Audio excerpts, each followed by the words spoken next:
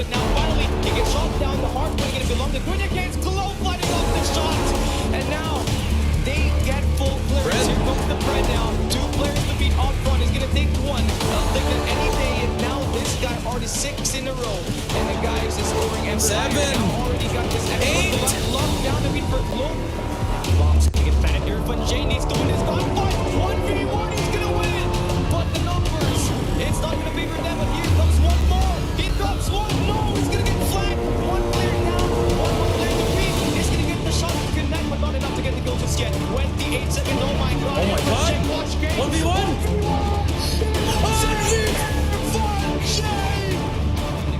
Continues to move in very instantly against that down as well. I mean, 5 kills right now. She needs to get in full more to gunfight the Hardpoint. And now she's doing a great time with this Hardpoint, by the way. 75 seconds gets unknown. Fast enough to be very efficient. When you kill the players, make the way to use that ball grab.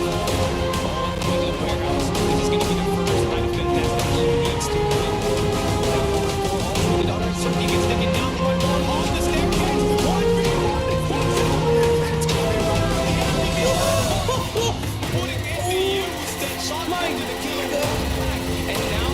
The first contest, but 3 players to beat. That's gonna be pretty tough for him. That's one. And DJ needs to get surrounded with Gets his 2. teammates. Oh, not it over. Not it over. It's not it over. Inside the A side. Here comes the Fred. Who takes one.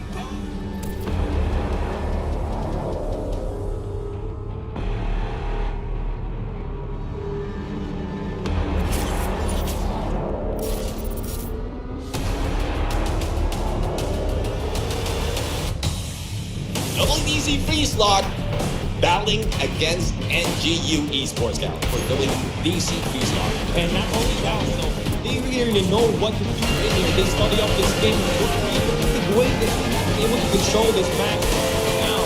They will continue to get testing first off inside the point. Just want to clear 100 barrels. They won't be able to find the good activation of the dogs. More into the last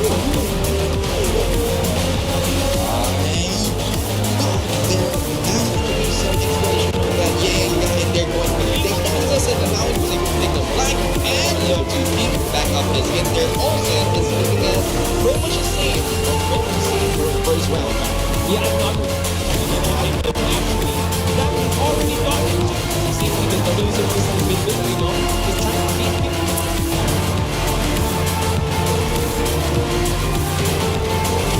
Things are about to go down here at Group Stage phase of the Far away. 28 seconds, still a lot to contest for, but the players are down Black International. We're going to have the great second and a money hill in ball. P5 already. Now Smarter Mega can go in for those rotations and focus on controlling that laundry side. And as you can see, 2 players pushing up already in front time. Look at WDC overextending into its donuts. But obviously, you know, we won't attacking too. And then he needs to realize is the position he's eliminating the biggest problem out there. It's a little bit risky, just depending on the backup by any rate. Sparks up enabled, but it's a good thing that Omega was able to defuse the situation. But it needs to be so equal on the side of the ability. We punish the player, bring it on. Manages to securing off those markers as we speak. A 1 life deficit for Smarter Mega, and just a little bit of a marker placed on.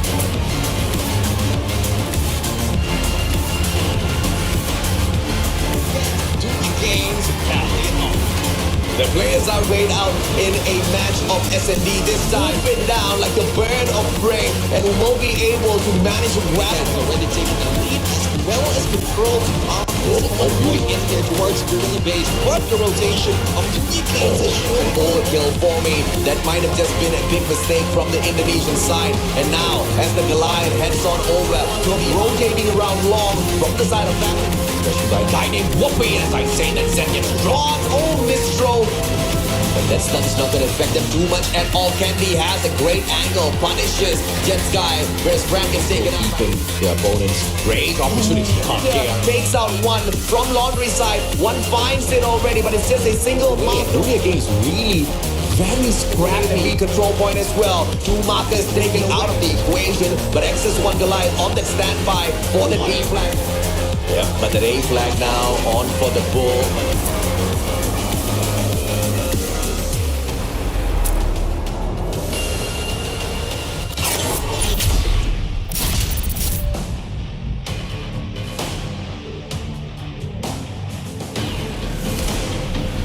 show in here.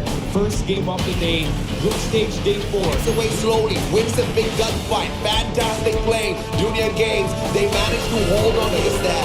WDC Freeze Rock is moving into this game. A little time, but Leia will be in there as well. Perfect uses for Junior Games, but take a look at the spawns in here right now from Falcons. Bottom left side of that minimap, they are going to be Ground, so they still have this advantage here. It's going to be very crucial. Two players are making their way, and now on the flank gets one. Moving trains coming through, see what with the first blood. Engagements are just being won over by C1. Back and forth. The B control point almost completed already. Able to take this away from the Indonesians. And it is controlling this map and running circles around the right way.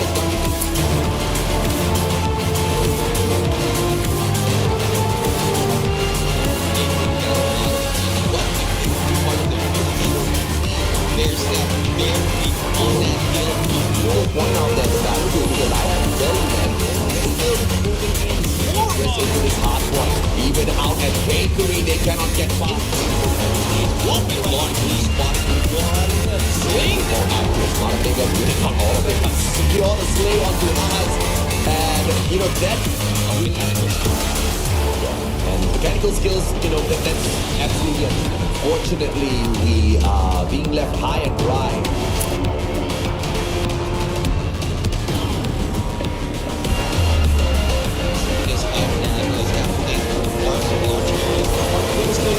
In there, going to be quite a very back-and-forth fight. There's no one really that can get inside. Right now, good position here for MGU, but Kilo is about to knock out one of the big guns in here. Jumping this battle once again to get 2 picks in. With that 3, this guy is on a roll. One more 3.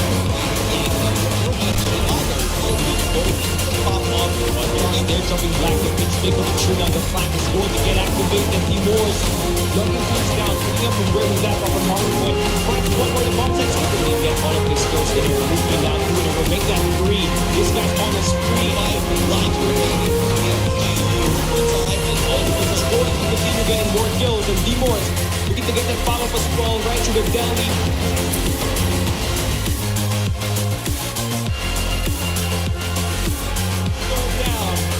Second was down there at the big side, but still, it's going to be a bit wild. The gunfight is not basically it for doing again. The final Law of mana is dead, which is a little bit surprising. And the Hardpoint opens up and Dunya Games is in the one shot, and they are winning the gunfight. As long as that is. A pretty close matchup, but Dunya Games this time now, moving in there. MJ manages to quickly sneak behind. Fantastic in terms of positioning against very aggressive set. Might get tagged up. No one's backing the point. They sent out a lot of players around the mid map. Demo sorts him out. Inbox. Fantastic. Off the side of West Point, Mama Low gets this in the spot.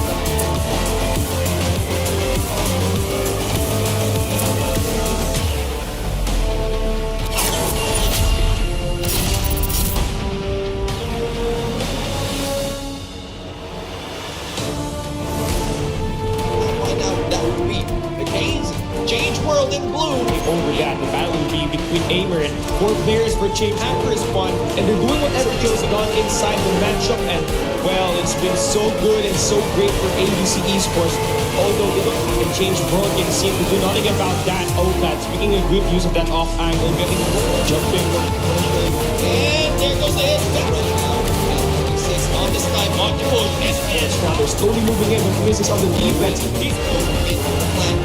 I don't think ABC could be falling for the same trick, but no! Aimer is the guy who goes to the second clutch and the fuse, and ABC will be instances where you can also guard this A and this big control point. Oh God, as soon as that smoke pops off, Kai can get the kill here. He pushes out.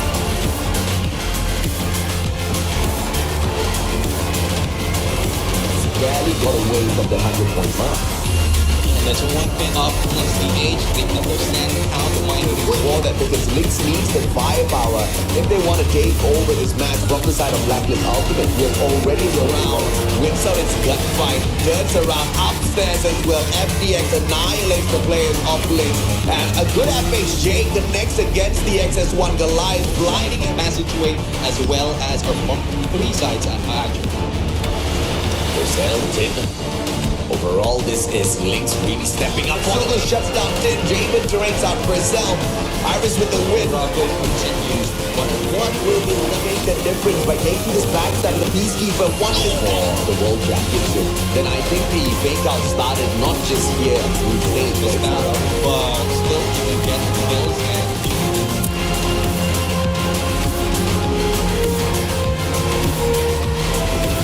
And now as we start, it's going to be AFT Change World. for change the world. Hardpoint now taking second floor, takedown will be done against the Jeff Pro, but they need it. In here, this is just over. And now start upgrading the flame. Look at this, number 1 and number 5. Time the game continues. 226 and 147 underscore 0.8 continues on. Saw it, but now C is gonna push out one more time. I don't think he's possible. Still gonna plant Pacino, Irvin J. He loves to play messy. He spots the first player on the tax. Wins one. One more player to win back. But you obviously know this is the Lion City represent. And they know now we're slowly converting their shots inside the game. But you see M4 being that devastator. Or C has a very efficient offensive hold there by AFT. Tried to B. Took them 9 lives to cost them. Here at this B control point, now they're moving at the A. They might as well play this as a team deathmatch.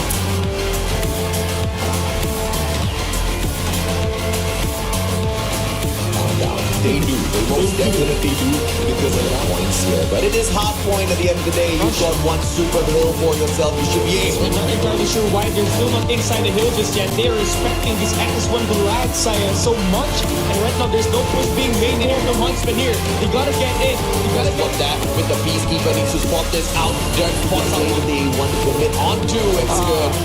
Takes out the bomb and as soon as he runs, the move is out of Dirt. Perfect, but AG punishes his sperm. They're all alone. Surviving this can get annoying. Trying to stop the players from sneaking away this control point. a pro gamer move for Blacklist, you know, going in for the deflection. But because of the individual quality that all of their players on the ball, Huntsmen don't really have a good hold on this matchup.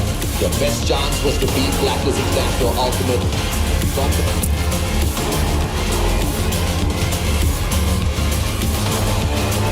From the match out there on the battlefield because it doesn't seem like Up AEG. in this game early initiation on this white player house, and here we go. Aimer right now. AEG Esports annihilating once again. Scrap points, not going to be able to be picked up at all, even though all odds are against the investment into the Purifier. And this is just Lynx with the fight of their life. Keeping it up. Now just waiting. So well, but traded out by Reed. Back and forth they go. Control point to take away the A control point out in the open. And ABC doesn't even care about the control point deathmatch. And then A control point later on. That is one of the win factors.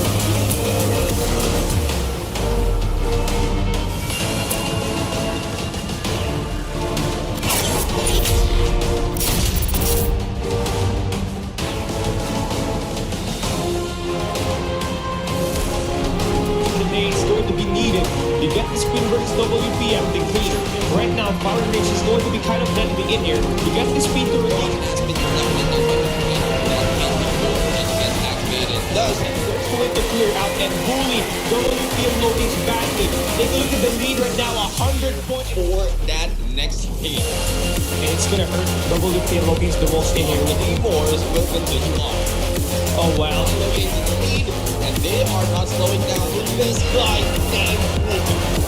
Whoopies is getting terminated by the Terminator. Look at the place coming shoots. He gets the good versions, but still quite stopping.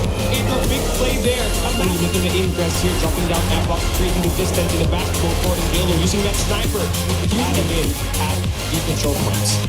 Alpha will be captured. Last hit will remain on 4. Once again, the defense is strong with Smart Omega. They got better map control, but he was slowly blocking.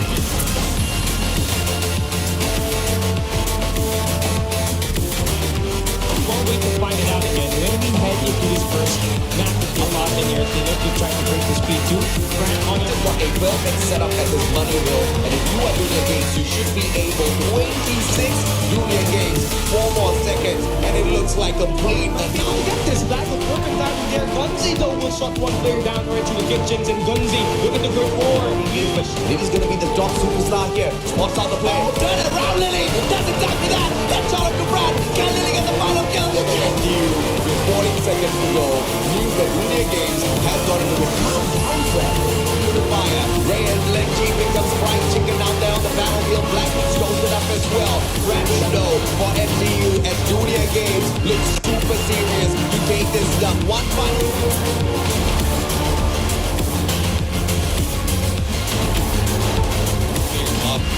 Envisioning they are already reversing Couple members, and now they take the spawn over from the special forces base. Intentionally or unintentionally, it seems to be favoring them a lot. There are places where they gain a majority of these points. they are being unsure and now with the backup will be coming in from G and with one by one positioning Clearing a lot out there. 30 more seconds and the challenge comes through from G. Great engagement, Guitar. but they are left with 2 feet and there's no one to stand up. They will be letting them down. A slow pace control matchup. We just do not need to rush into it. Yes, the timer is ticking, but you have pretty much predictable as well because they just lose the forward. That is when the hell will you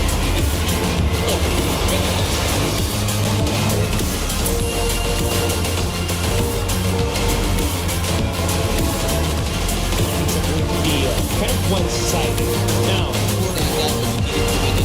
well, Gavin, they're going against with the huge engagement, the final 10 seconds left of the Team 1 and ZZ argument, they win the intro.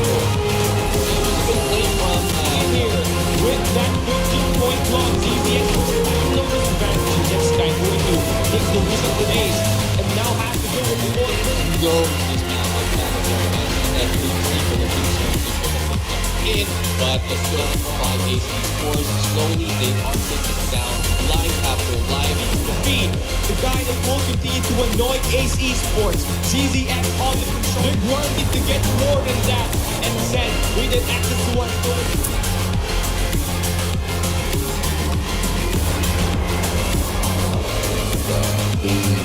100% resign.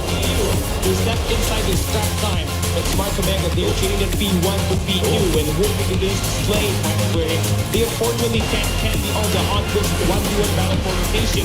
That's just one When game you're left. back, you throw away. I don't know for the benefit. Oh, you're not rated out by Candy. I tell you, Smart Omega. He open stands and got it. He backs away. He's the little scat. Top of the show early up to get go as they will be able to get the first blood in the second as well. Beautiful attack is bringing down the Smart Omega right now. And you see Whoopi already hit it.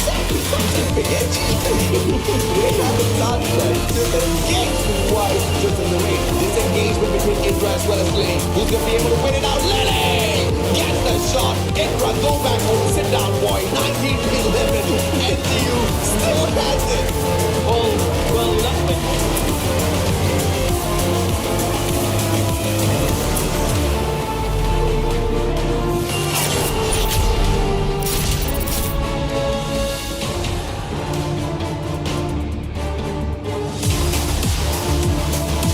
the opening that they get now. They just have to DJ.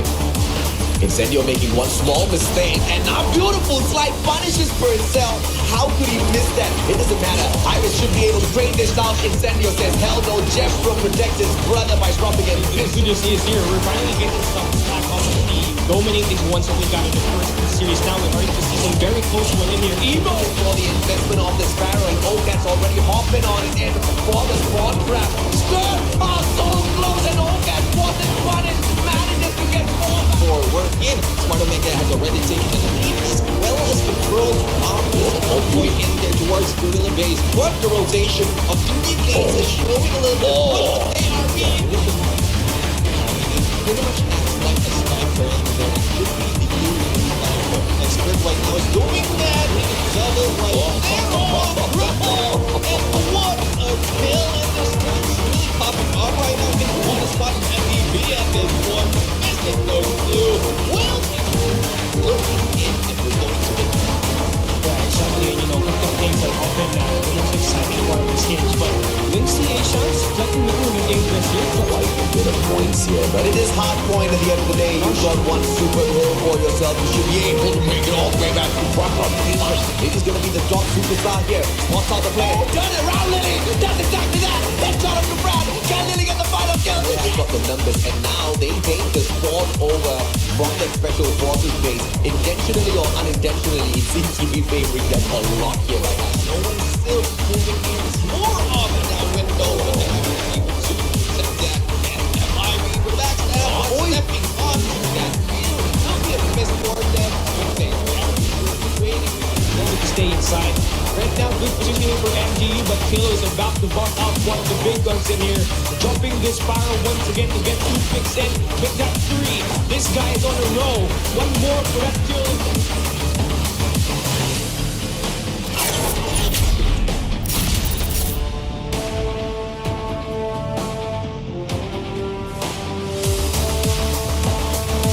Anyone, Yeah. and you're gonna stand a good chance, and that same exact thing works for the side of WDC freeze run as well. But the first engagement, takes out a Naren from the side of WDC, in with a head drop, and that was not easy. Played the head with two effective. Good see, bad bounce on the nade, and once they sneak away the majority of points from this B1, and an early rotation into B2, where Blood Fight have B1 back to back. Jeffro steps up for the team. Indonesia Pride on the side of Almighty as well. Lion City representing Jeffro this time round. Gets the single slay, but he What was he's actually trying to do. The number 1 C1 is actually trying to place both fights there at the back. They open with this beacon show point right in time. A huge double there for C1. We're getting one more against FTX and now lining it up. Living Blackness on fire with C1 making the play. Not as best you get to the air state. Set brings it to the 1v1 lead. stuff out there on the battlefield. 1v1 now. They need to win this out for its team. From KSP in hand. Rotates around towards the basketball court. I feel like that's the perfect one. Unfortunately, what happens is when we're thinking about positioning, if they are losing most of their fights at this point, It's a 4v2. Cheap on the far angle. One KSP uses C1 gets a double. Cheap drops him. And now it's a 1v1. Cheap versus Jamin. Jamin with the opportunity. Slays him out. 16 seconds to go. Blacklist International Ultimate wraps up this SMD. That's what WDC was waiting for. They were waiting to activate all of their operators. And they go in for a full investment this time round. WDC, can they turn things around? Get down with a double kill. Can they get the third one? Goes in for the pop. Close range combat. Managing to get the slay. They're all equal with the numbers out there. Blacklist Ultimate, can they survive? In the what as we can see right now, 16 seconds stop, not so much of the life being turned over by the game. Oh, but Dunia Games now showing some signs of life within this hardpoint, not once but twice now. Early on with the XS1 Goliath, this time with the KSP. The guy goes half against Almighty, but Almighty manages to find the break of that hill towards the final few seconds. But still replaced here by Rage. He sneaks away the scrap point, and now Almighty have to find that sustenance within the first hardpoint. We talked about how Whoopi was just a little slow earlier on, but now 8 kills back. Because obviously that's going to be the first spot Almighty that's in for. Yeah, that is the advantage they can take it to get all the life they need to take it. 5-24. The game of numbers. Not really stacking up well for the side of ABC here. They've gotten one quadrant ripped away by Black's Ultimate. And Reeves just goes on fire right now.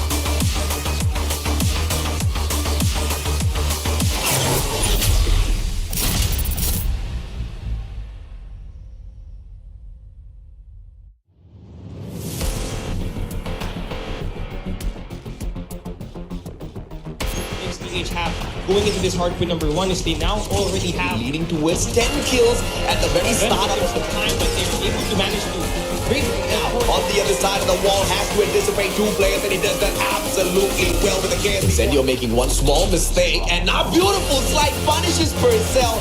How could he miss that? It doesn't matter. Irish, the numbers shouldn't be much of an issue, and if you're not keeping it fresh, the pressure on Lynx, 30 seconds to get this done, because it's so dominant with all of the gunfights. What's all? Very straight man.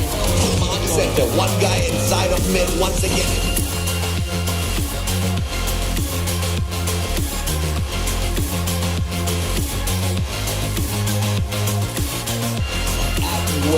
Trying to work on their strategy very early on in the matchup. They've already taken the spawn away from the But with a few seconds scrap points, here will be taken. Let's see if they can get that repeated once again here. Nochi, good positioning, straight the spot and out. Goes in for the spray. Able to fight back from the bomb. Has already been Right now missing the shots, but the push is on the back up. right there. That's on fire after that. ABC Sports are doing well so far. It's already I mean, that gun is just absolutely. You're not gonna have anybody playing that extra bit of distraction, taking So away much more easier than offense when it comes to.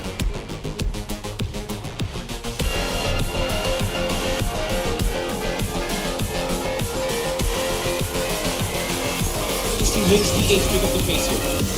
Yeah, there's one thing when you make the mistake, it's also an early in there coming from Change World, but it will not hold as the rest of lanes will dig them down. Here, we're finally getting some slack off of the dominating ones that we got in the first two series. Now we're starting to see some very close one in here. Evo now! Change World right now who needs to make a hold, and there's a point. We have Emo right now with that UQ9 and Time around, they're looking quite solid, especially with 2-1 ratio in here right now with 38 seconds left. And balance for just this moment. 2 points, 2 lives ahead to fight back. Then it is now a trade up after trade up from what we've seen earlier. We still might if we go. with the bread might have been a bars, but not so much of a takedown. But with that heady, a double kill once again.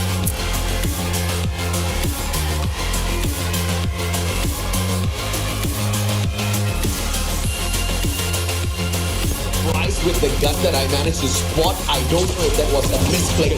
Airpunja is the only one playing and a little bit of an offense. I say that Zen quickly takes the position to hold the spot for the Malaysian side. That's the kind of leaves. And you know, this was something that we talked about. I think this will continue on as Evan is still in there with Crush on the backstab, but a trade off against Esper will be in the pockets.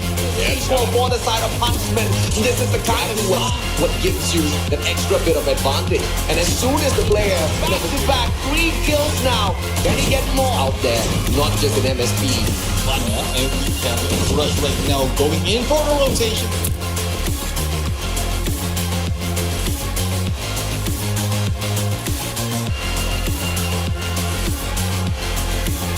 Around Blacklist International Ultimate and now with the warehouse hold, just taking the fight straight up. Look at the investments of the score streaks coming through from the Indonesian plan, and that plan is to take over the early hold onto B3. You can see the move. That trade and has He's the guy on the side of number 2 in blue can happen. good position, but Aimler's the one that gets the CAG. You can take it out of there.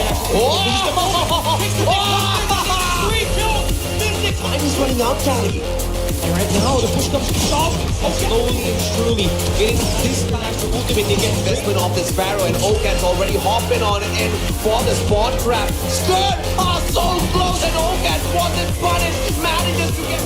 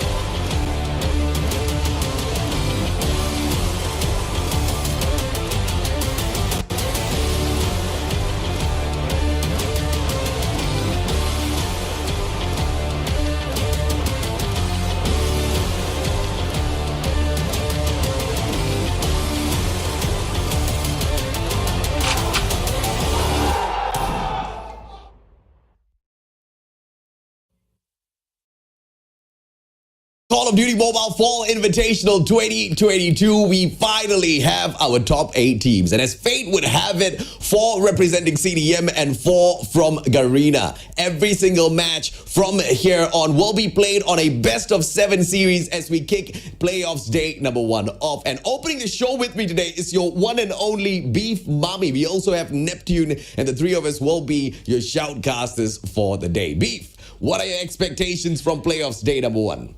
Oh, I expect greatness. Can I just say, I'm so excited to be casting with all of you again. You've been having so much fun casting for CDFI. So I'm just like, you know what? I want a piece of this action pie. And like what you said, China has 4 teams. And also for Garena, we also have 4 teams as well. So CDM and Garena just showing up. And I feel like it's such a tough fight, a close fight that I'm really excited to just watch today. Obviously, for the team today, we got Q9, Omega, All Gamers, and Wolves battling it out for a best of 7. So we haven't seen it here yet, Mustachio, so I'm pretty sure it's gonna go the distance. Omega's taken, 1 L already, and that was against Douyu Gaming. Now they take on the second best in China. They take on Q9 Club, who hasn't lost a single series. How do you think the Filipinos will fare in series number 1? Because it is gonna go the distance. There are no map bans. There are just bad picks because it's a 7 map potential. Every single map will be chosen. You can only choose it just a single time. So if you don't win that coin toss, it is going to cost them. But do you think that coin toss will even come into the consideration in the first place for Smart Omega, who's preparing for stage 5? Yeah, most definitely. It's going to be a really big deal, especially on what game mode you want to play a certain map. Let's say for Hacienda and SND, you'd want to see that Omega might actually win that because they do have better statistics there. But, both of them actually have Kryptonite and also like a positive thing when it comes to those maps. But it just really depends on with Q9. They don't really do Hardpoint really well. For Omega, Hardpoint is their weakest game mode. But for both of these teams, SND is actually really great for them. Absolutely correct, right? And Hardpoint was the game mode that Smart Omega did manage to get the victory over Douyu Gaming at. And Q9 Club, on the other hand, lost that to Blacklist International.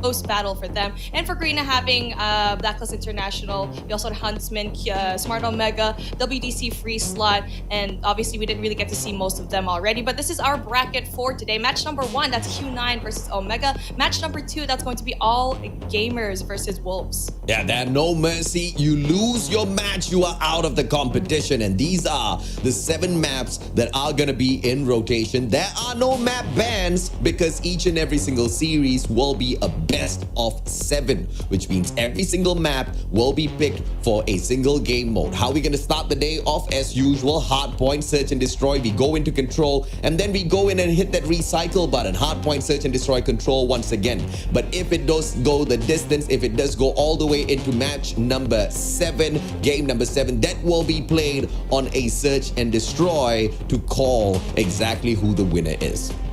And it's going to be really important that we know the restricted items for this matchup for the past few days that we've had, because there are some instances where, sometimes if you use a banned item, that is the difference between you winning the championship and also, losing it. And so we've seen it already before, the very infamous banned item that was used in one of the games that actually shifted the tides into actually getting into our World Championship stage. So again, it's really important that you look at this, and if you see it, that's going to be a huge no-no. Yeah, the interesting here is also the fact that in Search and Destroy, all score streaks are banned. So you cannot pick it out. There's no way you can use that at all. So if you streak yourself up, if you're continuously popping off heads one after the other, it really doesn't make much of a difference at all. But what does make a difference is those round wins. You want to finish it off as quickly as possible, especially when you're not just playing a series, you're playing a marathon. And to kick the day off, it's going to be Q9, the Chinese Giants taking on Smart Omega, one of the best in the Philippines. And of course, the one and only All Gamers will take on Wolves in an all-China showdown later on.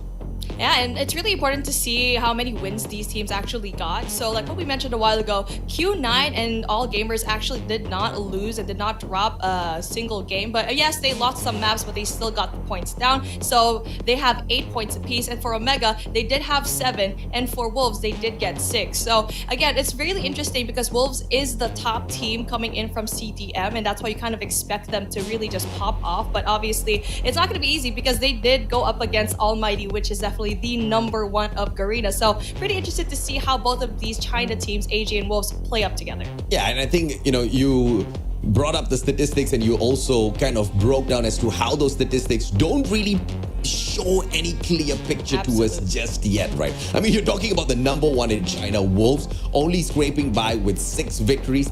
Does that mean anything? I think all gamers can show us. All gamers will try to prove if or not that does mean anything a little bit later on. But when push comes to shove, you can expect China's number 1 to maintain the prestige of the brand Wolves in its bit later on. Smart Omega, on the other hand, really needs to watch out because the CDM teams have been on fire from day number 1. I mean, you're talking about 2 CDM teams picking up the number 1 and number 2 spots on the overall leaderboard when you stack up all of these guys together to see their performance. And I don't think Q9 wants to drop out of CDFI this early in the playoffs, babe.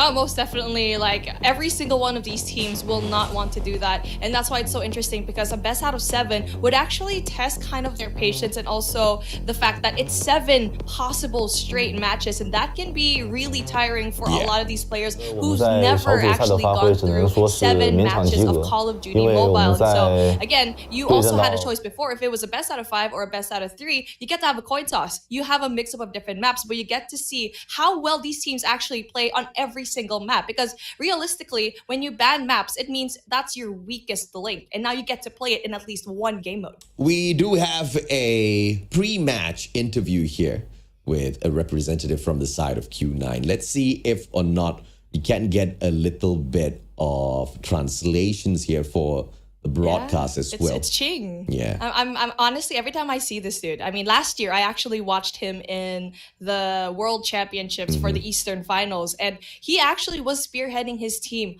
into victory, and obviously they didn't really get to the finals, but he led his team pretty far. And so I'm excited to see, like, hopefully we do get to kind of have an insight as to how this interview actually went. But again, this is the person to play for. He did have like an amazing I think statistic when it comes to all of the game modes that we've had. He did. I mean, he is most definitely one of the playmakers as well as game changers out there on the battlefield. But when you look at Q9 as a whole, it's not a single player gameplay, right? And you've got Oling, who pretty much leads the team most of the times with the eliminations when we drop by in S&D. And when we drop into respawns, that I can't really take one pick, because you've got Island, who is a solid player out there on the battlefield. You've also got Soft, and the guy in no way is soft, right? He started off the group stages very slow, and then he just caught on steam. In the matchup against Huntsman, the guy hit a 1.9 KD, which just makes him crack. They took a 3-0 victory over Huntsman. Then again, I don't know how big of a flex that is, because Huntsman weren't ready for the competition as the whole.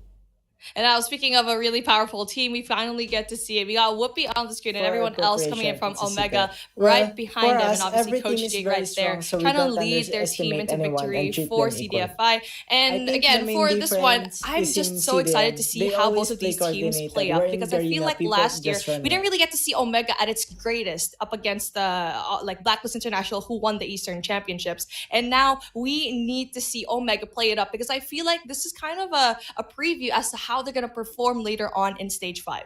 I I hope it's a preview. I at the same time hope it's not a preview because the CDM teams look super dominant, right? And at the moment, Garena looks like they're not going to be able to fly with the best sometimes. Except Almighty, who has been whooping all throughout the group stages. This might change because a lot of the players from the side of CDM, they've got their own land setup. They have got pretty much a comfortable enough setup to overcome the Garena players. Garena players, on the other hand, most of them are playing from their individual homes, except teams like Smarter Mega. And this just really goes to emphasize the importance of everybody playing from the exact same spot because it makes such a huge difference when it comes to communication, Beef.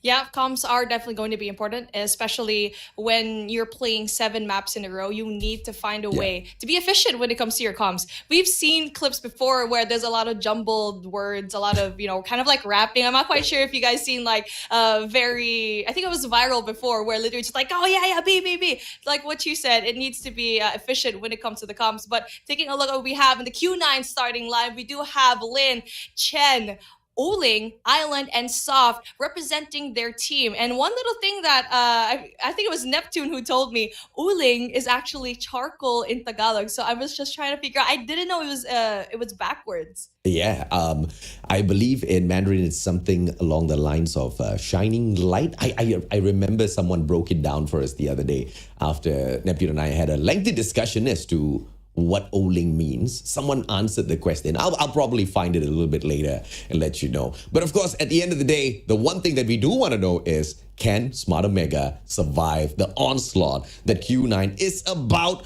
to wreak on them? Once again, you're talking about a team that has not lost a single series throughout the whole group stage. They took on Blacklist International. They beat them down 2-1. They snatched away 3-0 victories from both the KZ as well as Huntsman team. So, I mean, that's crazy, right? Because even Kingzone barely had anything on them. And definitely, and you're always like thinking about it. Who's going to be that head-to-head? Who's going to be the player to watch? And speaking of a team to watch, Omega, this is their starting lineup. We have Whoopi, Idra, Rage, Risky, and Candy trying to bring it all and trying to prove to themselves if they can go up against Q9, which has been absolutely great. But like what you said a while ago, AJ, this team, you cannot count them off because once you give them momentum, they will take it all the way to victory. Yeah, you just need to allow Whoopi to warm up first. He usually does not start hitting hard the moment the match starts. And I guess from that point of view, thank goodness this is a best out of 7, because if that boy is going to be winding up late, winding up slow against Q9, there's no way in hell Q9's not going to take advantage of that. If this was a best out of 3, it would be a GG instantaneously. Now, we've got some statistics here that is pretty impressive. Smarter Mega has got a 100% pick on the Krieg 6, Holger 26, as well as the KRM 262. But you do see the Q9 side swapping out some of these guns, and they've got slightly better percentages when it comes to the accuracy of those guns being used. Honestly, I'm not really surprised that Omega, this is their stats, because as you can see over here, obviously Idra's going to be using the Holger 26. He's a big LMG user. The KRM, on the other hand, Omega has been using this for seasons on end and will stay here for COD M Fall Invitational, and coming in from Q9 as well. You already know PP19, you don't really see that often, but you know that they're so precise when it comes to these shots, and not just that, the mag size of the PP19 is just absolutely massive. Yeah, the current meta, you're going to see the PP19 a lot, but pause on that conversation. Let's take a look at exactly who gets the coin toss here. The one and only Q9, they get first dibs, and of course game number 7 is not picked by either side, because obviously once you pick 6 maps, you've got one left. That's an auto pick. But Q9 being able to dictate the pace of the matchup makes sure that they pull away that summit map pick on Hardpoint instantaneously away from Smarter Mega. So they're not going to be able to fight them when they're comfortable. But later on, we will be able to see Summit before heading on into firing range for game 7. That's going to be game 6, which is control. So Smarter Mega might be able to run away with the match there, but the question is, are we gonna get to match 6 in the first place? Oh, this is just so exciting for me because, okay, for game number 1, you get to see standoff, right? And honestly, for me, this is kind of like a 50-50 for both of these teams. If this was Hacienda, Hardpoint, then maybe I feel like it could have gone more to Omega's side. But for standoff, I'm not quite sure what's gonna happen. But for me, search and destroy, Omega picked this one, and they already know that they might have an advantage here because as small as this map is, you definitely have really important sidelines for Whoopi to go and get. But obviously, Uling is also a sniper that is very talented as well. But we are starting off in standoff and Hardpoint. What do you think about this matchup, AJ? I mean, I would love to share my thoughts on this matchup, but I'm more curious about Smart Omega's pick of Slums S&D. Slums S&D is exactly where they lost to Doyu Gaming, so I'm not so sure exactly what the plan is, but that could just be one of the biggest fakes that Smart Omega pulled off in the previous round. We will just have to wait and see exactly what they've got in store for us. But as they open up standoff, clearly they feel super comfortable, but Soft from up top manages to get the one elimination, but the challenge is still in though. Whoopi circles around only to get punished. Smart Omega has met their match very early on. And here we go. So far, both of these teams don't really have a solid hold game when it comes to the power positions here, but both of them trying to go and step on it. 3 players already from Smart Omega trying to fix it, but so far, so good for them. And it's going to be a heavy push, 4-man push all the way into back alley coming in from Q9. Q9 rotating from the convenience store. They can just use that doorway to hop on out, but Rage just holding on to that angle. Indra now steps in his place, but the backstep takes him out of the equation. Play number 4 gets it done all on his own, the one and only Lin, and now Smart Omega, they don't have much choice. 10 more seconds to go. They double down for a super early rotation for P2, and it looks like they've got all angles locked off already, especially with a hold onto spawns from gas station. I like this hold coming in from Smart Omega, and that player number 4, Risky, doesn't really quite win that important gunfight, and now they have no power positions whatsoever, but it's a good thing Candy's actually going in there for the backup, getting that beautiful 2-piece. And now I feel like for Smart Omega, it was a good call to go in for the early rotation because obviously for P2, it's going to be hard when you don't have a hold of gas station also for Bard. Yeah, methodical push coming through from Q9 here. Timing's perfect. D-Chen takes Candy out of the equation. They swing around. Rage! That was a big fight. He needed to win out. But how did that even happen? He didn't have the trophy system played already, but it looks like one stray shot. Wallbang takes him out of the equation. Smart Omega, they get the hill right back. But Q9, they do have to make that 3 players all smashing their way in at the same time. Indra gets a long range nade onto Soft. Chaotic matchup, and Smart Omega once again backs away super early for an early rotation, this time into Granny's P3. Not quite sure if this super early rotation was a little bit better compared to the first one because they gave 20 seconds to Q9 and now they're able to catch up when it comes to the points. And yes, they get that early rotate, but if they have a solid hold, they haven't yet. They haven't had a solid hold in P2, and even though they had that early rotate. And now let's see if they can able to go in there for a full 60 when you see the whole squad of Q9 rushing in. Yeah, Nichan from up top. Windows, nobody stands there because this guy's an annihilator.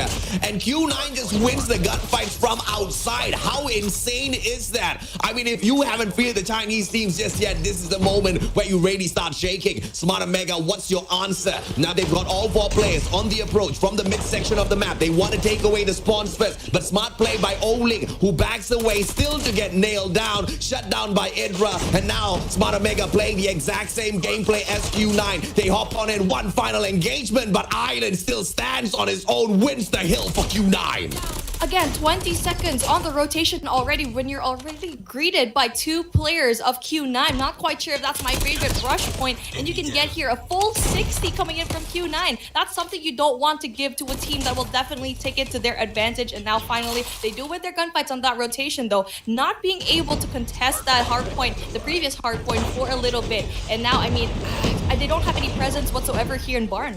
Yeah, the Smart Omega get punished for the super early rotation. Rage gets one lucky one, and the other just sprays him down instantaneously. Soft response, but now Whoopi whips out the gravity vortex gun. 2 pops. That's just gonna give them a little bit of extra insurance for the next few seconds. But look at the stack for Q9 at that bakery backyard. They want to go in, but it's all about the timing. Candy has the gravity vortex. What a play! Candy nails one, buys more time for Smart Omega, and they're right back in the game. has been a key player to this game so far. The patience in this person is just absolutely great. He was able to anchor the pass to Hardpoint just for a little bit, and now he's holding it all to himself. But you get to see here 20 seconds left on the Hardpoint, and Omega needs to go in there for the contest. Only one player can actually go and make the biggest difference, and that's going to be Idra. He's gonna be right over there, but it's a good thing that we get to see it. But no, Lin gets a lot of kills with the Switchblade though, so the scrap points just always go into Q9's favor. You gotta respect the way Q9 plays their operators, so well calculated, and every time they whip it out, it seems to be super effective in taking Smart Omega out, dismantling them instantaneously. Now for the reset of the hard points, we head back into Hotel Yard, and the one to open it up gonna be Q9, all thanks to Lin. One more? They're able to go and get it, but obviously right now as we're trying to figure out what's Hardpoint.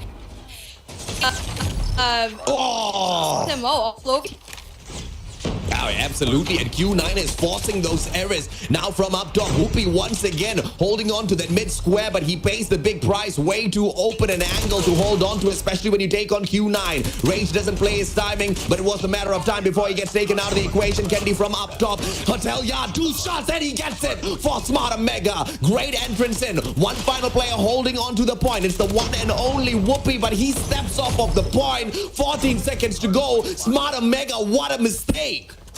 Exactly. It's like you had 15 seconds left on the hardpoint and you're giving the scraps all the way to Q9. And it just happens every single hardpoint that the scrap points are going for that team. And now, yes, early rotation is important, but you need to have a solid hold as well. And that 15 seconds could have been the biggest difference. And now, yes, they're going in for that early, but you already know how Q9 is so good at breaking the hill. You need to hold on to every single point from this hill. Smart Omega has no other choice. The question is, can they do it? Q9 once again for the approach of the break. You can see 2 players stacking window already. Lin needs to win this. Chen gets the first shot. Rage just blasts all of those shots in, only to be punished by Lin and Island, who step on in. Q9 once again breaks the hopes and dreams of Smart Omega, but the game is far from over. Q9 reaching the 150 point, where that just puts them 100 points away from sealing the deal. Smart Omega hot on their heels, but they've been messing up a couple of those rotations, and once again final player goes down. Super early rotation from Smart Omega for P3, but look at Q9 hot on their heels. They want to break that spawn even before the next hardpoint unlocks. And Island gets a very important kill over there, as well as Soft. And so, like what we saw already into the previous restart of the game, they had an early rotation, but as you can see here, it's just Q9 over and over again as Lin gets a very important kill, gets rid of Rage, and it's just blue all over again in this P3. Wow, Pusangala, they are going down. Oling hits a triple, finally loses his life, but the damage has been done. Q9 now almost running away with this matchup already. Smart Omega needs to respond. Super early rotations, time and time again, has been made by Smart Omega, and they've given away way too much to Q9. And now a 90-point lead for the Chinese players. Can the Filipinos smash their way right back into this matchup? They need to win some gunfights, but everything seems to be going against them right now, B. As they're trying to go and contest this hardpoint, yes, you need to spill out every single one of your teammates, but they're just not winning all of their gunfights. As you can see over here, Uling has 27 kills to his name, where you can see Idra's actually having a little bit of a difficult time with 12. And not only that, you can see there, the operators, they'll come out. So I'm kind of positive for Omega for this next hill, which is going to be Bakery, but they're going to be fully stacked. Oh yeah, I mean, absolutely fully stacked, right? Look at this, 230, finally. The hard point closes and the setup for the next one is there. Preddy gets a single one, and Smart Omega tries to win the score streak battle just through their gunfights. That's not gonna work. Q9 on the verge of decimation, and Smart Omega has barely caught up. Claw from the corner. Oling gets 1, Oling gets 2. Oling does not get the 3rd, but he buys so much of time. 9 more points to go, and it looks like the Chinese players have done the unthinkable. Just when you think they're gonna lose that hard point, they walk away with an easy win over Smart Omega. 105, 2 more points to close this off, and the attack right at that Bakery backyard beef. I mean, the question is Smart Omega gonna do Omega things where they finally go in there for the comeback? But it's gonna be difficult. You have more than 100 catch up with just a mere 2 points compared to. They need to play perfect hard point over here, but it's gonna be hard. It's gonna be a ball coming in it from Q9, and there you go. Opening things up with a bang. Q9 wins these, and Omega is completely struggling when it comes to Hardpoint. Respect, patience, strategy. All three on the side of Q9. Smart Omega just panicked. Rotation after rotation after rotation. Is this gonna be a preview of the whole series? I'm pretty sure Garena fans are hoping that's not going to be the case, but this has been a lesson that has been taught by CDM time and time again. The players are ready for Stage 5, and Q9 has proved as to exactly why they've been able to dominate the Chinese scene for such a long time. The methodical approach, all of those rotations, especially with the timing to take those hills back. You don't see them callously just running and gunning and hoping to win a couple of gunfights for themselves. They pay so much of respect beef, and they calculate their movements. They wait for that backup, rush into that hill all at the same time. And there are barely times where they fail. Every single time they go in there for the retake, it just happens all the time. Every time I'm thinking of a rotation coming from early rotation, fine, but you're losing essential scraps, 15 seconds, 20 seconds on every single hard point that we've seen here so far. And so you shouldn't do the same thing once you get into the next hard point later on. So again, lesson learned coming in from Omega right now, because you shouldn't do that with a team like Q9, which will just stomp you all over. Yeah, and it's unacceptable that that exact same mistake got repeated again and again and again and again and again. I mean, the first time you go off for an early rotation, and the only condition here for a super early rotation where you're giving away 20 seconds worth of hardpoint points to your opponents is the fact that you need to hold on to the next hill for your dear lives, not lose it a single time, have a backup plan to quickly hop on right back into the hill. But it just wasn't the case. They go off for a super early rotation. They fail to hold their defenses. And when they fail, they try one time.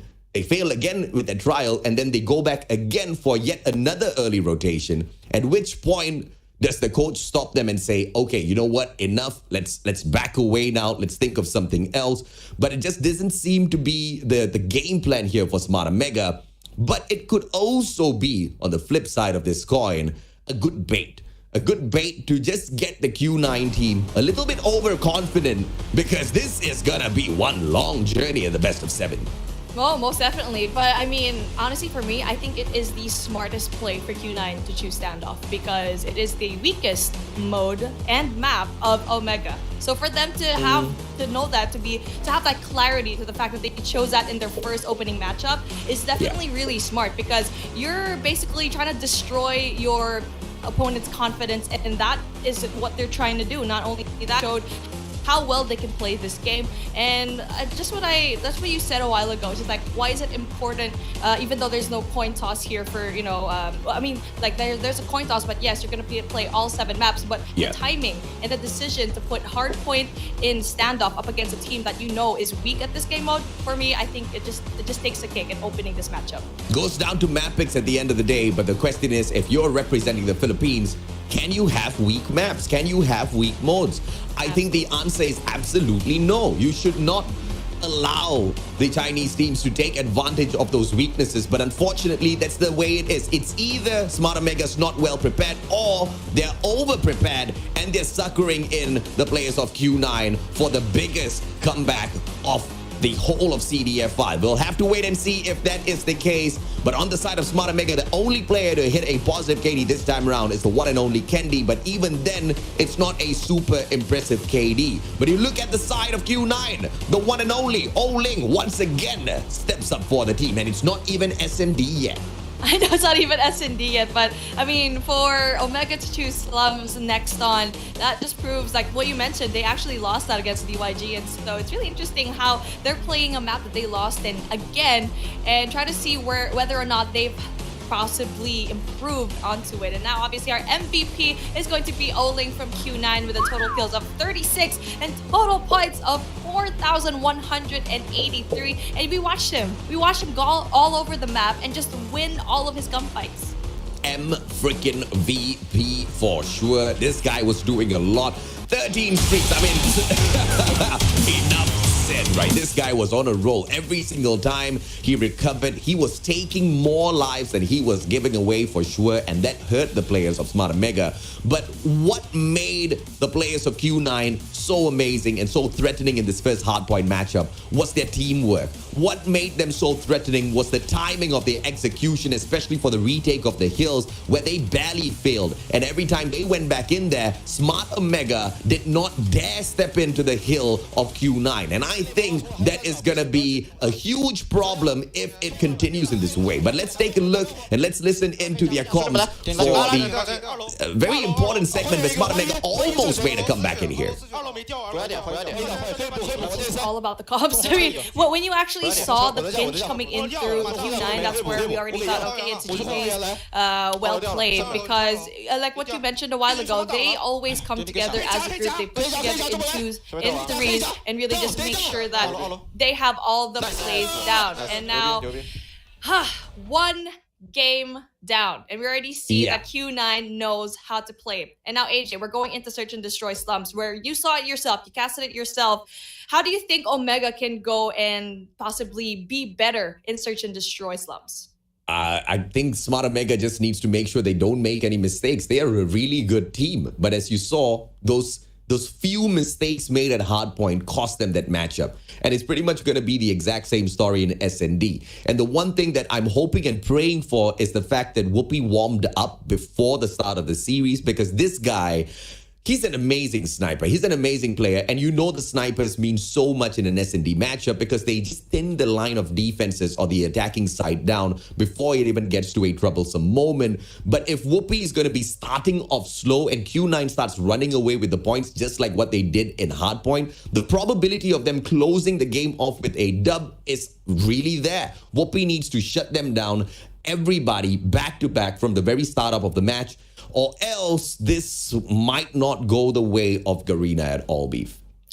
It really is dependent on the snipers of both of these teams. That's going to be Oling and Whoopi to try and get that information first before going and pushing into a side. Because you already know gunfire versus gunfire, they're pretty equal. Maybe Q9 just a little bit better, especially when we saw in that Hardpoint matchup. But so let's see that Omega finally heats up in the Search and Destroy. Again, it all relies on the snipers to get that information, get that first pick off of mid and off of bricks. Then they can go and rotate. But again, I'm pretty curious to see how fast the rotation is going to be for both of these teams. How aggressive are they going to be? How passive can they go play? It needs to be dynamic here for this slums map. Yeah, thankfully the slums map itself is not huge, right? Like the two bomb sites are not kilometers apart. Rotations are going to be crucial, but the snipers can make the biggest of differences. You hold on to, some of those very few specific angles and you will be able to take over the game. And what are these angles? You're mainly looking at statue. You hold behind Memorial. You should be able to cut off the full access from Church in towards the mid segment of the map, but that leaves the broken part. So it can't just be a one-sided map focus. The team has to split up on the defense, and this is where the problem lies. Q9 always attacks together as a squad.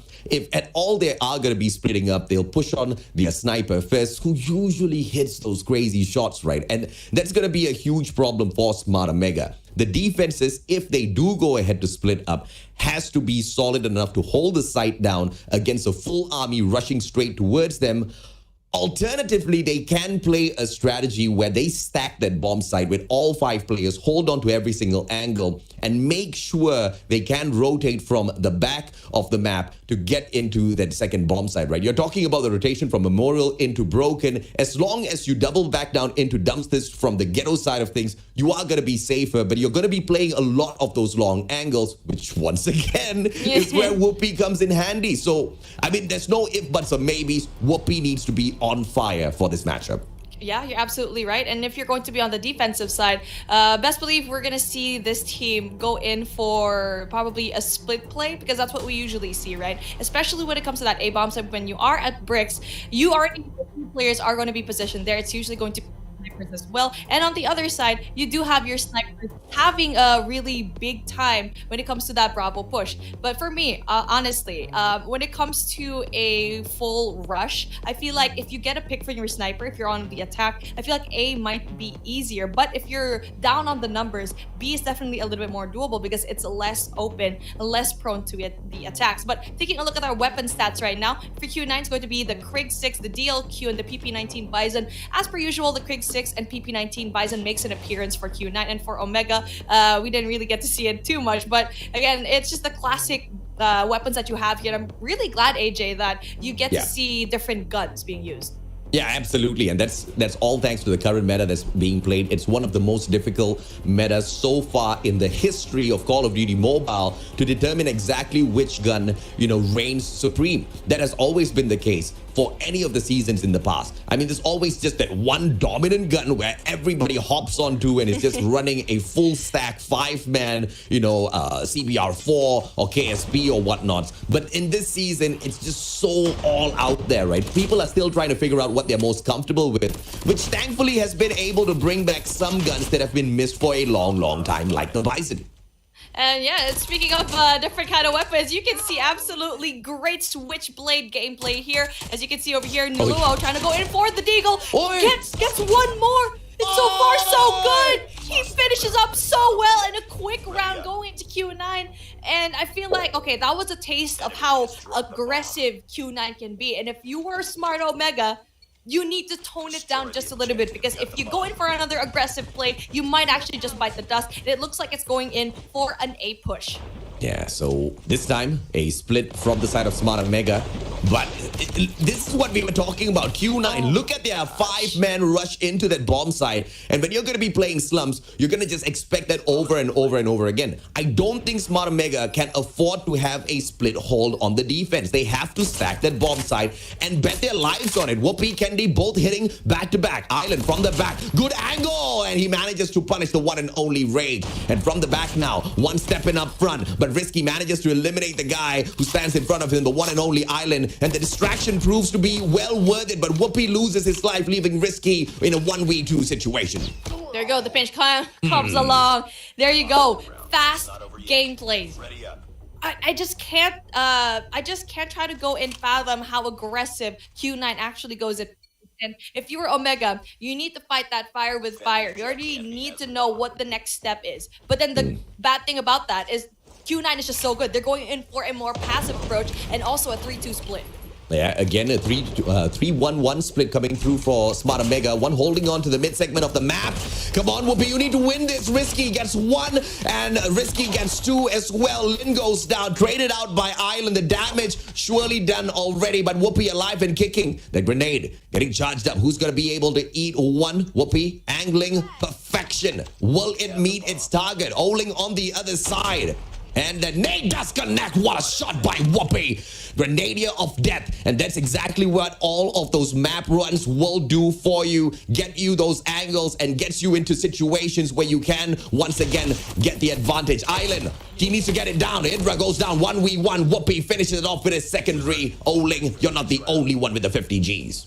That was a good push. And when we saw Q9 slow down just a little bit, and that's where they struggled. And now for Omega, they need to go and pick it up, because you already know that Q9 is probably going to be rushing into a 5-man stack, and it's just a matter of like which bomb site is it going to be, and it looks like it's going to be a Bravo push. See, this time around, as Soft gets the first frag, first blood. Conversions are really high in Call of Duty Mobile for Search and Destroys.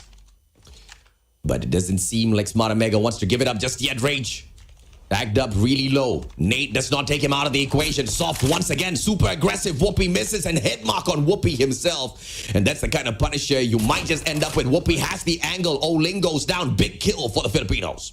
Big opening pick. And now for 4v3 situation, and 3 going out for Q9. Oh, nice go around from Rage, and that is a really good point. And not just that, gets to go in there for the defusal with 2 players going in there for the shuffle, and he will get the defuse. Beautiful round coming in from Omega.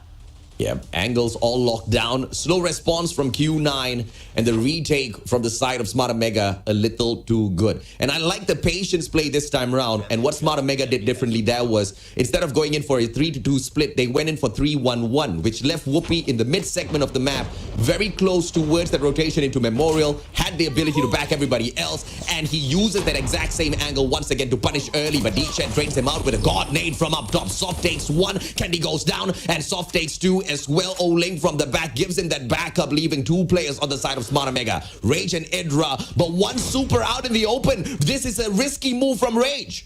Oh, but Rage gets it. Nilu is not actually going to beat them in Uli rather, but then Soft does get rid of Rage as well, and now it's going to be a 1v2 situation.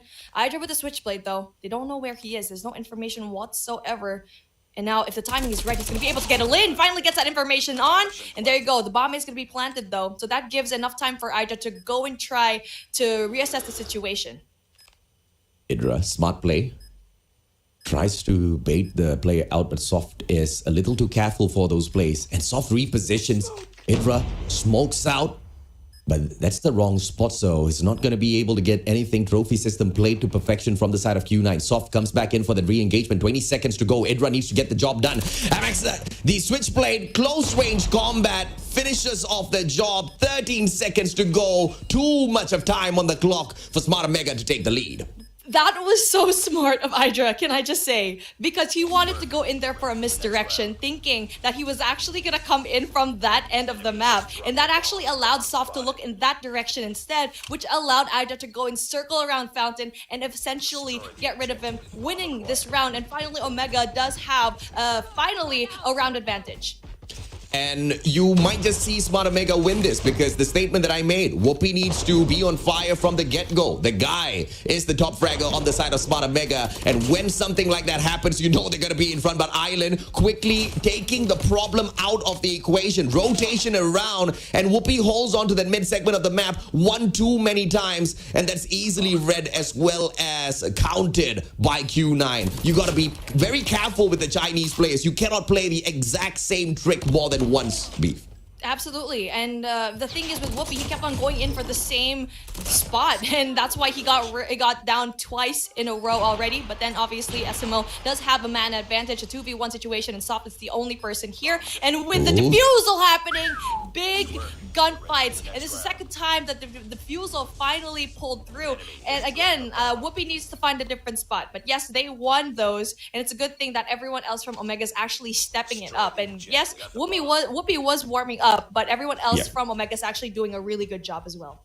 Yeah, I think the communication kind of just broke down a little bit there because there were players already stacked in the position of the map that could help Whoopi kind of spot out, you know, the area right from the back through Memorial for that backstab. But as we switch sides now, attacking side of Smart Omega, they've got the bomb.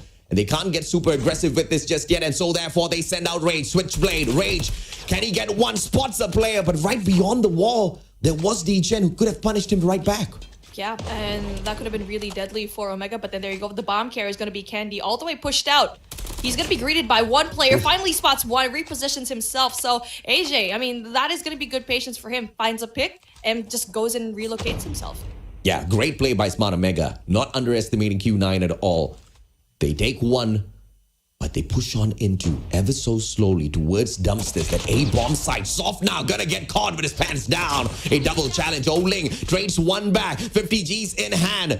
And then one player that they take down is more than enough. O-Ling's gonna circle around only to be met by Idra, who goes in for the prone just to be punished. Risky takes out D-Chen. It's a 1v3. Can O-Ling get the master clutch? Spots out a player, gets tagged up instead. But look at the patience coming through from the Omega players. Risky, double challenge. Whoopi gets the nail in the coffin. I feel like Soft probably should not have challenged going inside Broken because obviously he doesn't know how many players there's going to be. They tried so hard to go in there for the defense, and the reason why that Omega's actually having a better time is that when you are on the defense, you shouldn't be aggressive. You're going to be punished for it. You can be aggressive all you want when it comes to the attack, but for the defense, it looks like Q9's finally struggling. Good smoke by Smart Omega, blocking out a very important angle for the players of Q9. And all of the confusion manages to get them the first blood, trades out yet another, but Island takes 2 back for the team. And what a god nade by Oling. Risky goes down, Candy goes down, and all of a sudden, the tables have turned, and Whoopi loses his life as well as Q9 make a super adjustment after being smoked out from the initial parts of that round. Yeah, that aggressive play coming in from Omega didn't really work out for them, and it looks like that's going to be the case for a lot of the gunfights they're trying to go for. It looks like passive approach is definitely better for Omega's end, and for Q9, the readjustment from their end is also really good as well. D-Chen, again, being very aggressive, gets greeted by 2 players, and then there you go, they're having an advantage right now. And Risky trades 1 out, not getting aggressive. Candy's there for the trade onto another one, and it's a 3v3. Soft shuts down Risky. That's a good one for the side of Q9. But can they rotate around? The B-bomb side wide open, but Lin is already on target, but he's looking at the wrong angle. This one push by Smart Omega, can they get the job done? But Soft is already in position, and no Punisher. Lin and Soft get the slays. And just like that, Smart Omega about to lose this unless Idra can get something done with that Switchblade. It was that rotate from Soft that actually was, because if you saw 2 players from Smart Omega, Soft probably would have not won that gunfight, but the fact that he had eyes already from behind him is definitely the biggest deal. And finally, Uling rather, gets that win. So good readjustment from the defense here from Q9, and this is finally a defense that they really needed to have. And so for Omega, you need to pick it up just a little bit, maybe choose a different side. Probably Alpha is going to be a better matchup for you, because every time they go to Bravo, it just doesn't work out.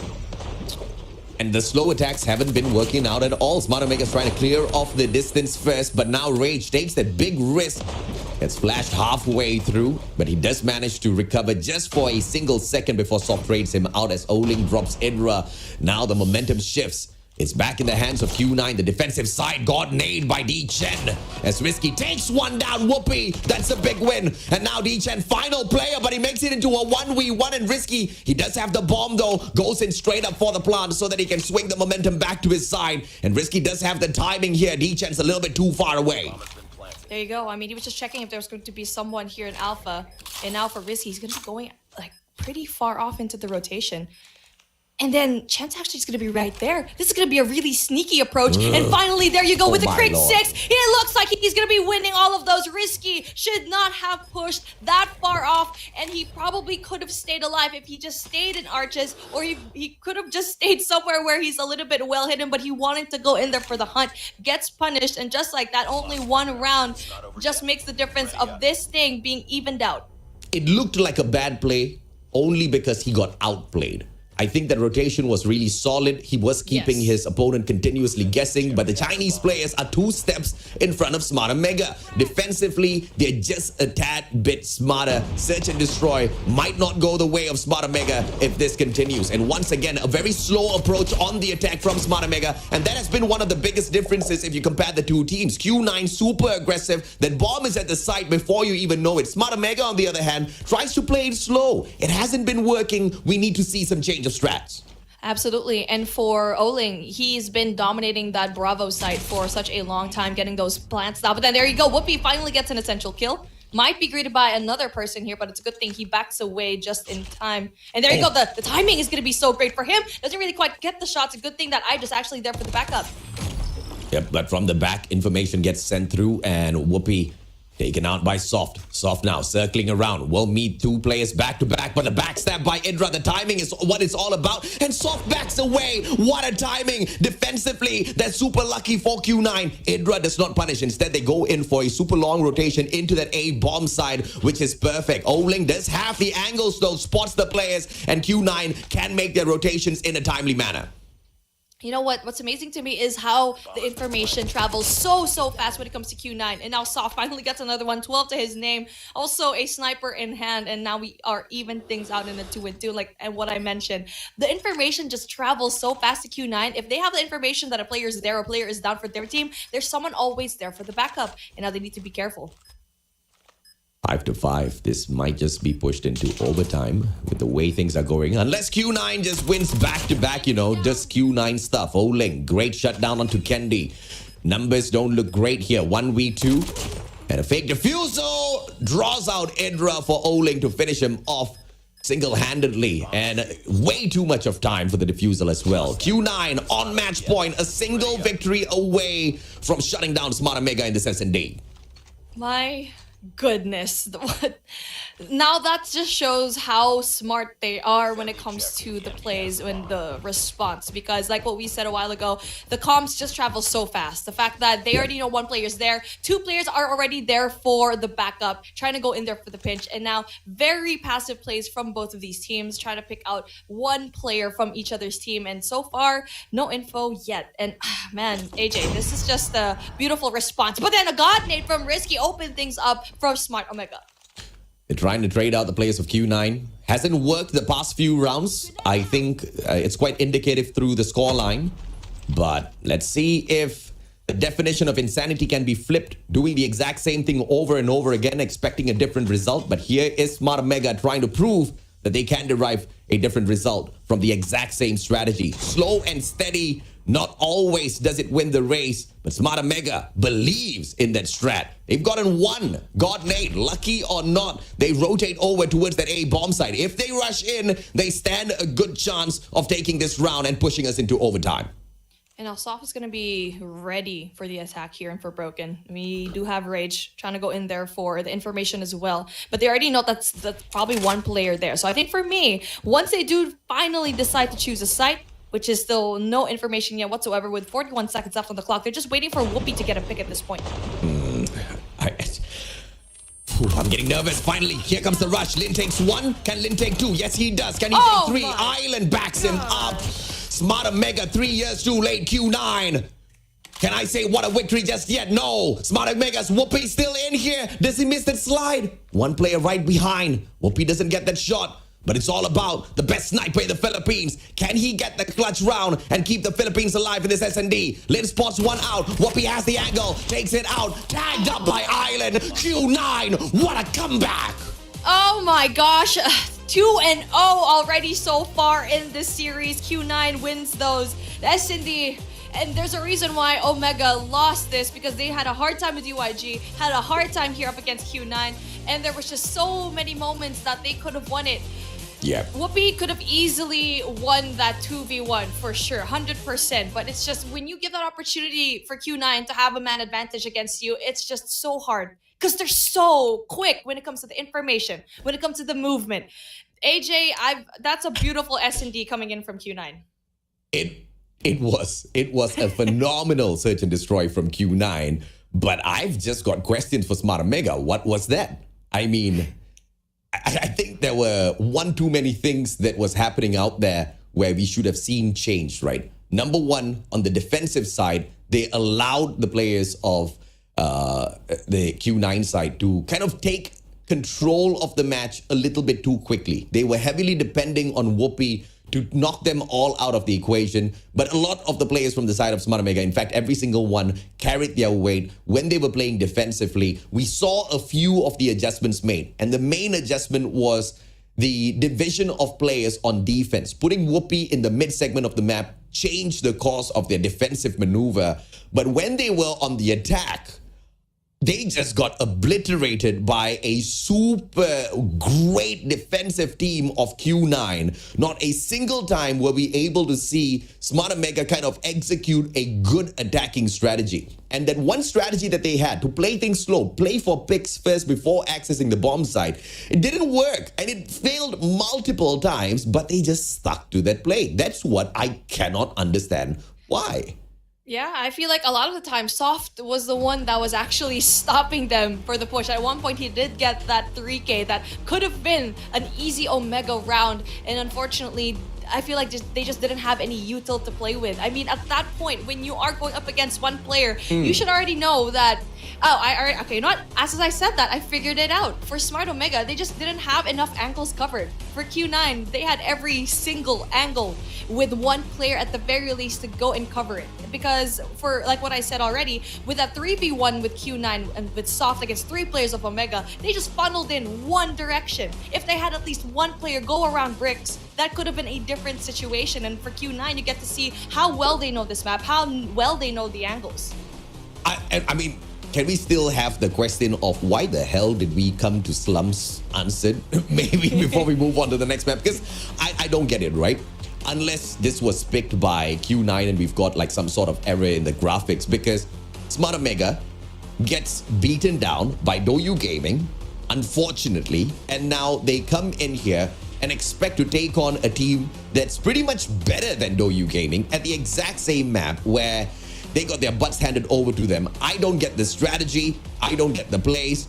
But on the side of Smart Omega, the one guy that you expected to shine does shine through. The one and only Whoopi. He's the only one with a positive KD. But if you look on the very impressive side of Q9, every single player on a positive KD except Lin, who was having a hard time. But, you know, the guy just got hard carried by the rest of the squad. He barely needed to do anything. Yeah, I mean, everyone else from Q9 was actually doing such a phenomenal job. And you can see here, there's like doubles all across the board, double positives, and really impressive display of confidence when it comes to Q9. Very fast response for them as well. So you're looking at a team who is definitely very good when it comes to their rotations, very good when it comes to those one-on-one engagements. But taking a look at our MVP yet again, we got Oling with 13 kills. It's this guy again. It is this guy again.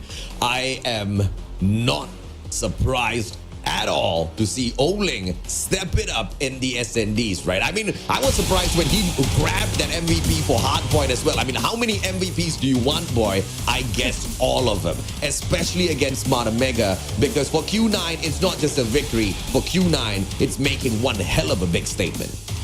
Statement that they definitely have been making the past 2 games a really big one, and now Control is going to be up in the air, where we've already seen this team absolutely blow it up on both the respawn and the non-respawn game modes.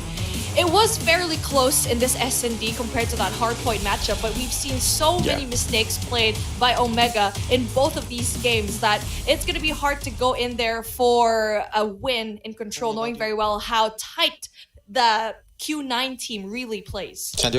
Let's listen in to this very first round that was played between the two teams. 飞车，包点后面，包点后面，包点后面和雕像后都有。 Split from Smart Omega. No conversion. 赶紧去了。飞车一丝，飞车一丝，飞车后面一死。小房不用管，飞车后面一死。没看到，哎，小房出来了，到一场，雕像，闪阳，飞车后一个。Clean comms.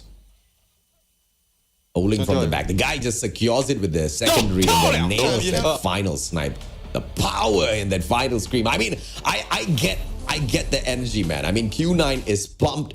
They didn't take 1, but they've taken 2 away from Smart Omega. But there's something that Smart Omega is well known for. They've got a title that I branded them with, the Kings of Comeback. Can the Comeback Kings make a eventual comeback? Because it's far from over. In a best of 7, if Q9 truly wants to dominate, it has to be a 4-0. So even if Control is lost, there is still hope. But the question is, just like Hardpoint, are we going to have to wait all the way to the end to hope for Smart Omega to make a comeback? Or are we actually going to just see it from the very get-go? A little bit of signs of dominance. Now we move into Control. What do you think the opportunity for dominance here is for Smart Omega based on the first 2 games, Beef? Well, it's just difficult to see because we thought that S&D matchup was definitely going to be better, but obviously with Slums being the map, maybe it was just an Omega kryptonite. I'm hoping that it is, but for Control, on the other hand, it's just it's not their best game mode either. I mean, if you were to rank it between Omega's games, which is the best, is S&D, Control, and then their weakest is definitely going to be Hardpoint. And now this is going to be a 50-50 for me because depending on the map that we actually have, I don't know, Q9 looks like they have a better edge. And you can't lose. You lose, you get kicked out. I mean, there's no second chances for you at the playoffs, right? The winners move on. The winners will meet each other and so on and so forth. The losers only get to sit back and watch exactly what continues to happen in the playoffs. We are going to be thoroughly entertained and we are going to be able to find some really big answers to multiple questions that have been asked in the past. How good is the Chinese region? How good is Garena against some of these other stacked regions out there, and how truly supreme are some of these Garena teams? I think the only one that has stood out statistically so far has been Almighty, but we've got to wait for another day to see them in action. Oh yeah, I'm definitely excited for that. It's gonna be Almighty versus ABC, two Garena teams that we've seen perform pretty well, but it's just so amazing how we can definitely see both of these teams battle things out. And now for Omega, definitely it's gonna be very hard for them because they need to win that one game, and that's gonna be the biggest difference. We head on into Control, where Q9 has been phenomenal. 3 out of 3 wins so far, but Smart Omega, on the other hand, has taken an L. That was at Raid Control against Doyu Gaming. So I don't know, man. I'm getting the heebie-jeebies here thinking about the chances of Smart Omega. But if there's one thing I know, I think the boys have got something up their sleeves. They picks for Control here, looking pretty much predictable by this moment. The Holger 26 and the Switchblade definitely the favorites for the Garena side, and the CBR4 and Bison favorite comes through from the side of Q9. That has pretty much been the difference throughout all 3 matches.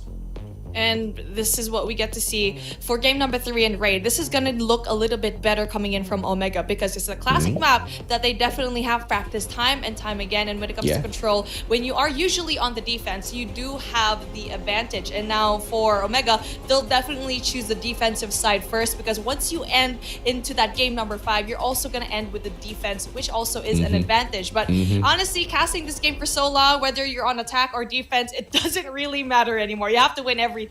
You absolutely have to. And once again, Raid Control is where Smart Omega lost to Doyu Gaming, the only series where they have taken an L so far. We might just be able to see an upset here at the opening series of the day. But for the time being, it seems pretty much equal in terms of slays. But Q9, they've already got 1 quadrant stolen away from that B control point and close to the 2nd quadrant as well. Q9 making great attempts to shut down Smart Omega very early on. Then the response is also very good coming in from Omega, because yes, they go in for that Bravo site. You already know that's going to be the easier flag to go and capture, but it's a good thing the cleanup is actually going to happen coming in from Omega, so they don't absolutely get those 2 ticks down. And now for Whoopi, spots Chen, there you go, goes down, but he does have to worry about players going in from Alpha. So the rotation right at Q9 is go for Bravo and then go for Alpha. And now I'm also really liking the split of Omega for the defense. Yeah, I love the split coming through from Smart Omega here, but Q9 is being super annoying, and this is how you play Raid Control. You have to continuously annoy your opponents and keep them guessing as to where are you going to send the majority of your troops to. Earlier on, it was towards that B control point, but now everyone's doubling back down through bedroom into swimming pool, straight into the basketball court. They have to push their offenses up, because Smart Omega, once they stack the basketball court, it's going to be so much more easier for them to defend this location. But look at Q9. They've locked down all angles. 2 players win it out. Chen and Lin, Whoopi goes down, and Q9, first quadrant of A now stolen away. My goodness, it's like you don't expect these players to push out when they actually do. I feel like, especially they're from a different region, so you don't really know how they're playing. And now it's the first time they're formally playing up against each other.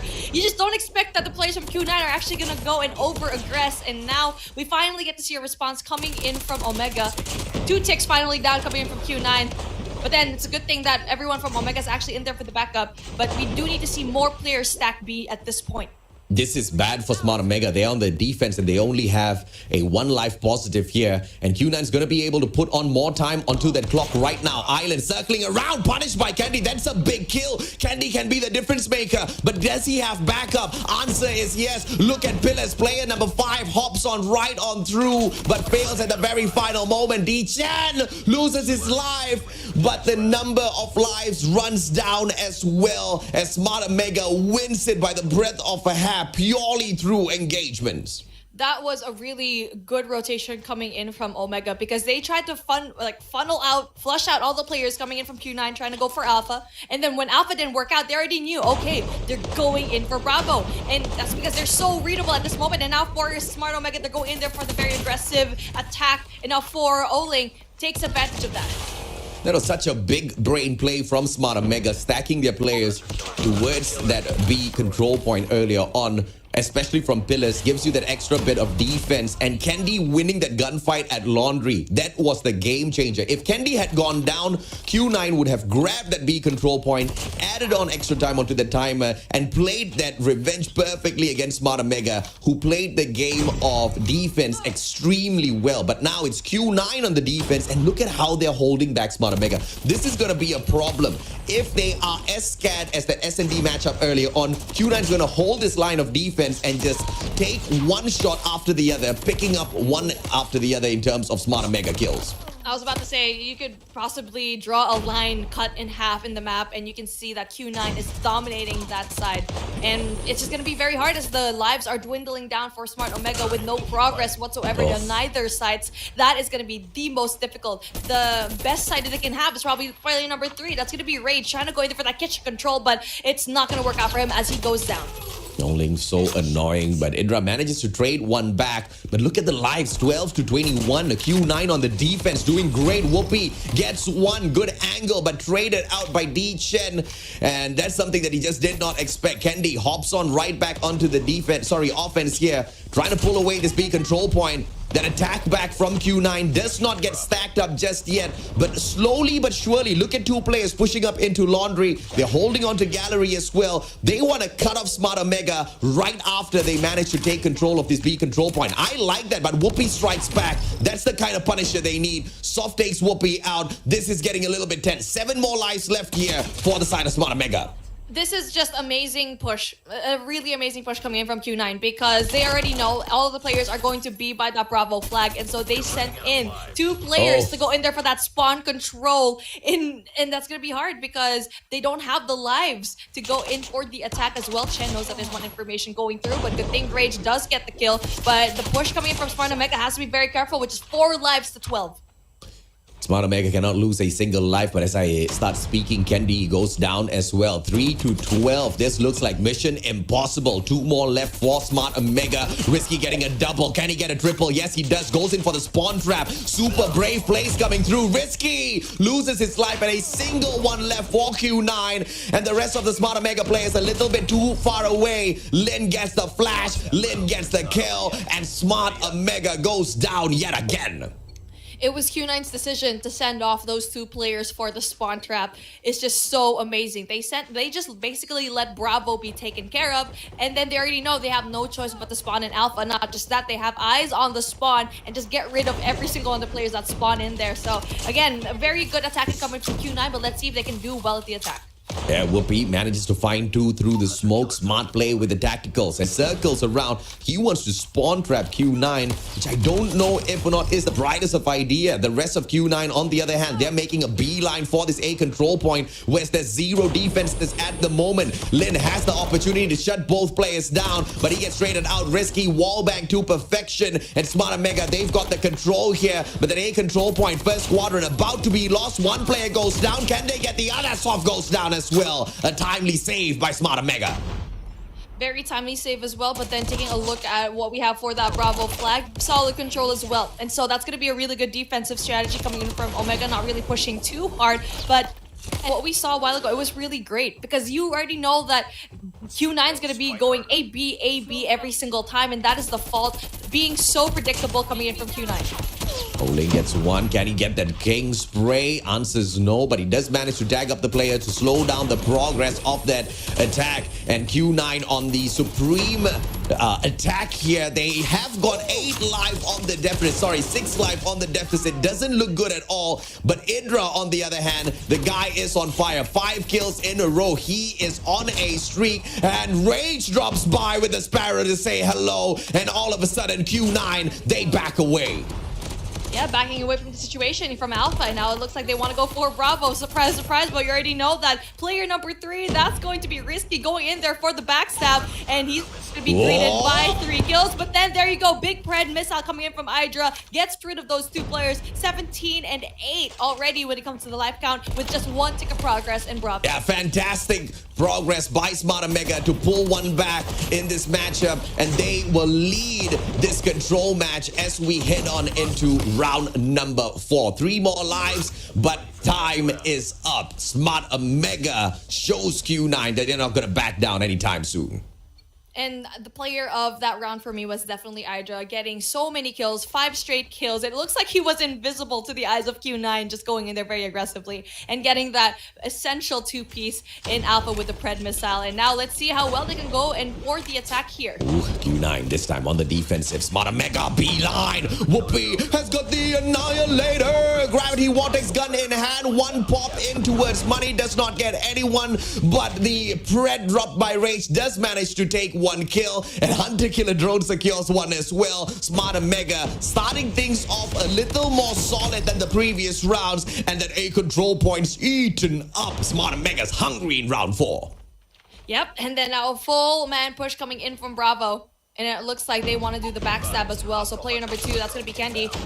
Needs to be quick on his feet, but unfortunately he does get greeted by 3 of those players. And now we will have a full push with Soft going in there for the spawn trap as well. And it's not going to be easy.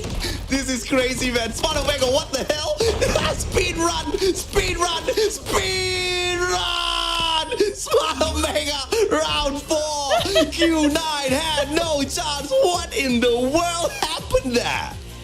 Okay, I like what I saw. They switched it up just a tiny bit, put it on 100, and they're not over just yet, as Hardpoint is going to be our next matchup, where Omega, if you put pressure on them, if they know they're about to lose, that's when the flip is definitely going to happen. And now for Q9, how are you going to respond to that? Because obviously, Control is looking like a game mode that they are definitely struggling to go on. What? Smarter Mega, I mean, dude, I don't know. Because how do you finish a round so cleanly and struggle in the rest of those rounds as if you can't keep up with Q9? Something's really off here. It's either Smarter Mega is keeping away a lot of that furiousness within them to unleash one of the greatest comeback, or they just got super lucky because Q9 is now allowing Smarter Mega to get a little bit too confident, a little bit too cocky perhaps for this next matchup. Anything can happen, but what a series we've got on our hands here.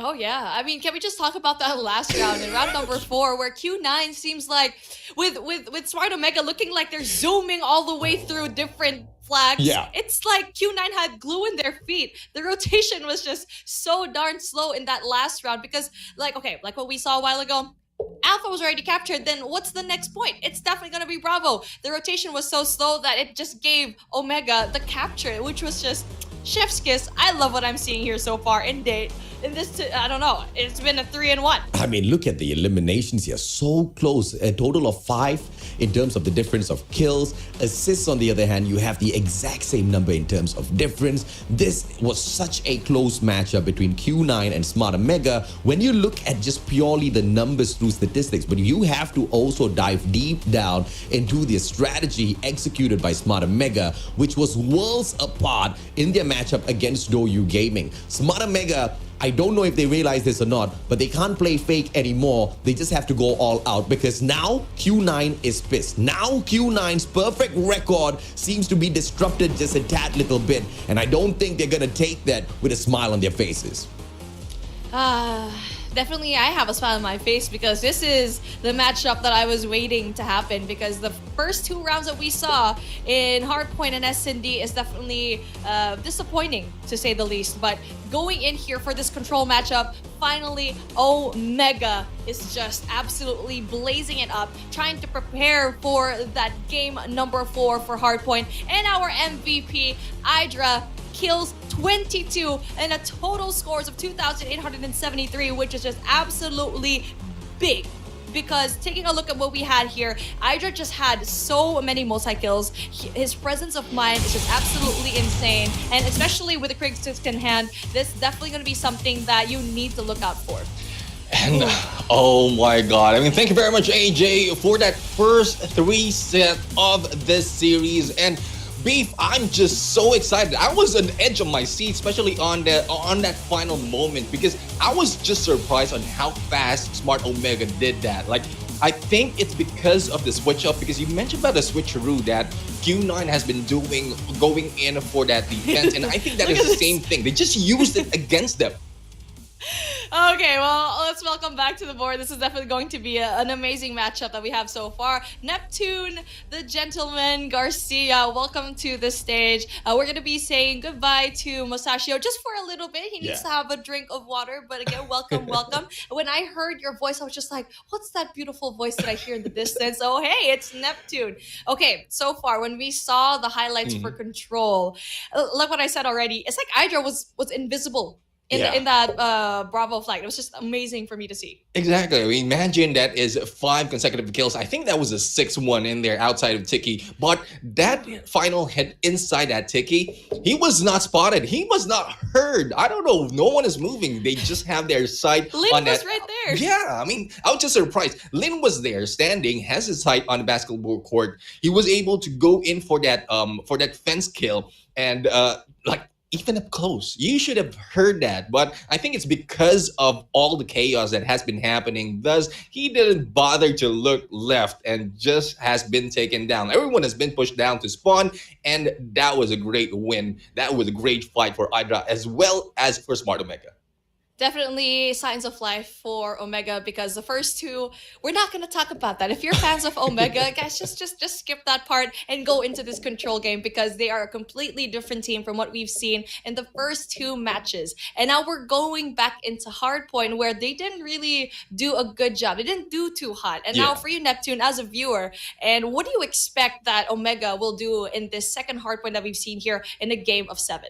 Well, it will be brought into takeoff, so the map itself will give it a little bit of advantage. We know about Money Hill that can be taken here. There are 2 Money Hills that usually has been taken depending on the team as well as situation.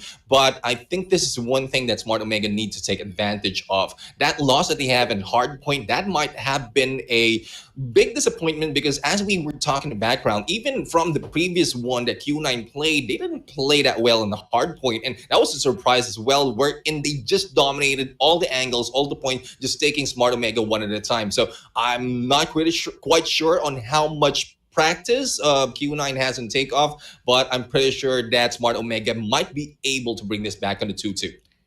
Yeah, I mean, I'm hoping, because a map like Takeoff is definitely something you can try to work up a little bit slowly, because we did see that with Smart Omega, if you play too passively, it's just not going to work out. And maybe they can try to go in for that really aggressive push, and hopefully that they get every single point that they have in this hard point, because when it comes to this map, it's huge, right? So the rotation needs to be on point. You need to send in probably 3 players to go in there for the early rotations, and just leave those 2 players to go in there for the contest or to go in for the scrap point. Because what we saw a while ago in standoff, they just left the scrap points for free to Q9. Exactly. I mean, I was just asking the same question as AJ has. Like, what are you doing? You have 15 seconds in there and just leaving it and giving, like, asking for a better chance on the next point, wherein there's several rotations on a hard point. But if you failed in the first one, there's a huge possibility that you can fail in the next one. So you need to stack up on those points in the hill. Even the scrap points are really important. You can put in your anchors earlier on, but we've seen how much damage a team like U9 will do, especially with the multiple kills that they have, though they are not chaining it that well, but they know the angles that they can hold to make sure that you will not be able to stay into the hard point for very long. Yeah, I mean, they're going to punish you if you just give them just a tiny bit of a mistake. And so we actually saw that in S&D, where Omega could have had several rounds to their name when they had a man advantage. But it's just they need to cover all of the angles. Maybe it was the map selection, the map choice. I'm thinking it could be the slumps map that was the problem.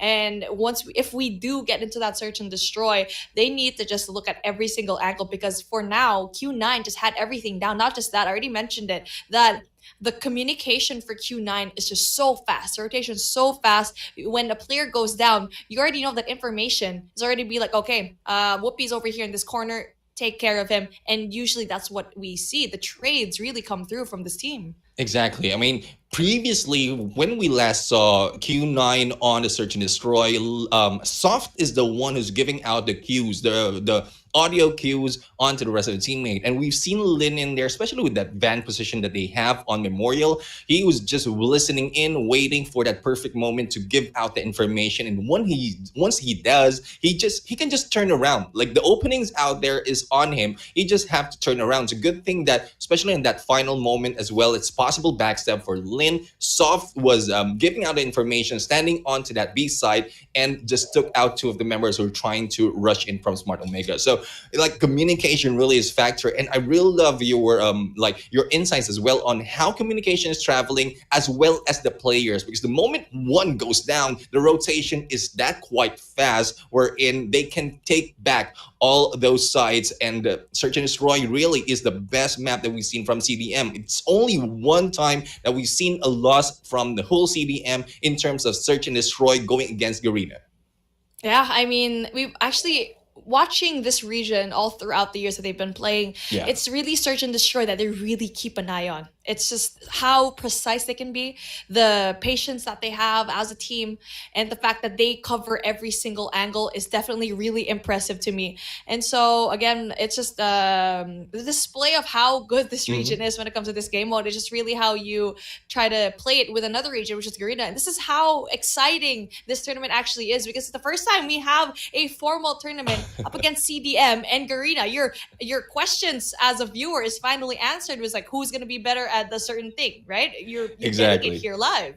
Yeah, and that's one thing as well. I would agree with AJ that hopefully this is not a glimpse of what we're going to expect in Worlds, because as we can see, like from the strongest suit at that Garena teams has in terms of the game mode that they played previously, Garena Invitationals, even from tournaments, like they are like giving out their best, especially in Search and Destroy. And this time, going against CDM, the China region, like they have been decimated in Search and Destroy. And when they had a chance, like a potential chance in taking the lead, especially in points, I'm talking about Smart Omega right now, they just lost that first hard point. Though it's really expected that they usually warms up until the end, and we're talking about 7 rounds in here, 7 matches in this series, and there's plenty of time for them. But if we count those chances, Search and Destroy, I would say it's already gearing up towards China region. But taking that hard point from the first map like really changes the ratio of the win for the Garena going against CDM. So it's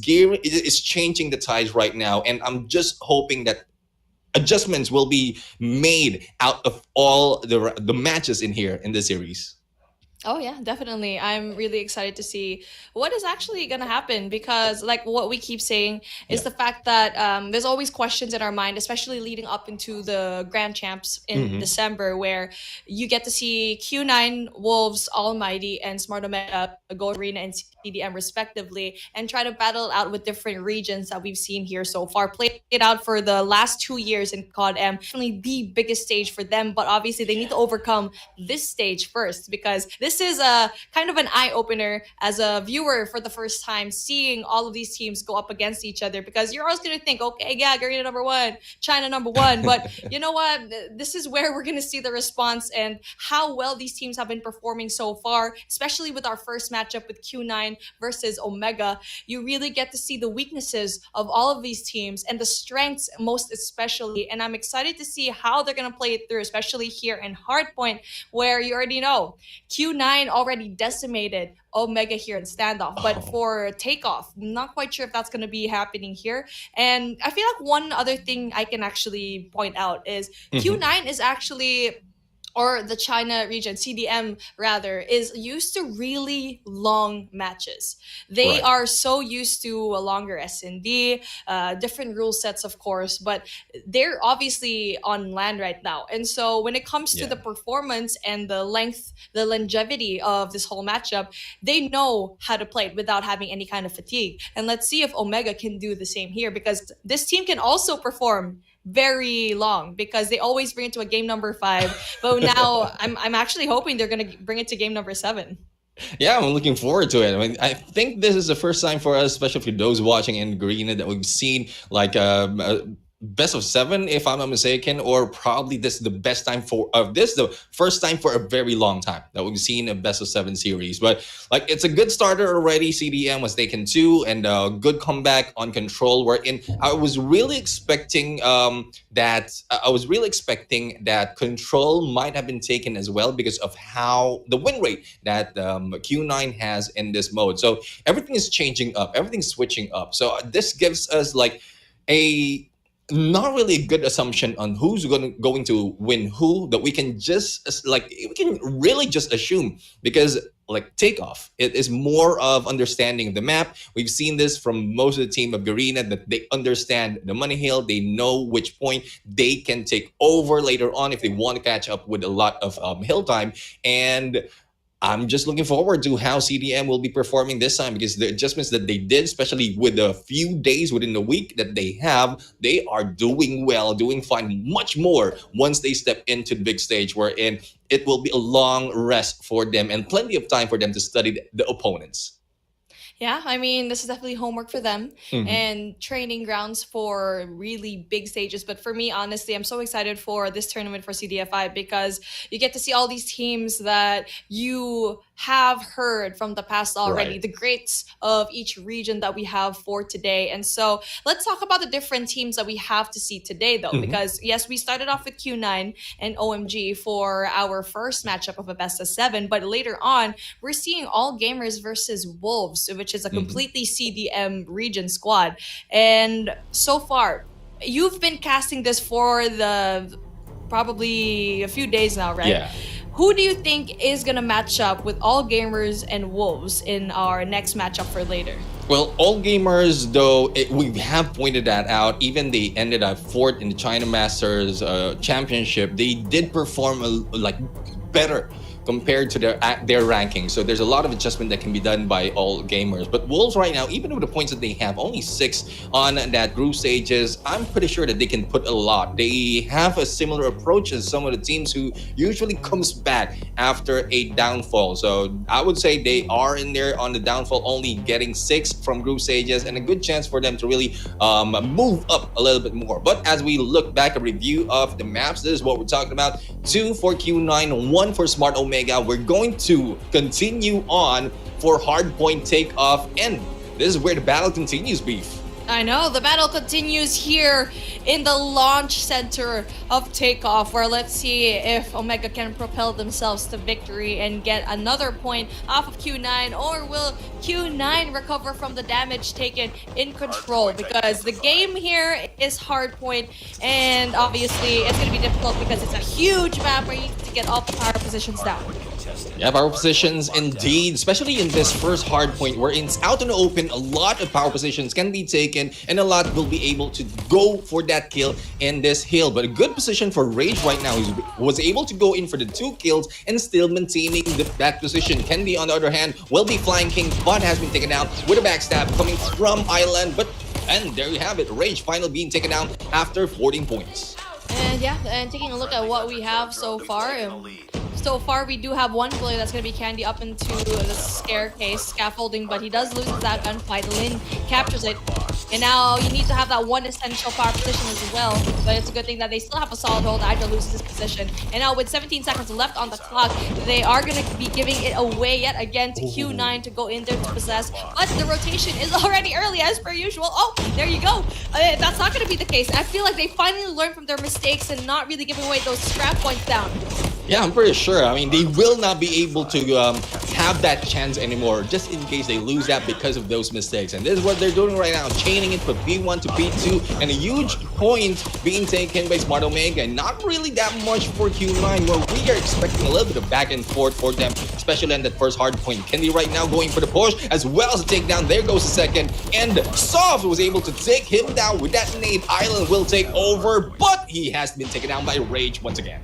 There you go, just funneling in as a group, as a unit. SMO definitely gets a very good defensive strategy here, but obviously for Q9, they're trying to go in there for the response, but with nothing left for them. 28 seconds left on the clock though, but with everyone else from SMOs actually still surrounding them, the pinch is finally going to be happening here as they finally flush out the last member. That's going to be Island up in that P2, and they're doing such an amazing job here so far at having this control in P2, and it looks like Q9 is actually struggling with this map right now.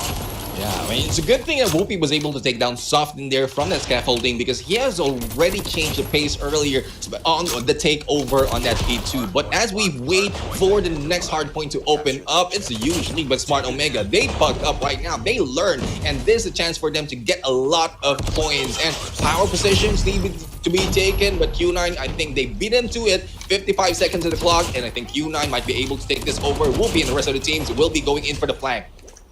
Early rotation coming in from Q9, but not able to sustain it. And now as Omega goes in there for the funnel, finally gets a lot of these points down, and that's going to be really good points for them. 74-22 is the scoreline for now, and then it looks like a completely different team with what we saw a while ago with Omega. And now Rage doesn't really quite that second as Soft trades him out, and that's going to be a really solid hold, but Candy with the Gravity Vortex gun is definitely going to be really hard to contest. Yeah, I mean, he is a gatekeeper at that point. Even going solo, he was able to get a few kills, making it easier for the rest of the gang to go in for that rush. And with 13 seconds, they will not be letting go that easily. They need to prepare for the next chain, and that's what they're doing right now. 2 on the plate before it opens up, and still, Smart Omega takes this previous hill. Now, as we go in, this is what we're talking about, the money hill, the enclosed space wherein all those operators will be useful in those hills, and this is what Smart Omega is taking advantage of. They are very close for that century mark, hitting it right now, and a lot more can be taken, probably a full 60 at this point. It just looks like Smart Omega is just having an upper hand when it comes to the spawn, when it comes to this game. And it becomes, it's basically map knowledge. They have better map knowledge compared to Q9, and it really just shows. Early rotation, yes, but it's not just about the rotation, it's about anchoring the spawn spots that you really need to take care of. And you can see here that SMO definitely does have that advantage. I mean, advantage indeed. They cover all. And one thing I love about Takeoff is it's very three-dimensional. You have elevation, you have all those angles that you can take, 2 money hills that you can take advantage of. This time, it is Q9 right now who will be taking care of that. But I'm quite surprised that Smart Omega is still challenging this hill because of how close it is on that P1. Once they make that chain once again, all they have to do is just push out the spawn on the farther regions of this map, and they might be able to get a lot more points on that P1. Oh my goodness, 133 and 38. This is like what we saw a while ago into that hardpoint and standoff, but I can actually confidently say that Omega's doing an even better job than what Q9 did a while ago, and it just came down to the map choices. And now it looks like Takeoff is definitely a map that they are very confident in, and now we can see how well they're performing in all of the hills right now. They're getting majority of it so far, and we're actually going to take a look at the kills that they've had so far. Rage is absolutely raging with 21 to his name, and so far the closest person to him on the other side is actually Oling with just 17. And so that's going to be really important because it just seems like Q9 doesn't know where to look. It just looks like with Slums, they knew the angles, but here in Takeoff, they're just struggling. Yeah, the struggle of Q9 in here is they can go in for that power position. They can go in for the waiting game, but there's a lot of openings even from the backside. Because of the compounds, because of the structure that we have in Takeoff, you can go and rotate, go for the backstab in there. That's what Smart Omega is doing, especially if they are trying to go in for that retake or probably with a spawn flip that they can do. Island right now is a little bit lost. This is what I'm talking about. Island usually holds one position, but he is constantly moving right now because a lot of takedowns has been done once they've stopped. And it's just hard when you just stop when it comes to the push. And so far, so good for Omega, having that beautiful defense here into the last half of the game. And now it looks like for the reset, it's going to be the same thing as we get to see the Q9 is actually spawning off in Generator. And it just looks like Omega just knows where to position themselves, knows how to anchor it to go and have a better spawn. And now for Candy, 17th is his name, not just that Gravity Vortex already in hand. He's probably going to be taking that out into the next hill. 21 seconds left on the clock, and now for SMO, they do have the scrap points as well, and it looks like the rotation is finally coming through, leaving just one player, Hydra, going in there for the scrap points.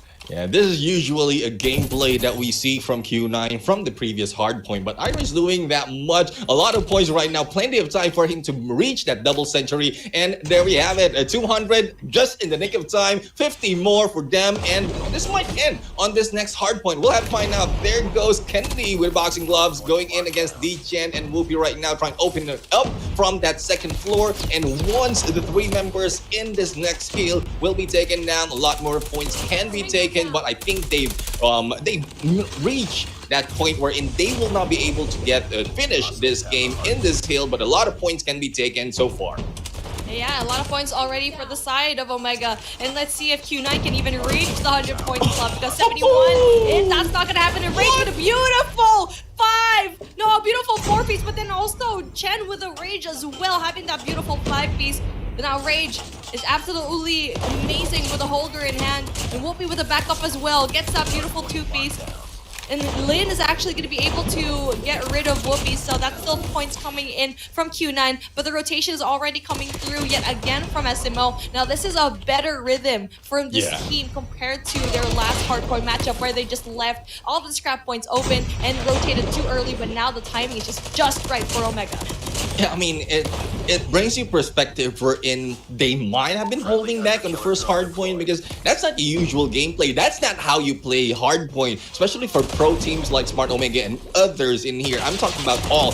Once you go in onto the Hardpoint, you really need to take advantage, probably let go of scrap time if you're in the lead, but that is not the case from the first Hardpoint that we've seen, and that was just surprising why Smart Omega was doing that, and I think this is the response. They will not do it once again. They want to take it over, probably bring Q9 to the 100-point club. But with that takedown right now, Whoopi just need to clean out and take the remaining 12 points at this point, and there might be the game. And there you go. That's definitely going to be game over for Q9 if they don't do so well. If they don't play perfect Hardpoint, 243 and 91, it's a long way to go.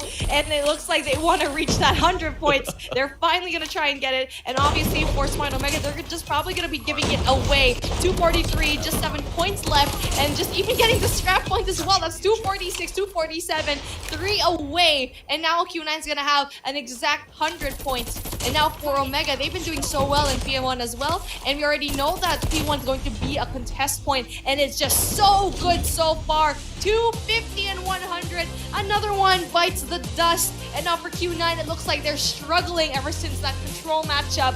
And here we go. Omega's gonna be awake. And what AJ said here, Neptune. Yeah. They're warming up, and that is so scary for me if you were Q9. Exactly, and I think that is the case. I mean, it might have been for the first Hardpoint, yes, disappointing because of the points. Even the scoreline, it's so far in there compared to the usual gameplay that we've seen from Smart Omega. But it might also be mind games in here, giving that advantage, that like confidence for Q9 standing in the Hardpoint. They weren't able to get to that 150 mark on that first one, but this time, I mean, it has been turned around. 100 barely reached by Q9, and I thought that was like there's the subscription for them to go in for that 100-point mark, but they reached it just in time. But I was just surprised on how fast Smart Omega did it. Now, this is now getting really, really exciting. And this is what we often feel once we see Smart Omega in play, because they bring us to a halt wherein we question, are they going to win, or will Q9 or the opponent are going to win? So we're now at the 2-2 right now. It's tied for both teams. Yeah, it's just tied for both of these teams, 2 apiece, and now the games are not over. Obviously, you need to be winning 4 today. 4 matches, because we are doing a best of 7, and so far they're evened out. And so now we know that Omega is definitely very good when it comes to control, yes, but also I feel like very reliant on the maps that they choose. And so far, both of these teams, at first we saw that Q9 was just beating Omega like very much, but we get to see that with Omega now in the past 2 matches, it completely did a 180, where big struggle when it comes to that control matchup and Hardpoint for Q9. And it looks like it's just down to the last few maps where we have Hacienda S&D, which honestly I think Omega might have a little bit of an advantage because like what I keep saying, if it was going to be an S&D matchup in Hacienda or even any kind of game mode against Omega, that is definitely going to be troublesome for the opposing team. And now later on, we do have Summit HP, and now we're going to end things with Control in firing range. But that's going to be for later on. But now let's take a look at our MVP, which is going to be Rage with 36 kills to his name with a total damage of 3,741. This guy just absolutely popped off. Yeah, I mean, imagine his hold in here on this B1. This is where it all started. He was not taken down in there probably until 12th point, and it's not easy to stand in there in the middle of everyone else and surviving, also making those kills. But Rage right now, especially on that final, like close to the final moment where he was just lining everyone up. Ibra started off, and then Rage just followed through with the same thing. I think just for that few 20 seconds, they were able to take down not a little bit close to 15 frags already. So that makes a huge difference in terms of Hardpoint if you can take down a few members of the team in the hill and then survive a little bit longer, giving you more hill time.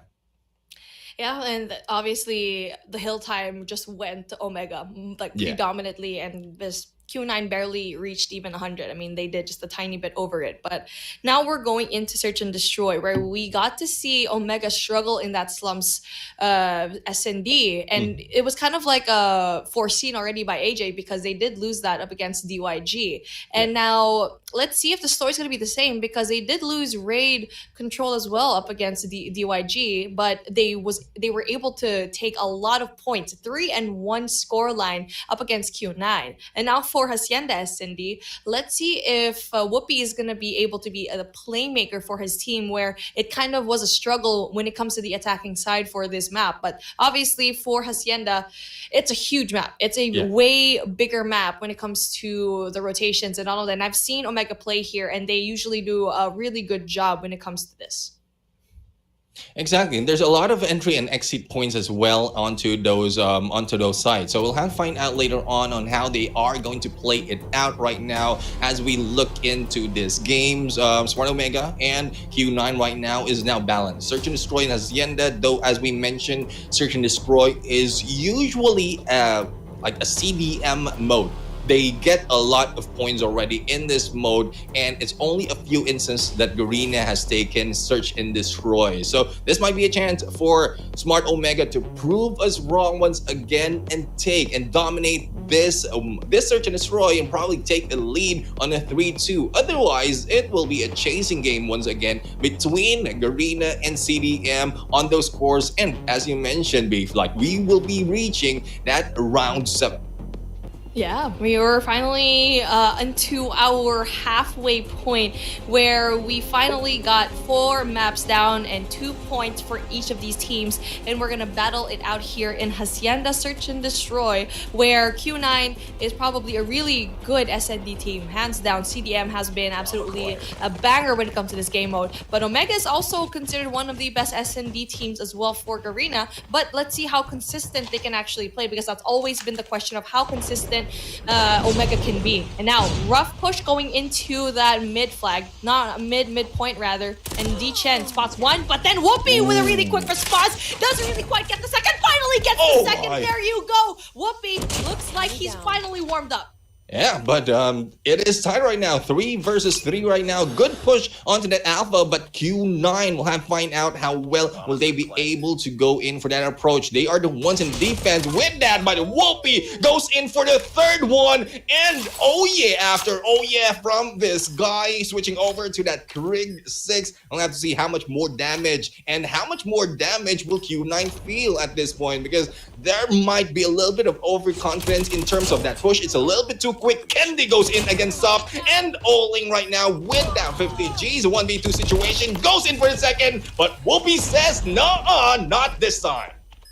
Oh my goodness, that just made me so nervous for Omega. Just like, okay, come on, Whoopi, you gotta go run faster. And there you go. It's a good thing that Whoopi was actually there for the backup. And honestly, if he was there a second late, Yeah. I feel like he could have been brought down very easily. We've seen it before already in their S&D matches with Q9 and Omega, where it doesn't matter if you do have a man advantage because the accuracy of this team is just nuts. But speaking of accuracy, Whoopi though, it's just so good so far in this round. I mean, like, not quite sure if he warmed up previously on that hard point because he's not burying the sniper that he usually bears. But this time he is in a move in Rage right now. Rage is on once again, taking down D-Chen. And D-Chen is one of the duo of Oling that provides him with backup. Island will be taking out another fragger for the team of Q9. Oling, on the other hand, trying to make that 50 Gs work. But Idra stops him, and Lin and Sop just responds to support right now, going against 3 members of Smart Omega. Soft for the backstab, and there goes the kill, and it is now a 2v1, but the defusal will be done, and the win goes once again to Smart Omega. There you go, Smart Omega and Hacienda. It's just they are very comfortable in this map. They know where to go and rotate. But obviously, yes, Q9 is actually performing really well so far. But obviously, it's just really hard. They always get the bomb down. They always get it planted. It's always that the post-plant situation that they can't really manage too well. And so they need to find a way to spread out their team a little bit better. Yeah, Whoopi, another initial frag right now, and well, this is not looking good for Q9 at this point. They go in for that push, for that plan, but this time they are taken down before the plan has been done. Island, on the other hand, tried to defend himself in here on defense against 2 against 3 right now. Backstab possibility, and there goes a kill. And Island on the wrong angle will be taken down by Kendi, and another point goes to Smart Omega. Map knowledge just really goes to show that Omega has an edge over Q9 where they're having difficulty into where to look. But again, that's just really how it is. Like what I mentioned a while ago, SMO does so good here in this map. We've seen it already. And now different play coming in from Q9, looking like it's going to be a B push. And now the mid presence from Whoopi is definitely really troublesome for them. And there you go, Idra gets 2. Although one player does get spotted out, Rage goes down, and now he's going to be going in for the same angle. Lin right now going in. The initial fire will not be hitting anyone, but Idra will be taken down. Risky takes down Lin in the process, and it's now a 2v3. Now, one thing that I was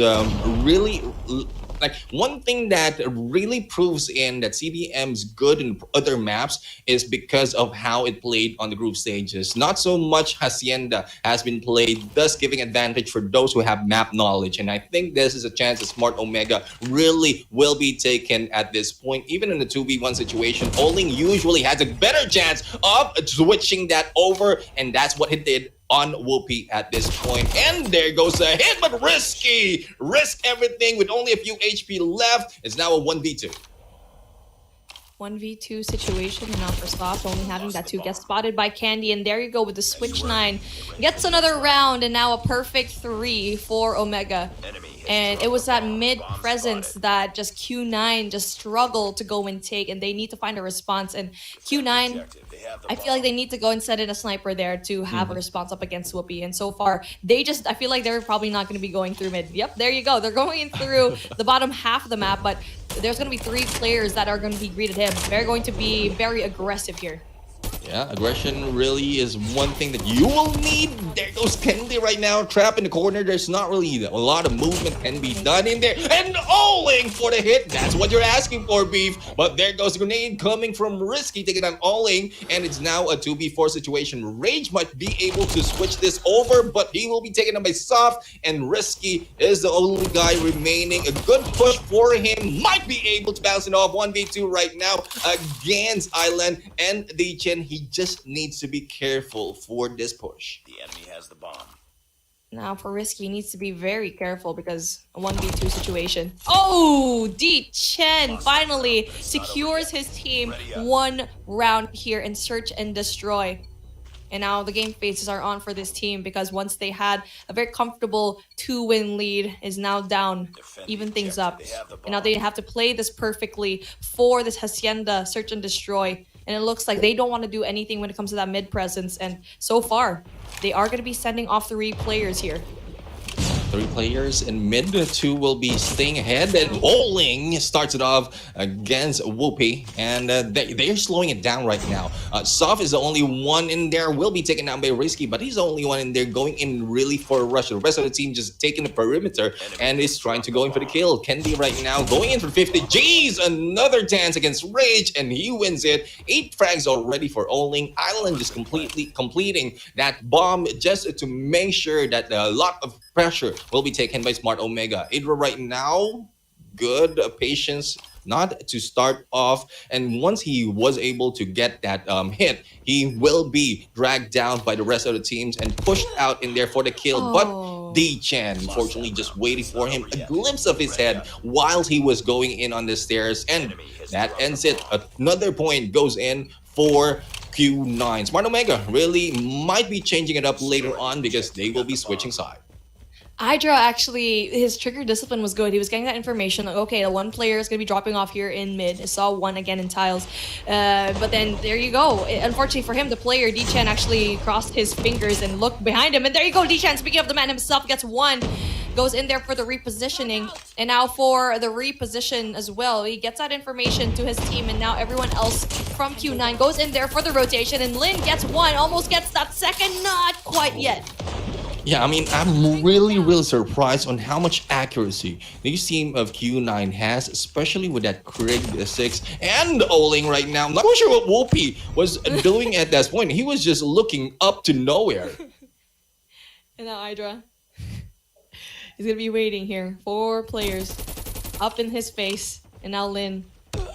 Not really getting that kill, but there you go. D-Chen seals the deal, and he's been a really great player for his team here in the Search and Destroy. And whew, the readjustment from this squad for Q9 is just so scary to me because SMO had a huge lead in the beginning, and now for Q9 to just readjust everything and almost getting the an equal amount of rounds at this point is just really nice for me. And now a B push coming in for Omega, which is going to be greeted by 2 players and Oli yet again. But then Candy with a God Nade goes in there for the response. Yeah, Idra right now almost missing that shot because of trophy system. Goes in for the second with a few inches there, a few HP in there for D-Chan to go and take that bomb, but the rotation will be done. They will be greeted in the mid area, and it's a good position right now. Like for Q9, because of the possible switcheroo that can be done by Smart Omega, they stay in the mid and a little bit shorter distance for them to travel onto that alpha once it gets planted. But I think with the information that has been released, especially for the teammates that has been taken down earlier, they will be starting to move out, and hopefully the audio cues will not be heard right now for Q9 because the hard time that they will be having is once they've heard and their position will be known. And our position is definitely going to be known because Oling's actually going to be doing some shots down. And so for Omega, probably heard that audio cue, needs to be looking exactly where they're not looking. I'm pretty surprised that they probably didn't hear all the shots going down there. And now Oling goes in there for the grenade, tries to cook it up enough. And now the information probably has to go through for Rage. Finally gets one, gets 2, and there you go. He rages down, and it's a 5 and 4. No, a 6 and 4 rather, where they're finally going in there for that match point, almost match point advantage. So here we go, a 5 and 3, where we need 2 more for Omega to try and go and make difference in this map point advantage.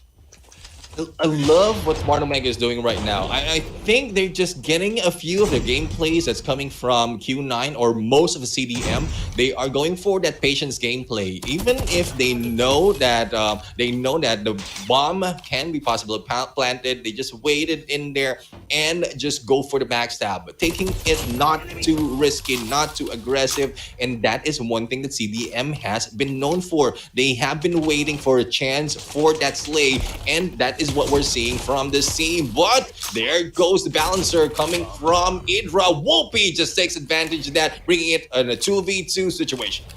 But then the hard part here is the bomb carrier.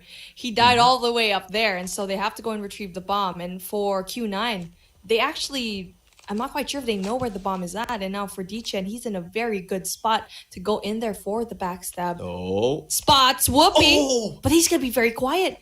He's gonna be very quiet. Look at this trigger discipline. Oh my goodness, gives him the L.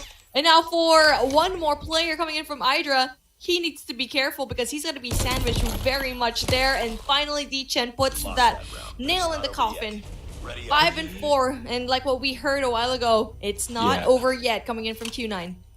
And Whoopi's trying to pull up pull out a swimming heaven game style in there. I mean, Heaven was in there just swimming from the far side of that water and then going for the snipe. But unfortunately for him, D-Chen was just waiting. He spotted earlier on, but because of the distance, using that switchblade, he wasn't able to make that kill. Knowing that it's a sniper that he's going against, once he missed, he might be taken down there because of the distance. So he made sure that he can make that kill and also cleans it up later on a 1v2. But speaking of cleaning up, it's now 4v4 right now, but Whoopi will be cleaning house, trying to bring it down, and will be able to bring it to a 3v4. How much more can Q9 take at this point? Because rotation-wise, everyone is going the same point.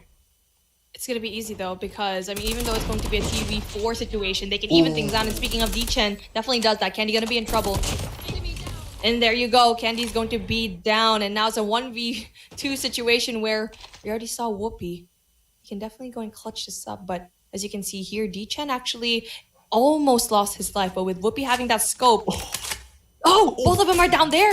He needs to go pick up another gun. He gets those. He finally gets that one kill, and now coming in from Lin, he wins those gunfights, and we are even things out in a 5 and 5. Where, like we keep saying, when Q9 has a man disadvantage, it doesn't really matter because they're just so good when it comes to sticking together.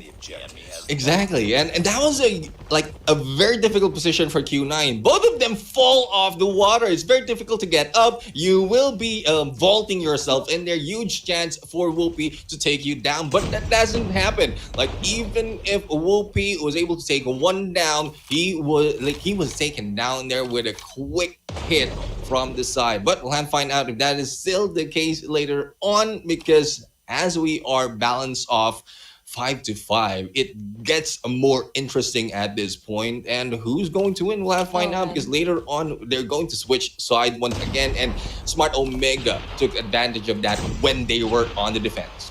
Well, take a look at this. Player number 4, Risky. If he gets one person, and then player number 3, that's going to be Oling.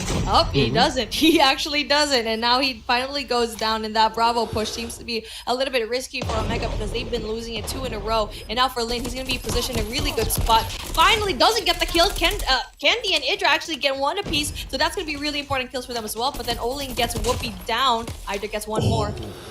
Possible to get another one. Spots one more player. Oling goes down. One more player onto the left side. But not just that. 15 seconds left to go in for the defusal. And Omega just dropped the spaghetti here. Oh my goodness. Oh my gosh. An advantage already coming in from Q9. One more left for them to win this. And they already have an advantage to win this game of 7.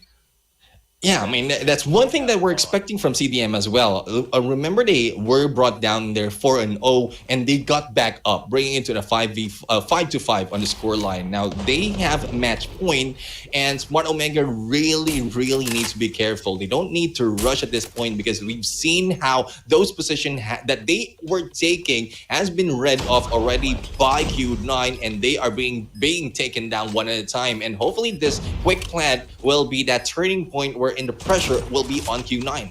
Oh my gosh, nasty spike coming in from Oling. Whoopi could not even see the night of day. And now we get to see a push. Finally coming through, but Agande coming in from Hydra gets rid of him. Candy as well, going in there for the shots, going in for the solid defense, and Hydra as well. And it looks like a 5 and 6 is soon going to be a 6 and 6 as Hydra keeps going in there for the rage. No! D-Chen still wins the gunfight. What the heck? And when you saw that Omega might have had the advantage here very quickly, Q9 gets that win. My goodness. How did this happen? We need to see a quick recap because everything just happened so quickly. No response whatsoever from Omega when it comes to the backstab.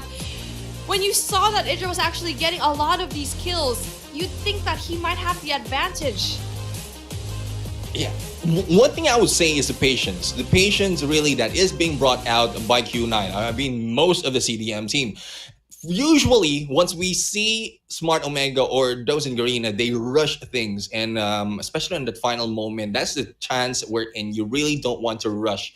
And Idra, though he have a good advantage to get that final kill before the defuse, he just went in, trying to go for the hunt. But if he stayed back in there on that arch, he might be able to get that kill. But its information has already been relayed. A quick slide and shoot coming from D-Chen might still be the end of him. So it's a very difficult position, a very difficult decision that has been done by Idra at that point. But either way, a huge chance for him to lose with the time that is running in there. Not so much for them, like it's 13 seconds, plenty of time for Q9 to really make that defusal. And it's just a matter of staying back and waiting for it, probably going for another backstab. But there's very difficult for him to go for the flank into the mid side of the map because of the angle that D-Chen is taking. So final moments, that was a very, very hard play from Smart Omega.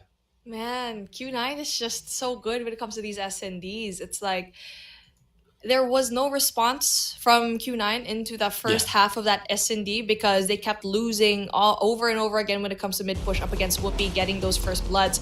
But they were able to change it up, especially when the attack actually went to Omega. It looks like they're actually struggling when it comes to being the attacker mode.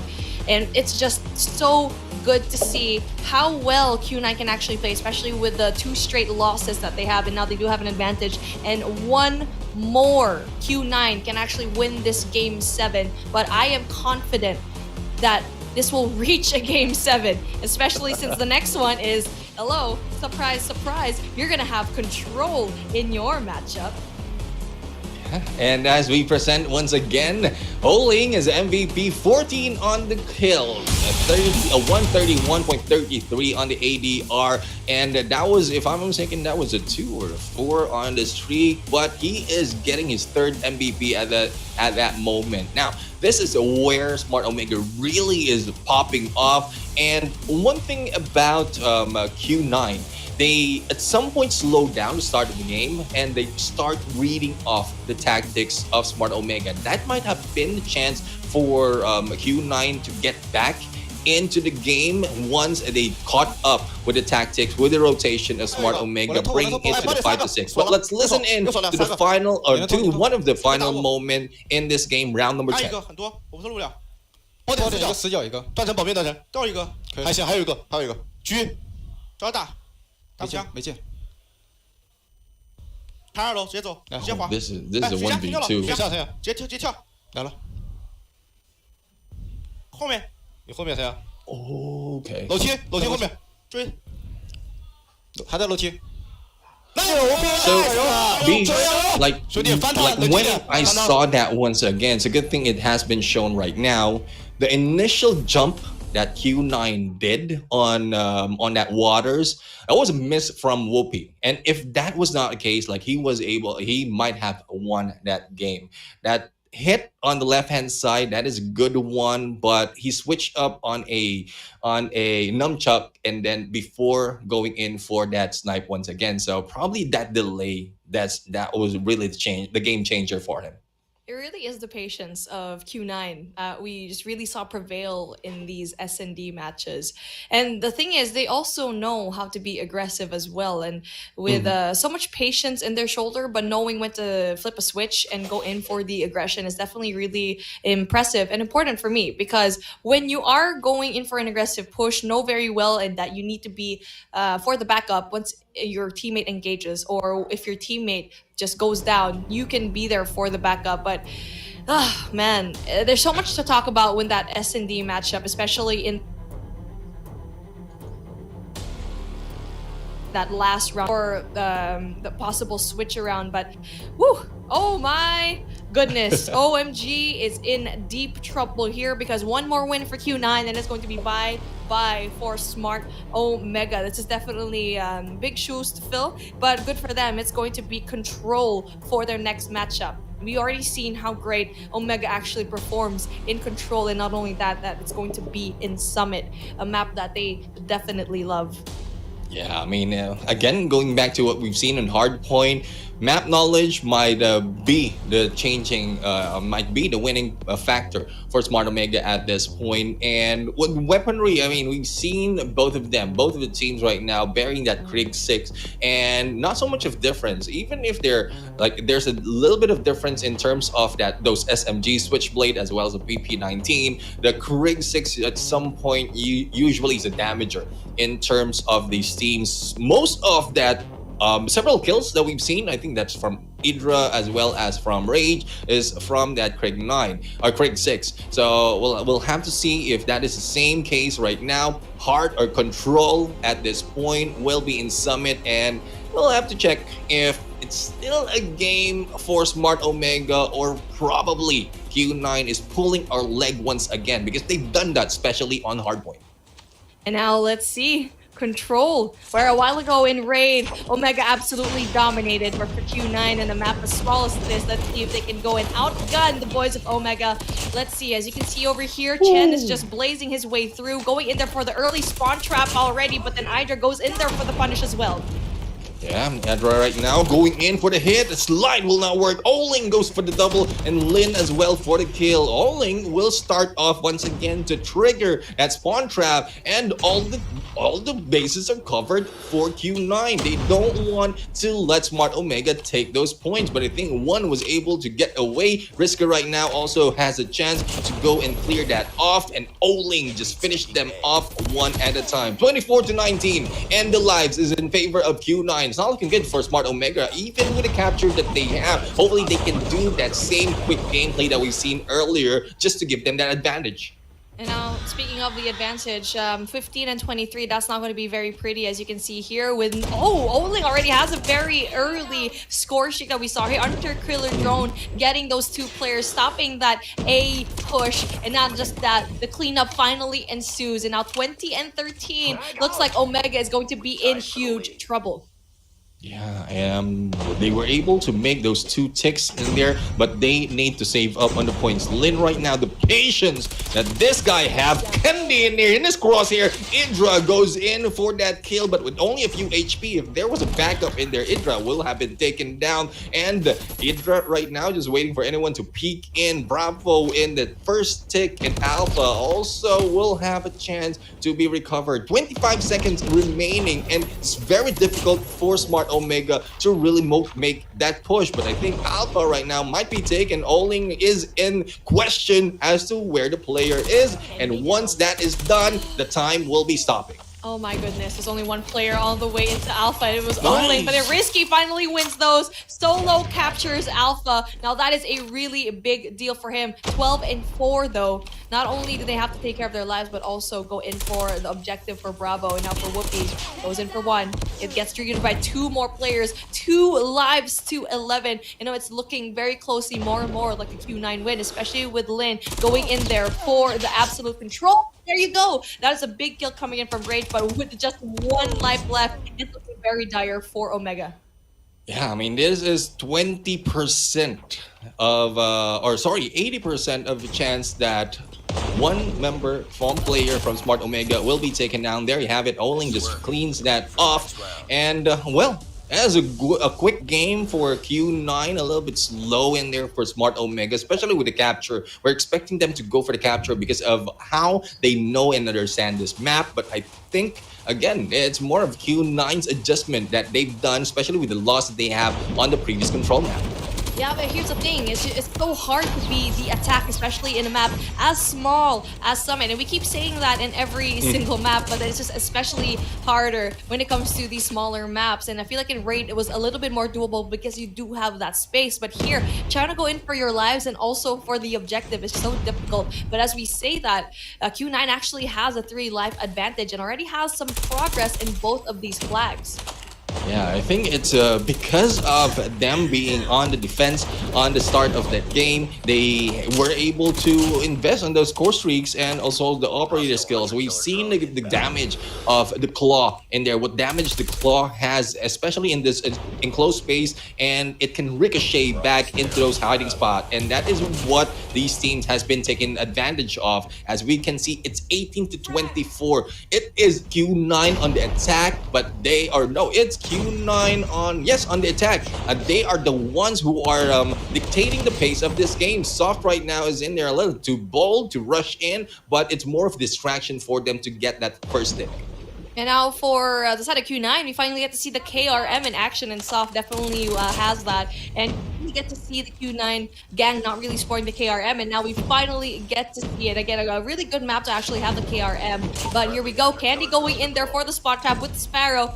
Looking very solid at the moment, 18 seconds left on the clock. He's going to be pushing it very hard. Now we need to see Q9 pick a side, or else they're going to have a really difficult time. And it's so good for Omega to actually take control of that, and it's not going to happen. 7 seconds where they're not even nowhere close into a side, boiling things down. Only one person drops down, and Rage finally goes and wins this round for them. A defensive win for both of these teams, and this is going to be hard because for Omega, they're going to have a more difficult time. If this reaches into a game number 5, it's definitely going to be the defensive side for Q9.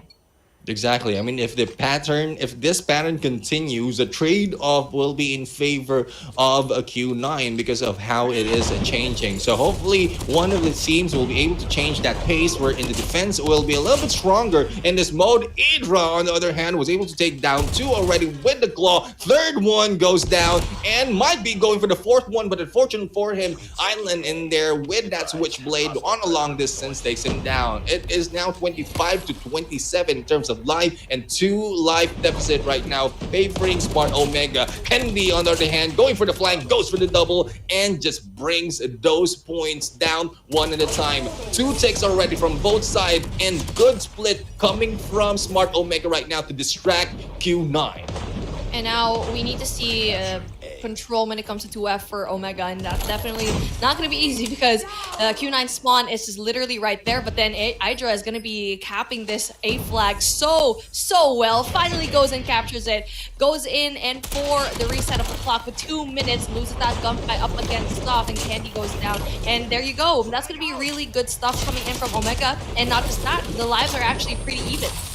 Yeah, they are even indeed. 1 tick already onto that Bravo. Risky right now. Will be going down. And this is what I'm talking about. Even with that heady, the accuracy of Q9 is really on point. And that makes it difficult for Smart Omega, especially in moments like this where it's balanced. If they had the lead, they can risk all of those gunfights. But because of the patience as well as the accuracy that Q9 has, it's very difficult for them to be challenged at this point. There you have it. Rage Whoopi has been taken down by Island. Rage takes down Soft, 11 to 14 in favor of Q9, and a lot more is being put in by Island in here, trying to hold them off. Oh my goodness, I just absolutely smashing it here in Bravo. 2 ticks a process, and he's been winning a lot of really important gunfights. He finally goes down though, yes, but then that 2 ticks is really important. And at this point, it's going to be a TDM where majority of the players of Q9 are actually going to be here in 2F, a 3-11. Not just that, with Chen having the claw,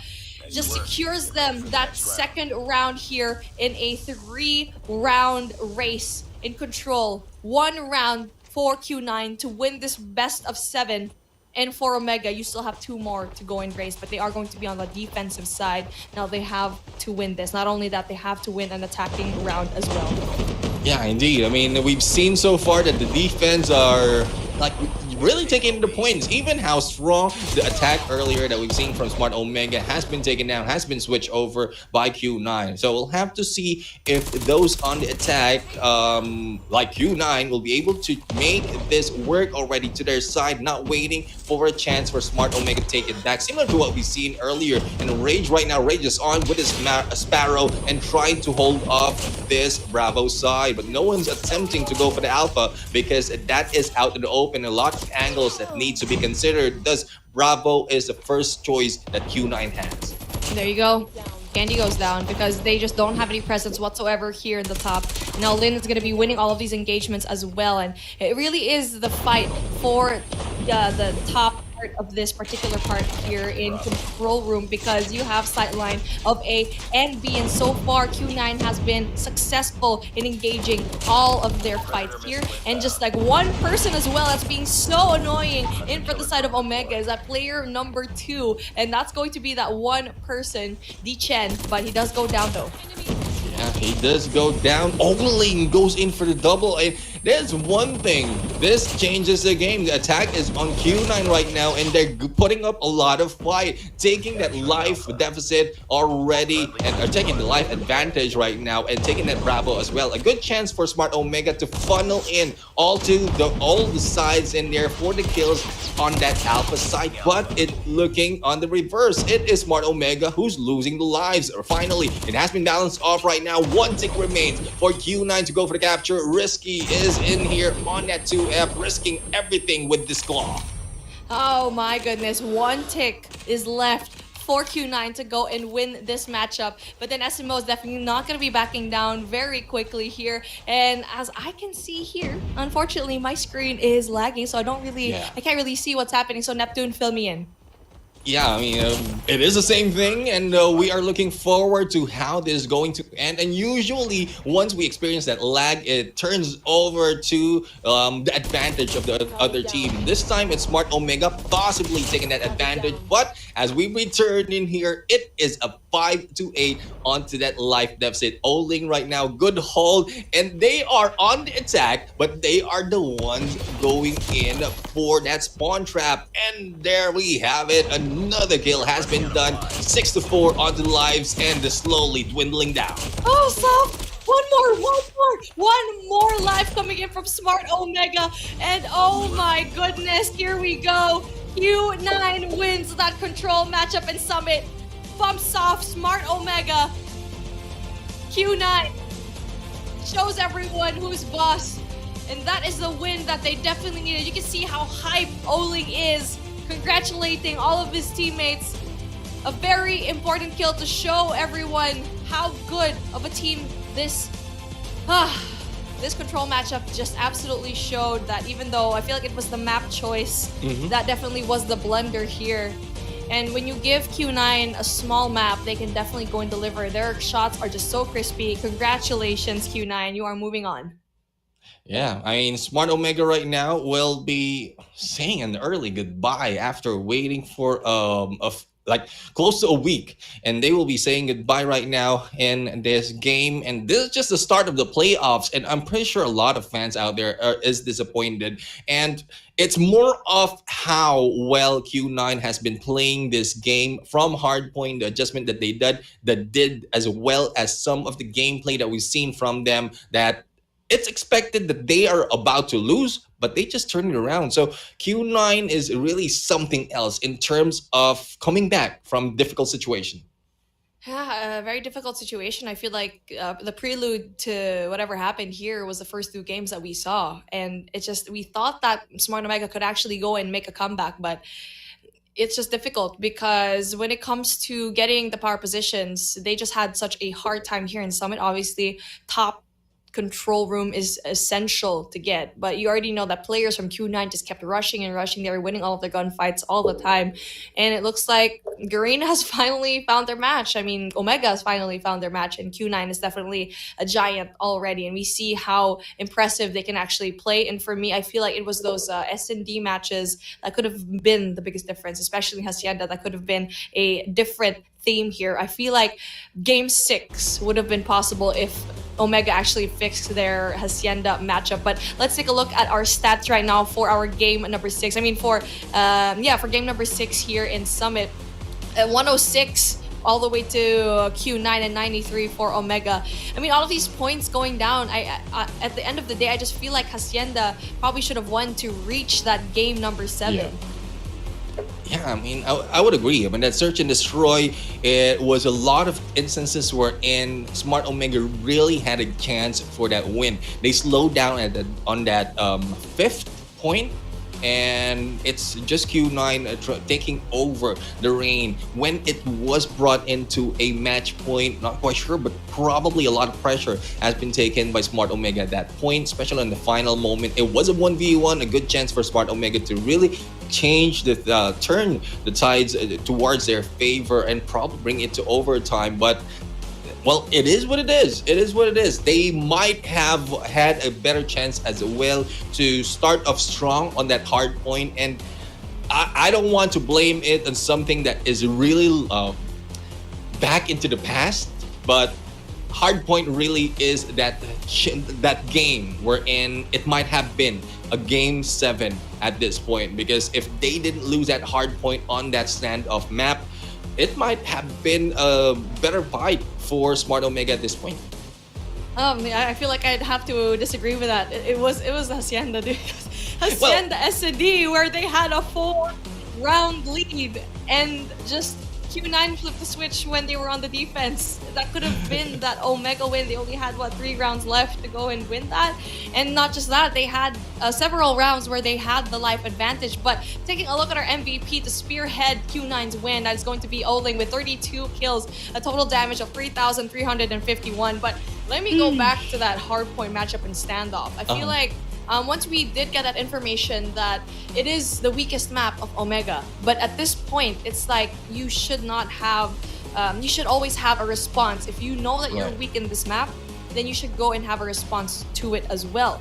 And I feel like that choice that they had to choose slumps for their S&D was also a detriment to Omega, knowing very well that they lost that to DYG. And so again, a lot of really small mistakes that just, stacked all against each other for this to happen, for Q9 to win as well. Exactly. I mean, it's those two for the first 2 maps that we have already. There's a lot of questions that has been brought in with standoff, even with the loss that they have on slums, and that is one reason why I bring it back to there's first 2 maps, especially that hard point, because of all the those are basic mistakes that they did in those maps and those hard point were in. It could have been very, very close in terms of points on that standoff. But well, it is what it is. Beef. We can put in a lot of assumptions, but unfortunately for them, Smart Omega has taken loss. Let's 首先，恭喜 listen 秦九 in on 拿 the 下了这场 interview 比赛的 of 胜利。 this 我们邀 game, 请 and 欧林 after 来到 this, 赛后 we'll 采 be 访 going 间，跟大家 for 打 a 个招 quick 呼 break. 吧。 Hello， 大家好，我是醒酒欧林。欢迎欧林啊！今天这场比赛也是4比2拿下了欧米伽嘛。现在赢下比赛，心情怎么样？心情的话可能会比较高兴吧，然后但是想的是下一轮的对手会更难打，所以回去还要好好准备。还要回去好好复盘很多东西嘛。其实今天的第1场热点你们打得非常不错的，但是在后续的这样发射当中，分数差距会稍微有一些大。你觉得之后队伍还有哪些地方需要做提升呢？我们打完之后，就是波洛有跟我们讲，就是我们对于补点的速度还是不够快，包括可能我啊还有段成这种外围架枪位，就是需要补点的速度再快一点。这可能给我们就是造成了比较大的劣势。那我相信在之后的比赛当中一定会去改进这个问题的嘛。那么今天也是 M16的一个登场嘛，你觉得 M16这个枪械现在强度怎么样？强度不如 K6。还不如 K6，就用下来感觉还是并没有那么好，对吗？那下一个问题就是在2张的爆破当中啊，残破和庄园，你们都是把欧米伽的分数卡在了5分，后续的一些追分是怎么做到的呢？后续的追分就是我们在临场已经知道对面的站位和习惯了，然后就临场去部署做针对打。那这些部署会是谁做的呢？部署的话，可能我们每个人都会负责去汇总一部分的信息，然后最后的决策可能会交给唐江或者段成来做。确实啊，在后面的决策做得非常好，让你们连续的追分拿下了这2场的爆破嘛。那今天的话也是战胜了国人大赛区之强敌 Omega 嘛，有什么话想对他们说的？就这场 BO7 打下来，我觉得他们的实力是很强劲的，因为他们在被我们2比0的时候反扳了2分嘛，然后我觉得他们是非常有韧性的，也比较期待之后如果世锦赛能遇到他们，也比较期待和他们的交手。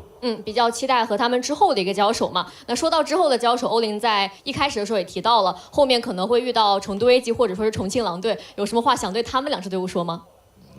接下来这一场 BO7，不管是狼队还是 AG， 可能都是一场无法避免的内战嘛。然后我想就是这次比赛，我们可能不是走得最远的那支队，但我们一定会尽力的达到我们此行的目的，就练我们该练的东西。尽量把自己的每一场比赛都打好嘛。那也是恭喜你们，再次恭喜你们拿下了这一场比赛的胜利，也是感谢欧林来到赛后采访期，让我们稍事休息，期待一下下一场精彩的比赛吧。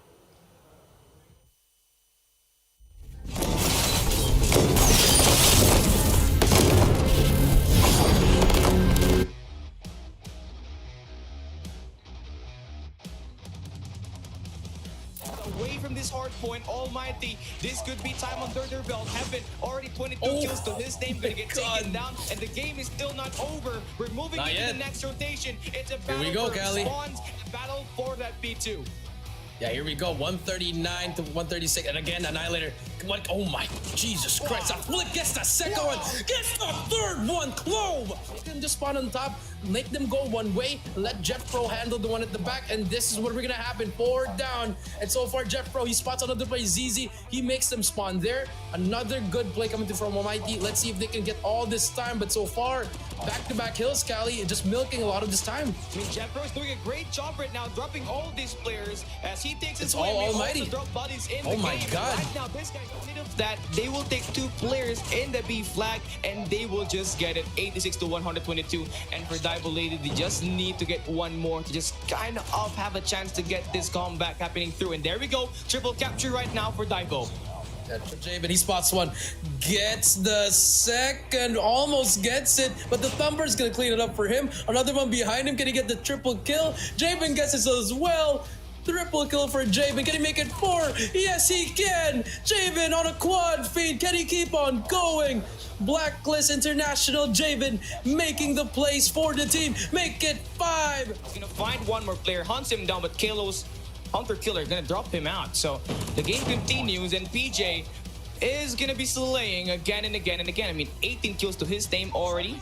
Fully streaked up. One more to beat. Up front is gonna take Jabin out. So that's gonna be one way to push it. Another player in this staircase, and this is going on up there. Here comes the Pred. 2 players up front, takes him out.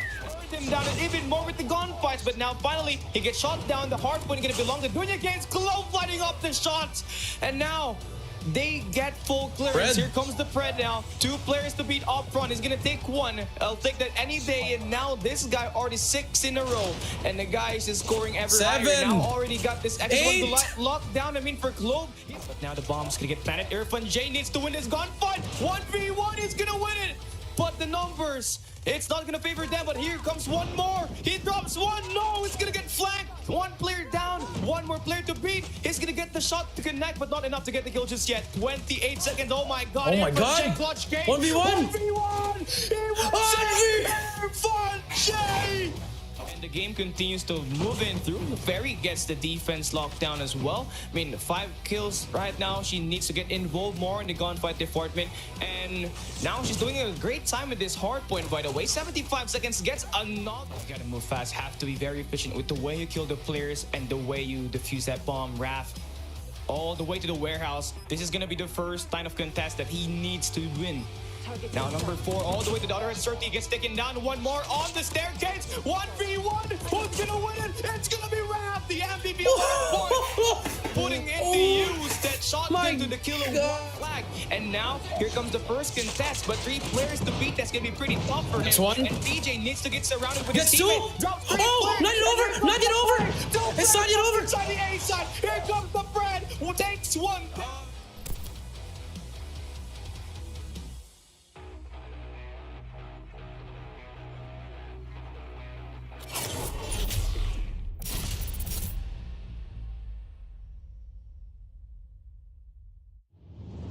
WBC free slot battling against NGU Esports Cal for WBC free slot. And not only that, so they really know what to do in here. They study up this game. Look at the way that they've been able to control this match.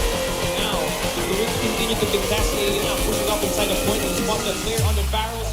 They'll not be able to find the over to actually make it a star. More into the last 2.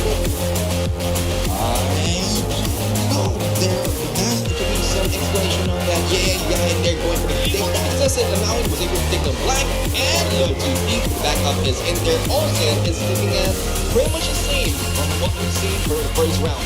Yeah, another coming in. How them actually, the damage is already done. And just the same thing that WCP has been doing, you know, is trying to get people.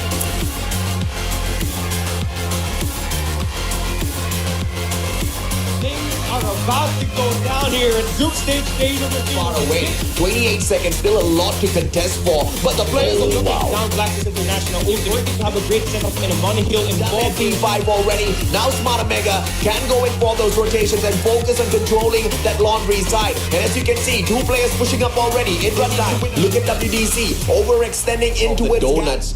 But obviously, you know, we won't expect.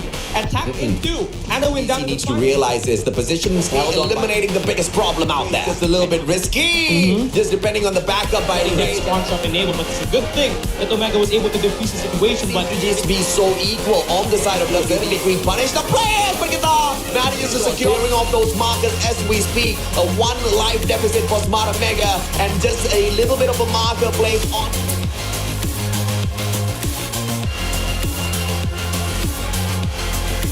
Do the games badly at all. The players are weighed out in a match of S&D this time. Swooping down like a bird of prey and will be able to manage to grab Has already taken the lead as well as control of this point in there towards Gorilla Base. But the rotation of the new games is showing overkill for me. That might have just been a big mistake from the Indonesian side. And now, as the Goliath heads on over to be rotating around long from the side of Facet, especially by a guy named Whoopi, as I say, that Zen gets drawn. Oh, Mistro. But that stun is not going to affect them too much at all. Candy has a great angle, punishes Jet Sky, whereas Frank is taken out. Keeping their opponents. Great opportunity. Takes out 1 from Laundry side. 1 finds it already, but it's just a single mark. Rudy again is really very scrappy. Control point as well. 2 markers taken out of the equation, but XS1 Goliath on the standby for the B flag. Yep, but the A flag now on for the bull.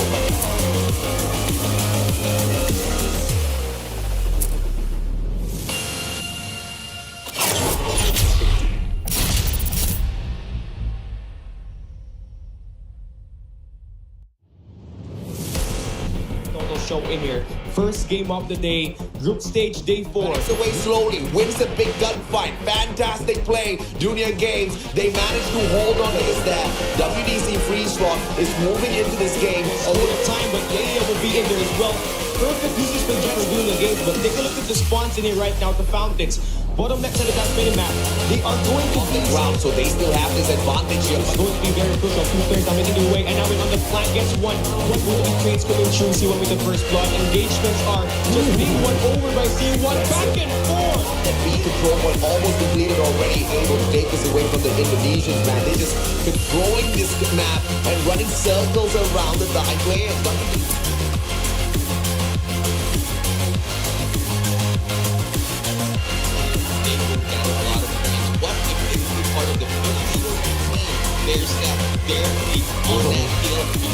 Point out there the battlefield, because I have to tell you, man,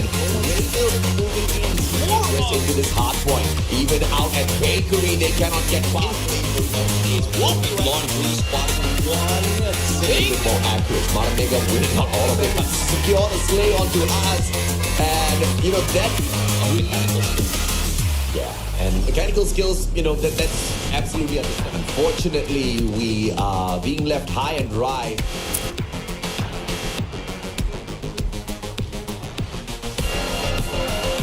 Because of that scaffolding towards the launch area. Hardpoint is still contested in here. Going to be quite a very back and forth fight. There's no spawns really that can be taken inside. Right now, good position here for NGU, but Kalo is about to bust out one of the big guns in here. Jumping this barrel once again to get 2 picks in. Pick that 3. This guy is on a roll. One more for the pop up. They're jumping black. The pitch play coming through now. The flank is going to get activated. Timor's lugging things down, picking up from where we left off from Hardpoint. Finds one more. The bomb site's going to get all of this skills in here. Looping now 2 in a row. Make that 3. This guy's on a spree. 5 lives remaining for MGU. For the time is Ultimate is going to continue getting more kills, and Timor's looking to get the follow-up as well right through the deli.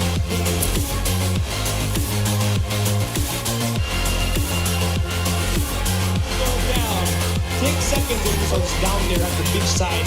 But still, it's going to be a bit wild. The gunfight is not going to be it for Dunya Games. They finally see Floor of mana instead, which is a little bit surprising. and the Hardpoint opens up and Dunya Games is in the one shot and they are winning the gunfight. As long as that is. A pretty close matchup, but Dunya Games this time now moving in here. And MJ manages to quickly sneak behind. Fantastic in terms of positioning against a very aggressive set. Might get gagged up. No one's backing the point, and they send out a lot of things around the mid map. Well, Ladies and gentlemen, welcome back to the show, and this is Call of Duty Mobile Fall Invitational 2022 Playoffs. We've seen the fall of Smart Omega, the top from Garena in the first series, and we are unfortunate to see that Smart Omega will not be able to move forward, but on the next series, AJ, we're going to see CDM versus CDM. It is all gamers going against the Wolves, and this is the top team from the CDM region as well. The Wolves, will they be taken down similar to what we've seen from Smart Omega? For the Caster's Desk, I am Neptune Gemma Garcia. Together with me is Mustachio AJ, and well, AJ, it is what it is. All I can say for Smart Omega.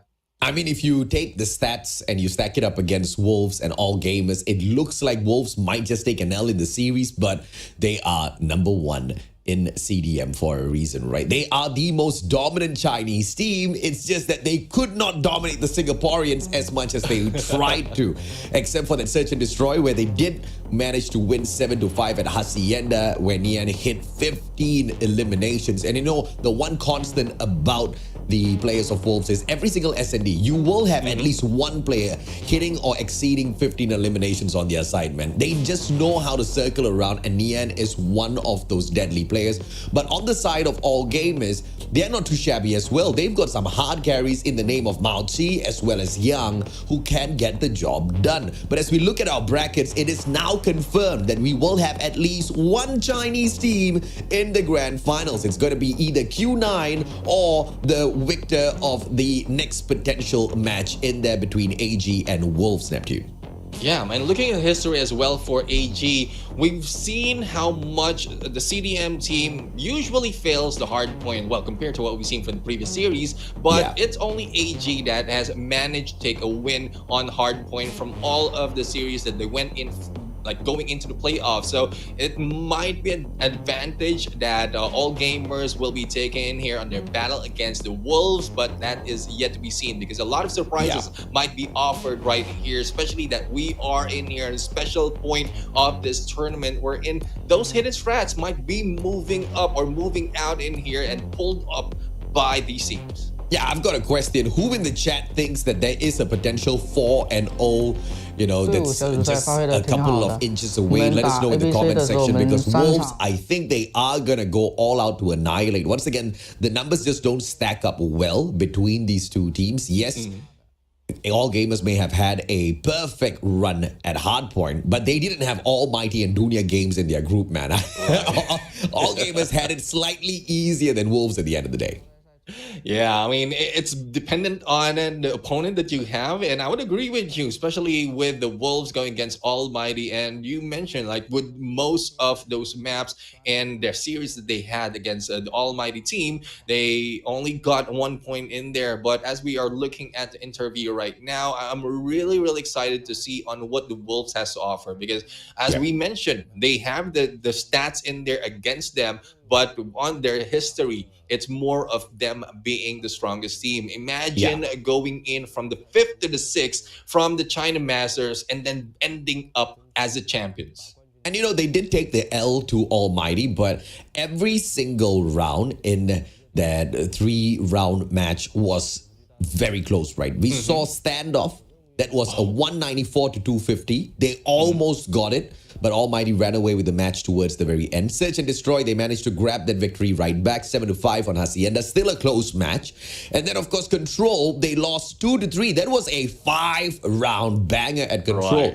Wolves is a team that can go all the way. Almighty have very clearly dominated Garena already, and they now want to go out and show that they can dominate some of the other regions as well. Yes, they managed to get the job done against Wolves, but the problem here is it was a little bit too close for comfort. And if Wolves does manage to make it through and sees Almighty a little bit later on, I think they will be ready for them this time round, which is going to be a problem. So right now, all Almighty needs to do is just cross their fingers and hope by some chance Wolves goes down, because Wolves is going to be a huge problem to deal with later on, gentlemen. Yeah, but as we look into the interview earlier, we have the translations in there, and when Q9 was asked like whether it's AG or Wolves, they are like all balanced. Like whether it's AG or Wolves out there, they are rooting for both of these teams right now. Not only because they are coming from the same region, but because they understand what these teams has to offer. But still, assumptions will be out of the window, because we fail in that factor so many times. We put in assumptions based on the stats, and it has been thrown out in there in the trash. Yeah, and ABC Esports, they were the ones that managed to push All Gamers the distance. Yes, All Gamers did manage to take a 3-0 victory over ABC, but it wasn't an easy win, Neptune. The match at Standoff Hardpoint went 238 to 250. I mean, come on, brother. That was just way too close. And then Search and Destroy, we had overtime after overtime in terms of rounds. That went all the way into round 18 with ABC losing that 8 to 10. And of course, All Gamers finally managing to clinch their third victory with a 3-2 scoreline on firing range control. Every single game went the distance. ABC tried their best, but they just could not represent Garena as flashily as they attempted to out there on the battlefield. But they were the only ones who could push the team of All Gamers the distance. Now that All Gamers have seen exactly what ABC has in store for them, they can of course go on to take on Wolves, but to go on and take them on, but Wolves has already proven themselves in a way, because if you want to take a direct comparison, you can't, because they had different teams within their groups, but you can kind of compare their opponents. ABC Esports versus Dunia Games. Now, that's one rivalry we've seen kind of break down way too many times, and Wolves thumped down DG 2-1. So that could just be a preview of what we're about to see here, Neptune. But the thing is, AJ, I mean, it got me back to that hard point between DG and Wolves. Oh my goodness. I mean, the comeback in the final seconds at that game, that was... Like, I was watching the replay and I was at the edge of my seat. What more if I was in the shoutcasting? Oh my goodness. It was 249 to 250. Very, very close. That could have been a Wolves game. But, well, it is what it is. Like, once you drop that ball, even in the final second, you will be losing that game. So, I mean... At the moment, based on everything that we have discussed so far, it seems like Wolves is going to be able to have a pretty easy victory over All Gamers. Looking at the teams that they have dominated, looking at how dominant the game was as well, because you look at the difference between All Gamers and ABC Esports, every single game was so close. Every single match went the distance. And then you compare the matchup that Wolves had against Dunia Games, only one game went the distance. Only one game was close. 249 to 250. Yeah, I take that. It was a super close match. But Wolves beat them down 7-3 at Hacienda, and then 3-0 at controlled rate, which I think was just making a huge statement. Yeah, okay, fine. You know, you can push us when it comes to Hardpoint, but we're going to smash you in all of the other matches, because none of the other games were anywhere as close, Neptune. So once again, that could just be an indication as to how or what we can expect out of the next series here. I'm thinking a potential 4-0 could be possible. Well, it is possible. It is possible if the Wolves will be bringing out all the strats that they have, not really thinking of hiding anything. We've seen that so many times that the hiding strats has failed. And I'm not talking about the previous series, but several series, several tournaments before. But I mean, we can talk about that. We can talk about that. I mean, some people speculate that, you know what, maybe, you know, Smarter Mega was just throwing the first two matches, you know, for a comeback, Kings of Comeback title once again. But dude, I mean, if you're going to be trying cheeky stuff like that at a competition of this level, you are going to get punished, and you deserve to get punished, because you cannot underestimate your opponents, especially if your opponent is Q9. So if that was the strategy, then, they deserved the L. But I think they didn't really give it up all that too easily. Although the control match, how they finished it off, looked like that point might have been true, right? Because they kind of speed run that final round and control, and it was quite amazing to see them dominate Raid after they got thrashed in Raid in their previous series. So maybe there's some truth to that, but Q9, you will have them punish you, and in their rightful mind, they did go ahead and punish Smart Omega. I think that was a cracker of a series, but it is what it is in terms of the effort that Smart Omega put in. It just wasn't good enough to take down Q9. And we want to see, obviously, that sort of effort out of all gamers as well, because we all know how dominant Wolves has been in the recent past within CDM. Yeah, I mean, it's Wolves right now, who's currently the champion of CDM region on that China Masters. And AG, I was really, really happy and surprised as well, wherein they ended up at the top. They got one of the highest, together with Q9, they have 8 points in total moving into the playoffs. It really shows us that all gamers might be the fourth in their region, but they can put out a lot in terms of gameplay and adjustment. And going back to Q9, they made those adjustments, and that's what's surprising. And that's what we're asking from all of the teams out there, Garena or other regions. If you put out the effort to improve yourself, improve your gameplay, adjust within each series or within each game, then there's a huge potential for you to really make a win moving forward as well in other series, especially if they're reading you off as something that can be easily be taken down. Yeah, I'm surprised. Chat, I mean, we've got a lot of analysts in the chat. But when I ask chat for a prediction for the next series, everybody's silent, man. Everybody's talking about the previous. Everybody's still hung up over Smart Omega getting eliminated. I mean, catch up, guys. We are at the matchup between all gamers as well as Wolves. We want to know exactly what you guys think. We want to know if or not you think that all gamers do have the kind of gas in the tank to push this all the way. And are we actually going to see the number one in CDM go down just like how Smart Omega got dropped? Because if that happens, I think I'll lose my mind on the series. No doubt whatsoever, Neptune. Yeah, that's the thing. That's the first question, because we've seen Smart Omega fall. Now, Wolves is if in case all gamers will be similarly to what Q9 has been showing, and then Wolves right now might be falling, probably breaking a few legs of those. Wolves will not be able to walk through the snow anymore. So we'll have to find out if that is the case. We're talking about seven games right here, 7 maps in this series, and it's more of, as you mentioned, those who have the gas to push it through, to push us forward, hard on the start, and then up until the end. If you can pull it through, then they might be able to take that win. Yeah, absolutely, man. And let's see if or not all gamers does have the kind of gas to push this all the way through. We do have a prediction here from the Unlucky Dude on YouTube, who says 4-1 to Wolves. There is a potential that might just happen. Prajal Verma thinks that it's going to be 4-0, obviously. So it's kind of leaning towards Wolves picking up the victory for sure. I understand where everybody is coming from. Even I think that Wolves is potentially going to be walking away from the series the victor. The biggest question is, what's the scoreline going to be, right? Are we going to see an all-out annihilation where Wolves does not hide any strat whatsoever, but they just go ham against all gamers and prove exactly who the rest need to fear within the playoffs? Or do they just play a little cheekily, just like Smart Omega, and then get punished at the end of the day? Because if that happens, I mean, it's just going to be 2 back-to-back mind-blowing series where the unexpected just happens in such a phenomenal way, right?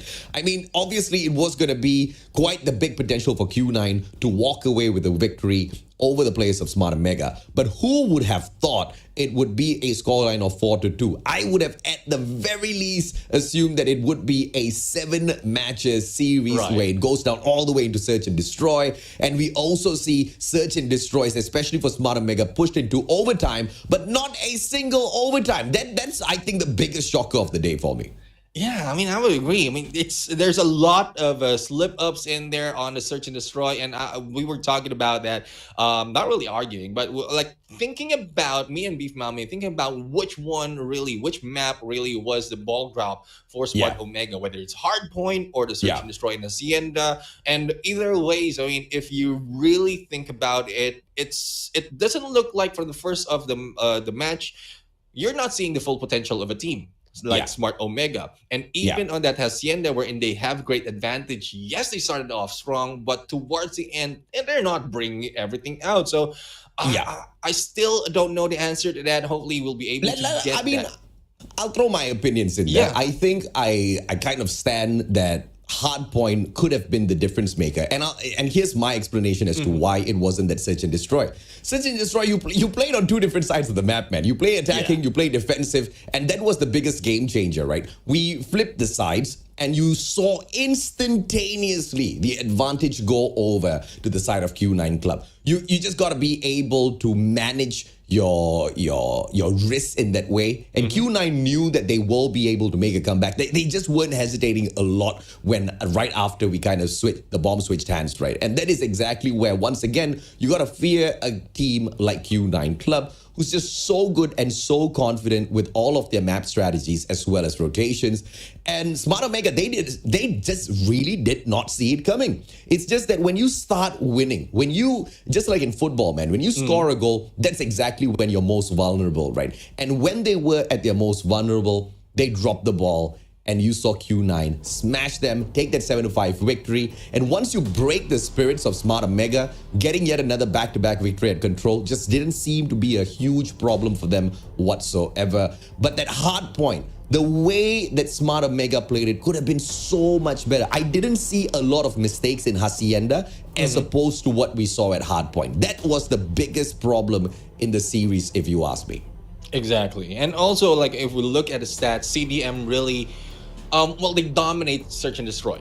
I would say most of the teams in CDM dominate search and destroy. So Hacienda, even if it's a map that is really understood by Smart Omega, it's a great possibility, the adjustment that can be done by Q9 on search and destroy. But like respawns like Hardpoint, we've been talking about that even from the group stages up until the playoffs, that like huge potential for the green teams to win those matches, not even Control. But I'm really happy. I'm glad the adjustment that has been done by Smart Omega and Control. But as we have been talking about the previous series, a lot has been happening over here on the upcoming series of All Gamers and Wolves. Why are we talking about the previous series? Because there's a possibility that it will be repeated just in case Wolves gets a little bit cheeky and give out a few of those maps.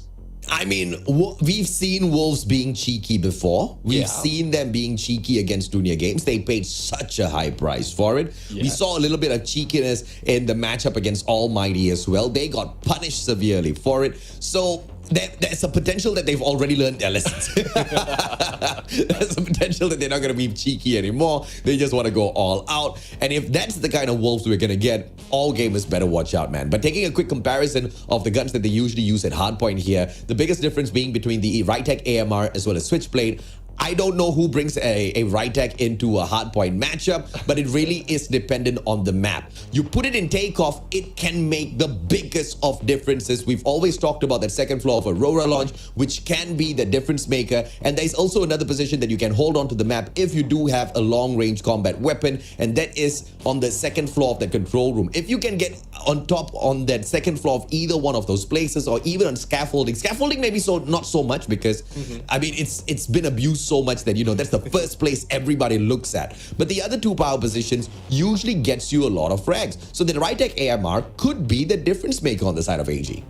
Exactly. I mean, we've seen that being done as well. From when we look at the green team, we've seen that being done by Derp, and he did well on those power positions. And I would say, like, it will be a surprise if a sniper will be pulled out in there in a hard point, because it is really not expected. But if you can pull it off, make it succeed, then go ahead, do it. As we start off the game right now, we're going to see who will be pulling out those snipers in this game. It's takeoff right now between All Gamers and the Wolves, and it starts off with All Gamers into the point. And this is a map pick by All Gamers, so Wolves is playing at a disadvantage here. This is the preferred pick of All Gamers for a good reason. they do know how to dominate this map, and they showed off against Change World 250 to 109, where Fish hit that 1.4 KD, and it wasn't supremely obvious in terms of a dominant run by Fish, mainly because the rest of the players on the side of All Gamers were doing phenomenally well on the takeoff match as well. 19 to 5, make that 20. Wolves is just falling back, but it's mainly because they were not even rushing in for the hard point. They play the safer route of clearing out all of the opponents on that hard point first and then jumping in for the objective, which is a much more safer passive way to play. But I get why they're doing this. They don't want to allow AG to streak up too quickly from the get-go here, Neptune.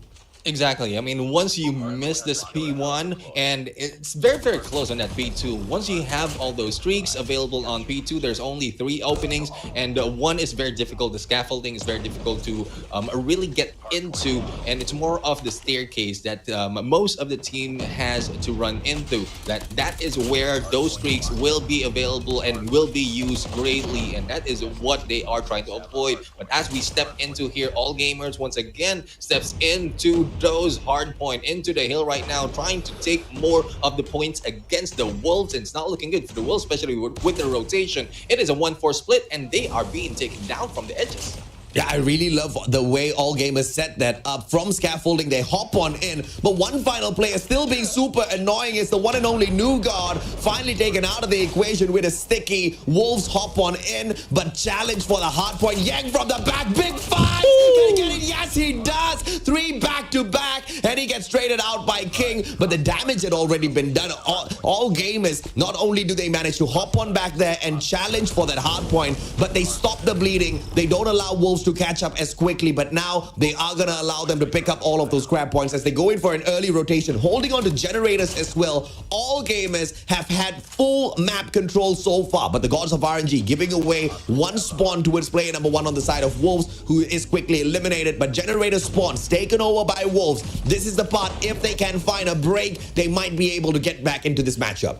Yeah, they need to make that break. Unfortunate for them. I mean, their players are dying off. King right now with that grab vortex, going in for that double with the help of Peg and Zai as well. And X-Ching right now will be staying in here onto the hill. Hopefully they'll have a good hold. 30 seconds for them. And this is a chance for them to really catch up. But with that grab vortex and as well as a push of All Gamers, it might be a net chance for AG to take it back. But it's a good thing that Wolves was able to take hold of that. 15-second remain, and probably a very close fight once we get to the next point.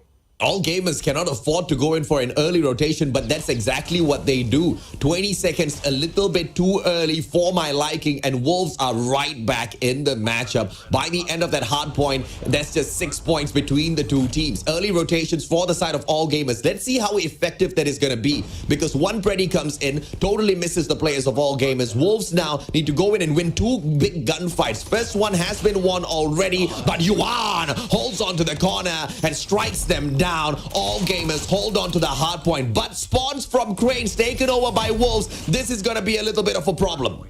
Yeah, the Wolves right now will be spawning in there right next to this hill, and Zai right now burning the lives out of this team of AG, and with 3 points remaining for them to catch up as well as take the lead. It is looking good for the Wolves right here, but Peg just cleans it up. Unfortunate for them, 2 pushes and they will be taken back. It's just back and forth right here, AJ, on all this hard point, on all these hills. And even if we're talking about those money hills, not everyone is sticking or is holding that point. They are being exchanged back and forth, making it too close for comfort for either teams. Yeah, it's a very good matchup between AG as well as Wolves. 86 to 80. Still, we end hardpoint number 4 on for the reset with just 6 points between the two. What a series we can expect out of these two because of how they're just playing out this hardpoint matchup in itself. But AG needs to be careful. This is their map pick, and Wolves are right back in it. Just a few more seconds to equalize now. Equalizers right there, and now's the time to run away with the matchup. But AG hop on right back onto the hill through player number 3. Young 1 gets the job done, and the rest of them slaying all around so that Young can continue popping off. But the guy steps away from the hard point. 2 others hop right back in. AG's got the kind of backup you desperately want if you're hopping into random ranked matches.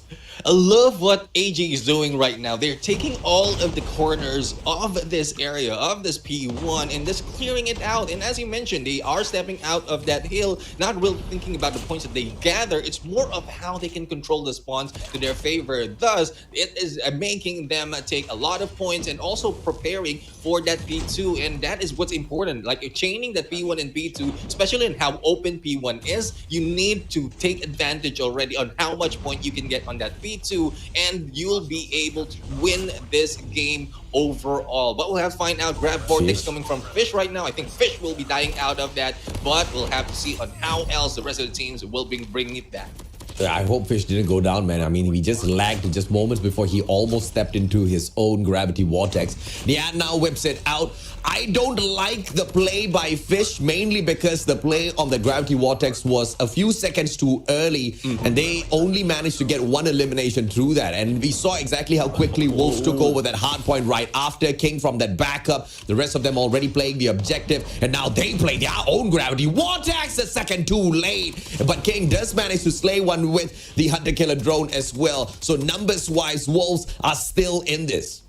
And talk about numbers. I mean, King already on 33 kills early in this game. We're not even halfway through in the points from AG. And as we step in here, 45 in the lead is getting big at this point for all gamers. Wolves hanging back in there, not really making a huge adjustment in terms of their position. Yes, kills, but we've seen that so much. It is not about how many kills you can make. It's more of how many time you can spend in the hill. And this might be the damager for the Wolves at this point, unless they really can switch it up.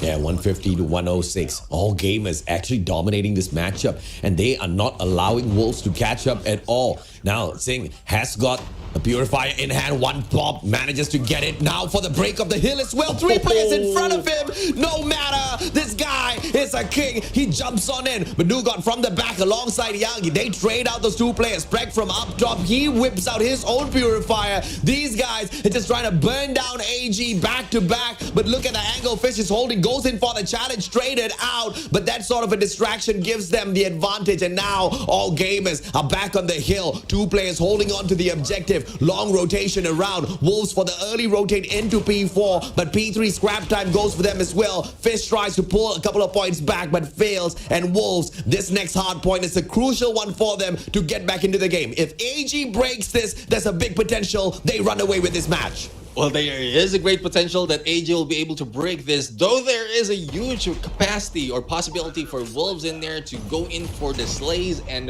like flip the spawn to their favor. It's not being shown from the previous point, from the previous hills. So we'll have to find out if that is the case. A little bit of patience coming from AG. They have the time, they have the point to give out a little bit of time, not stepping in. But here comes the King right now, just slaying everyone inside, and with the help of the rest of the gang right now into that hill. I think this is high time for them to get back, bringing the point a little bit closer to each other.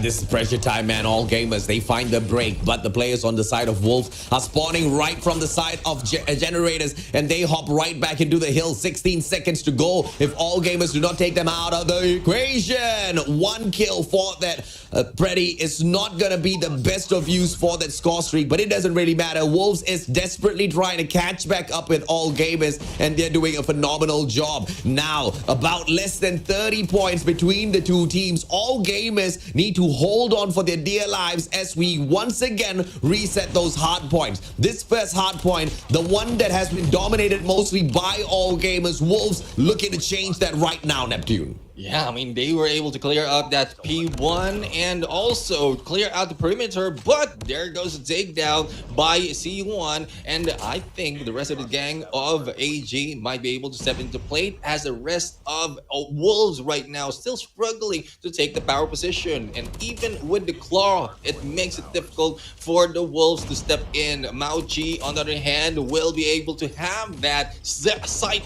on that P1. Still, no one from AG steps into that point. Malchi's amazing with his repositioning, man. This guy has been on a roll for the past few eliminations. You make that 3. Malchi on fire. And you got right now trying to step into the hill, bringing it to that 200 mark, but still it is getting close. Wolves right now turning it around. Mauchi, even with that positioning, he hasn't gone down in there, especially on the angles that he's taking. But I think this is about time that his effort will be paying off. He has a good position to clear out and stop anyone who will be going into that P2. Yeah, amazing fight by Mauchi. The guy is on a 5-kill roll already, continuously repositioning. Nobody can catch him off guard. Mauchi once again rotates. Oh, but he goes in, aims for a different player, gets traded out by the one that's a little bit closer to him. A little unfortunate, but Wolves now, the attention is on them because they're almost right back in this matchup, although all gamers are holding on to the spawns. Yang tried to trade them out. One more shot could have gotten the kill. Finally, he puts him down, but Zai's there for the backup. Purifier burning down the players of all gamers, and now Wolves, with just a couple of more seconds to go, are right back in this match. And it's early let go by all gamers right now onto the hill, bringing it to a tie once this is over. Probably a lot more from the side of Wolves. Early rotation for all gamers right now need to be solid. Their position need to be on point. Otherwise, it might be a turnaround by Wolves at this point. Fish clearing out backside, but it is now up to those who are going for the objectives to make sure that they get a lot of points. All they have to take is 40 for them for the win, and Wolves is just in their trail. Yeah, timing for all of those Gravity Vortex pops were just phenomenal. And all gamers now, they just need to hold on to the hard point. But they step off of the hill. What a unfortunate mistake. Zai now, he manages to find the backstep onto 2 back-to-back players. And the Gravity Vortex played by Wolves. Just 5 more points between them. All gamers, can they smash their way back in here? Pretty takes just a single one. Mauchi gets taken out of the equation. Players being dropped left, right, center. All gamers right back on the hill. But it's just with a single player right there. As Fish gets taken down, this job gets so much more harder. The game is all equal. 2-1, 2-2-5. This is just way too close of a fight, Neptune. Yeah, and this is the comeback that we're asking for the Wolves, and this is the rotation really that they need to do. Scrap point will be let go right now for all gamers to get a few or 3 more points, but we'll have to see how well the Wolves will be able to take this one. Mauchi goes in for the cleanup, but Peg will be surviving with a few HP. Oh, Purifier not used at all. Mauchi is the damager of that team. Yeah, but Mauchi goes down. Now King pulls out the Purifier off his zone. Yang goes down. This is a GG. Operators for the win. And the timing is perfect now. 10 more points. Make that 11 for Wolves to finish things off. King brings out the Gravity Vortex for a double pop. Nails one. Pretty takes one out as well. Wolves, 3 more points. All gamers need to be in there, but they too far. Wolves, what a comeback.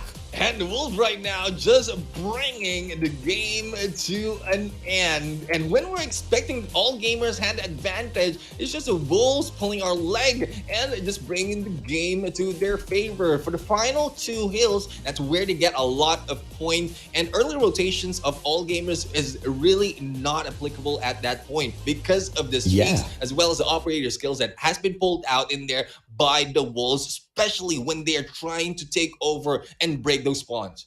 I mean, come on, bro. Throughout the whole game, all gamers played the game to the T. They were so good with their rotations. A couple of early rotations that I'm not a big fan of. I think you've heard me say that many a times. This is why I say those things, man. Because, especially in a match that is so close, especially when you're going up against an opponent that can punish you just with those extra few points. And it was the timing of the score streaks towards the very end, especially with the Purifier and Gravity Vortex play. That combo just sealed the deal for the side of Wolves. But hi, you gotta be sad for all gamers, man. They almost got the job done.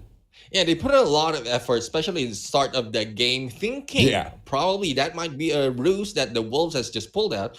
And thinking, like all gamers thinking they can take this hill after hill. They take a lot of points, even the scrap points they are taking against the Wolves. But the Wolves is just slowly building their momentum. Once they get the perfect timing, especially on those 2 combinations, chaining the 2 combinations of those hills, they can get a lot of points, probably not the whole 60, but I think a 30 or 40 around that, then they can catch up and even take that win. Yeah, and I think, one of the biggest differences could have been made by players like Fish, who were very good at repositioning, very good at finding eliminations, but most of those eliminations were not happening to pick up the objective. One may argue that he was trying to keep the opposing players from getting to the hard point, but that's just not the case, because as he was battling players, flashy jumps, back and forth up that scaffolding, his team was still losing out on the gunfights, and P1 still went to the side of Wolves. So, in situations like that, I don't know if or not the team of All Gamers kind of played their strategy well. They were doing amazingly good. It's just that the objective, the moment they slipped up, Wolves appeared. And they were hungry, man. A hungry wolf is a dangerous wolf, Neptune.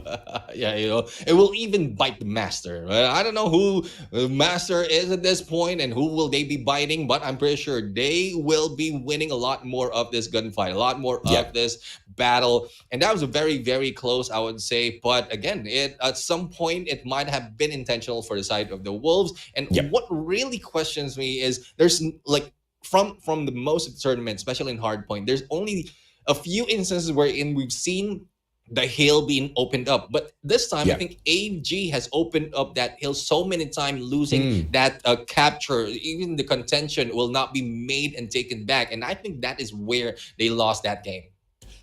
Would you agree with me when I say that All Gamers looked pretty dominant in that matchup?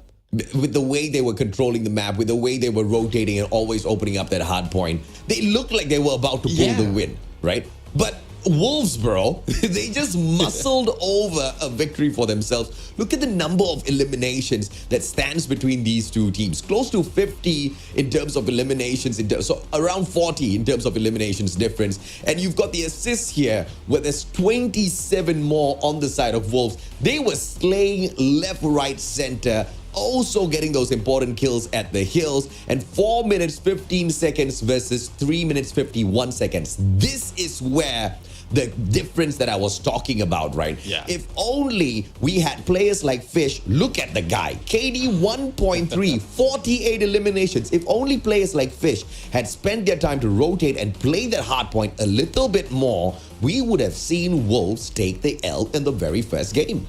Exactly, and that is why we've seen King in there early on in the game. Like, we've been talking about this from the group stages. Imagine 56 kills right now and 10 streak at this point. And we've commented as well as give out the idea that, yeah, you can get a lot of kills, but you will not be able to win that hard point. What we've just been proven wrong by the Wolves. It is part of their plan to set up the last few kills that will be taken in this game. Thus, the Wolves really something that is unexpected, very difficult to read off, and at some point, one reason why they are the top of the CDM region. Oh yeah, man. And at the end of the day, it was a phenomenal showing from both the teams and All Gamers for a long, long time. I mean, even at this point of the highlight, look at that lead, man. 40-point lead.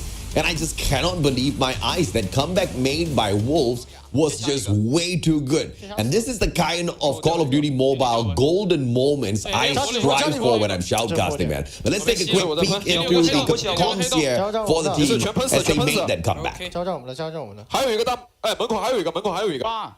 帮我点你。 So we switch over to we are into 7-minute mark of this game, but I think there's more of a comeback that has been done in the second part and the winning moment. 我在断家里活，你们看正面， Of course, 正面。 towards the very end, they don't sound like they're panicked at all. 电视麦冲。nice. You feel the energy, man. You feel the energy through the comms, and they are pumped, right? They are pumped with that comeback, because that was literally one of the best comebacks after being dominated for such a long time. All Gamers were in front for, I think, 70% of that matchup, maybe even 80% of the game. All Gamers was in front. And Wolves just took that away from absolutely nowhere. What a way to crush the hopes and dreams of your opponent in the first match, to break their confidence just a tad little bit before we head on into one of the most important modes, Search and Destroy, Neptune.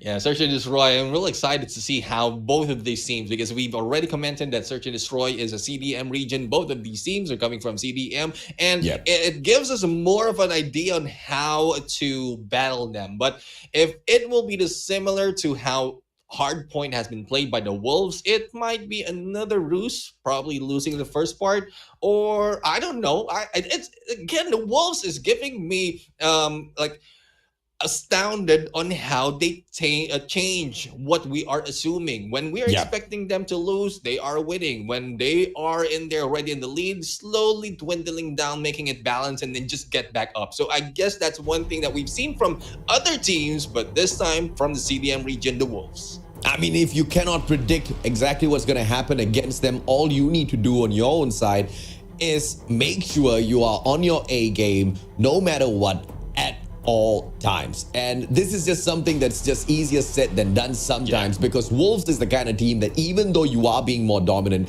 they find that strategy instantaneously within that matchup in itself to break you. And in a game like Hardpoint, where we've got a scoreline of 250 and the match is so close that we had 3 refreshes of that Hardpoint on rotations, there's a lot of time to catch back up. In Search and Destroy, it is pretty similar as well, all thanks to the overtime that's now in activation. So as long as you keep it close, if you are gonna be able to keep it all equal by the time you reach that 12th round, you push yourself into overtime. And you need to get 2 back-to-back victories to close things off. And the maximum number of rounds you can take this all the way to is up to 20 wins. So if we have a scoreline of 19-19, it's all of a sudden death. I've not seen 2 teams take it to that distance just yet though, Neptune. Yeah, I think the longest that we have is 21 rounds or 22 rounds. This is the longest. That is from the group stages, and like at that point, you can't tell who's going to win. It's more of how are you going to live up in terms of like fatigue factor, because at some point when you're in Search and Destroy, imagine 7 rounds is already a lot.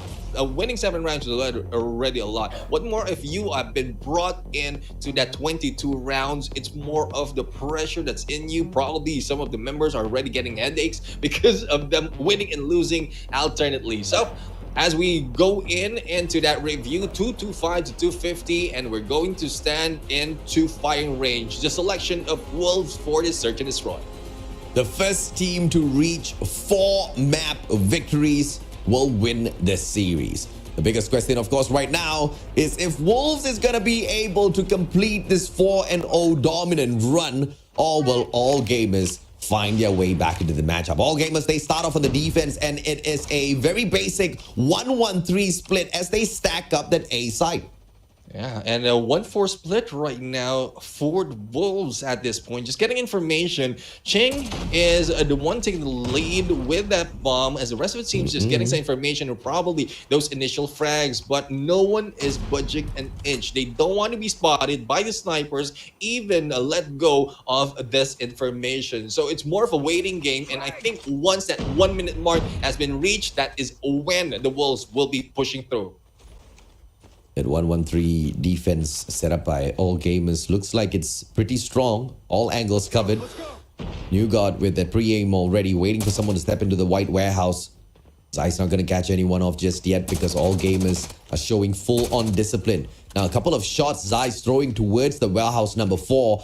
You do have a defender in the name of Mount Chi there. If someone can get it done all on his own, it's that guy. Mount Chi is a monster out there on the battlefield. I would agree. I mean, he's done a lot of slays, not only in Hardpoint, but also in Search and Destroy. And Yang One backing off a little bit, not just to give a little bit of distance, and stepping into the fire. And there goes the takedown with 3 hits in there, and they are left with 1.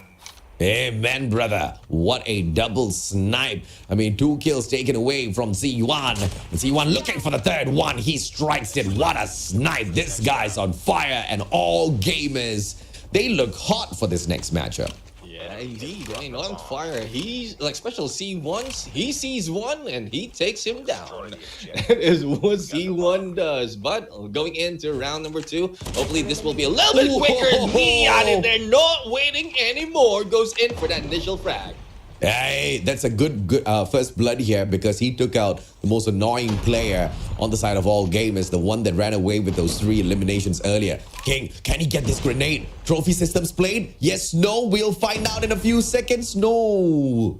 Young does not go down. Smart play. All gamers still sustaining, but Nian strikes once again. Nian just knows where the angles that has been taken and probably information that has been relayed already by the rest of the teams, but they are going in for that rush and no one will be sighted just yet. Fish is just waiting, goes for the second, and there goes for the third, and R9 really putting some damage. A 1v3 situation, but unfortunate for AG, they didn't survive that long, and it's up to Mauchi to this point. Mauchi, 1v3. This looks like it's an impossible comeback.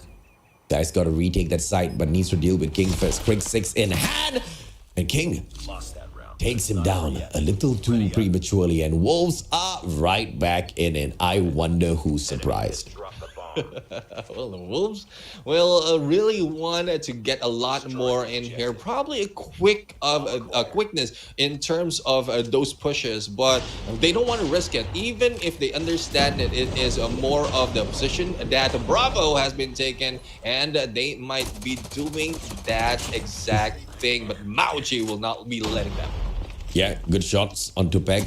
Manages to control that recall of that M16. Everybody's crazy over the M16 now, man. You gotta spray it and pray. Young one manages to get one. Nian taken down, but instantaneously traded out by Zai. Ting from the back. New God goes down. Zai holding on to the centerpiece here before that bomb gets planted, but Fish can be the difference maker.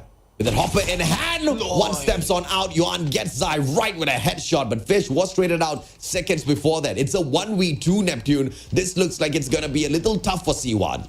Yeah, C1 right now is in there while the rest of the Wolves will be going in for that plan. Gives the cue to C1 to turn it over and take one kill. But no, he goes in for the long flank and it might be a chance for him to go for the kill. But Ching will be waiting in there, backs in the corner, and I think he's free out of the spot. For C1, it is more of those position being taken by King that might be taken out. Oh, and he spots him already. Ting is in a lot of trouble here. He won. Oh, smoke. Who laid out that smoke? Did King throw that? I think that was C1. Oh, tries for the punch, and he slaps him in his face. Headshot. Headshot to the face, and the Wolves get 1 point at this game. And, well, we'll have to see on how much more will be happening in this trade-off. And it's more of all gamers trying to defend it a little bit stronger. Bravo is still open to 1 and 3 on that alpha. But it has been a slowdown from the Wolves at this point, and they might be going for the long A. Let's see if this nade connects. Angled a little bit too long. I think the guy's lagging. King on the other hand. Angle. Oh, it's all about the timing. And his timing was just a fraction of a second too late. But he knows, he suspects there's someone there. Grenade. Does barely tag Young up. And now goes back in for the re-challenge. But I don't think this is a good position for Young to hold on to. Super aggressive. He cuts the distance and he moves straight into Wooden here. Peg might be able to punish him here, Neptune. Yeah, I mean, just in case he gets that information with that wall bang, but I think Peg didn't get any of those hits, and they now goes in for that alpha. A lot of coverage that they need to put in. The smoke has been released right now, but no plan will be happening. A quick push, but there goes turnaround knee, and Zion Peg just clears that off. Oh, come on. AG so unlucky. But they did rush through that smoke. And I have to say, what a fantastic smoke out by Wolves to gain access to that A bomb site. And now, bomb planted already with 40 seconds to go. Mount C needs to take on 4 players and get the defusal within 35 seconds. Yeah, give me a break. That's not going to happen just yet. Mount C gets 1 though. Beck goes down. He gets 2. Zai goes down as well. Mount C, can he do the absolute impossible? 2 more players, 22 seconds. This looks like it's gonna be a crazy attempt. Nian inside. He tags him out. Mauchi, M16, gets the third one. Mauchi, monster Neptune. And, well, only needs 5 seconds in there. The clean out will be done. No hit just yet, but I think it's a little bit too late right now. He just pull out a grenade, and he'll say bye-bye. Oh my lord! I mean, that's the problem, right? The problem was the combination between the timer and 4 players being alive. There's just no way in hell you get to run down or keep the clock running just nice for yourself for a defusal and have the time enough to slay out 4 players. He got the slays, couldn't get the defusal, but what a play. Yeah, indeed. I mean, I think that was the first 1v4 that we've seen for a very long time. C1 in there for a double and just moving, sliding, and shooting. And as he puts in the rest, Nian will be backing off a little bit. It is now a 2v4. Yeah, AJ's pissed off, man. You clearly can see through the gameplay this time round. But now, 2 more players on the side of Wolves, Nian as well as King. They've backed away. Bomb on the ground. Cannot approach it just yet. They have to be slow with this. And it's all about the one and only King. Krig 6 in hand, needs to beam down player number 2, Fish, who's already got that nade. Hooking it up. King goes in for the access, for the angle. Locked on by Young. Fantastic angling. And AG catches up with Wolves. One more round to tie this up. And this is what I'm talking about. Like, even with the advantage they have in terms of number, they can plan out their approach just to cut off any point of retreat or like entry that can be done by a team. AG is trying to perfect that, and hopefully the Wolves will be able to, or will not catch on, giving the advantage to AG. Otherwise, like, the Wolves might be clearing it out. They have the 1-point advantage. 1-point advantage. Earlier, they barely had any point advantage. They still got the win. So this one makes me a little worried. AG just needs to continue their roll. What a entry. Beam down. King taken out of the equation. Tags up Peg as well. New Gods on another level right now. Zai. Beautiful slide in. Fish didn't see that coming. And just like that, Wolves are right back in it. This is a 3v3 that AG needs to be really careful with. But the bomb's on the ground. That might just be the saving grace, Neptune. Yeah, and they just have to keep an open eye on that bomb, but we'll have to see on how it will be worked on by the Wolves at this point. Zai with M16, and one thing that really amazed me is how M16 has been brought in here, especially with the new attachment that we're in. It reduces that burst that I often doesn't like, because it shortens my killing perspective, though I don't have that much kill, but it shortens the chance for me to get those kills. But with that attachment, like, it makes it that automatic weapon. Now, I'm just wondering if on Call of Duty made the meta change just before the World Championship on purpose, just to keep things super open, right? Because, dude, never have we ever seen a meta where so many guns are viable out there on the battlefield. Even the M16 is whooping butt, bro. I mean, come on, what a meta we've got on our hands. And I couldn't have asked for anything better. We've been waiting for a meta like this since the inception of Call of Duty Mobile, Neptune. Exactly, especially for those like who've invested and also got a lot of luck in terms of getting M16 skins. Like, they will be able to pull it out and use that in game. And like, for others, it might not be the case because of, it's not like it has a damage, but not so much of killing potential because of how it's bursting. Especially with the Krig 6 in here, what you can be killed with in a few seconds, even on a reload, because of how quick it is on reload Krig 6. So that is one thing that can be balanced out with M16 pull out or the update. So we'll have to find out if that's the case. Fish in there going for the kill against Peg, and it is now a 4v4. I mean, the M16 was decent after the previous patch, but with the full auto mode on it right now, M16 is cracked, bro. It's cracked up onto another level. Good entry by AG. Just need to deal with 3 more players, and one is inside of that white warehouse already. No patience, and he pays for it with his life. Young trains him out. Good shot with a good pop with the shotty. King from the back. But it needs to be a tight corner that he turns around, and that guy's already got this corner pre-aimed. So King's going to be in a lot of trouble, Neptune. Yeah, King right now, the moment that he shows up, he might be taken down. Almost. There you go. Fish in there. Well, it's a flick that is very difficult to make. New got in there with the distance, and I think the coverage that AG has already taken to isolate where the enemies will be in just gave them that advantage. And I'm so in love with the way both these teams are playing S&D. You know, cool, calm, collected, checking all of the angles first, not just rushing blindly in there. Very different from the usual Garena playstyle that we are so used to. But they also keep it fresh round after round. You know, some rounds you see them rushing their way in just like this. Some rounds they hold back and they play it so patiently. It's just a masterclass of S&D.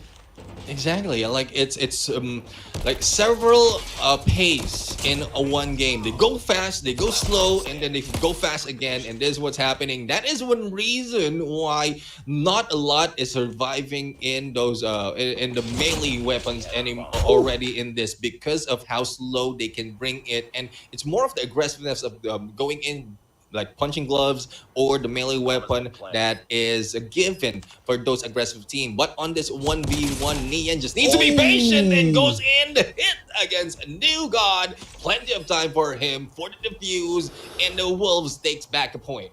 I mean, if you guys were looking at the movement there, the guy was just about to move away from that position and spot his right-hand side.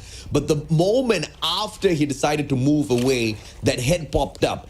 And the quickness, that quickness of that reflex to just hit that headshot, brother. Whew, I tell you, this is crazy, man.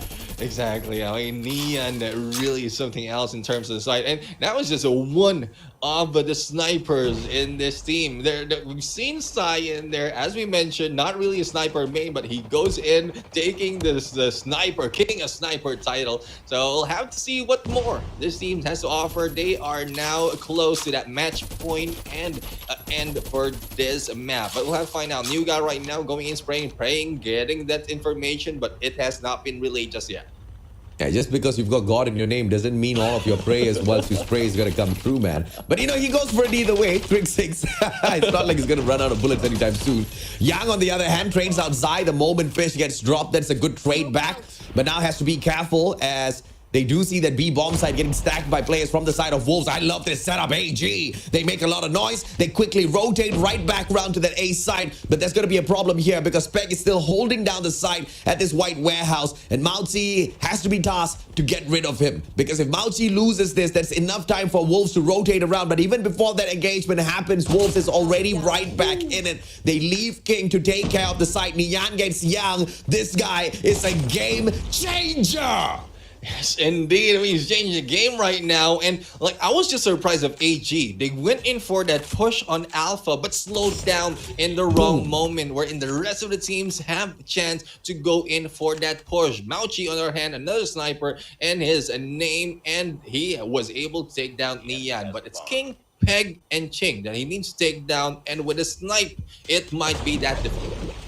Oh, going for the punch, and he manages to get exactly that through the chest, and he put a hole through it. 6 rounds already, which just marks that match point. And just like that, after AG started off phenomenally well in this S&D, Wolves once again turns the tables, and now they are just 1 round away from closing this off. Match point goes to Wolves, the #1 in China. Yeah, King right now going in for that spray, was able to get some information and a few damage, but no takedown just yet. Nades into that Alpha, into that white warehouse, but will now be able to make that kill. It is the shots, once again, that will make it through. This might be a problem, King. Can he get this nade? No, the play is just a little bit too far towards the corner of that white warehouse. And that's the bomber in the name of Fish. Oh, angle once again, Nian, but punished by Mao Chi. Good trade right back. AG still has an opportunity, just a 1-man deficit though that they need to work around. And Mao Chi might be the one who gets this. Oh, is Yuan, but the hit mark instead, and Fish, he takes Ching down. So that's a good trade back. Wolves, this is a 3v3. It's all equal, Neptune. Yeah, 3v3 situation, but AJ is not pushing it just yet. They don't want to risk it that much. But Zai right now and King will be going in for the backstab. They need to be silent to go in for that push. But approach right now will be against Mauchi, and Mauchi will be taking out Fish as well. But C1 traded Speg. It is a 1v2 situation, and the bomb is on the ground. Yuan, oh, hit mark, and Zai finishes the game off. Wolves drops AG like they hot. They were hot only at the start though. And this is just 2 more matches for Wolves to get that 4-0 prediction right.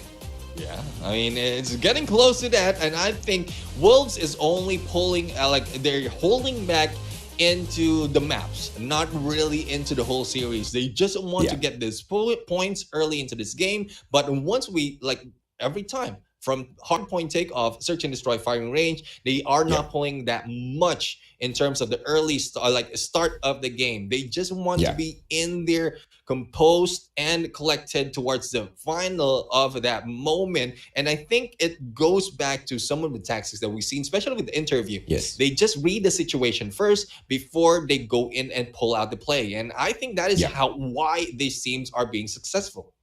Yeah, and we talked about Nian, and I don't know whether it was at the start of this series or even as the first series was going on, as to how Nian is just such a huge difference maker in Search and Destroys. Yeah. And the guy was still the difference maker in this Search and Destroy as well, man. I mean, the angles that he holds onto, the quickness of his flicks, untouchable. He was a phenomenal player. 7-3. And, apart from Almighty, nobody else has pushed it into a minimum of 5-round victories against Wolves. That is a huge point that I think all of the teams need to fear at with this playoffs. Yeah, exactly. And going back to Nian, with that locus, it gives him a little bit more of mobility. So getting away from a hard situation really is a factor for that. And then with the flick that he can do, he can easily trade off. But as we look into the game, 7-3, it's only one life and one of kills in there. Difference between the two is it's more of the assist and probably the tactics as well. We've seen one, one failed defuse, but that is for the side of Wolves. They failed to defuse that after that clutch, but there's not so much in terms of making the plan and making it work. It's more of the slaying power of the team that has been offered in this game. I mean, check out the KDs here. Mounty and Yuan, they are only ones on the side of AG that are on the positive. And on the side of Wolves, on the other hand, the only one with the negative is Xing.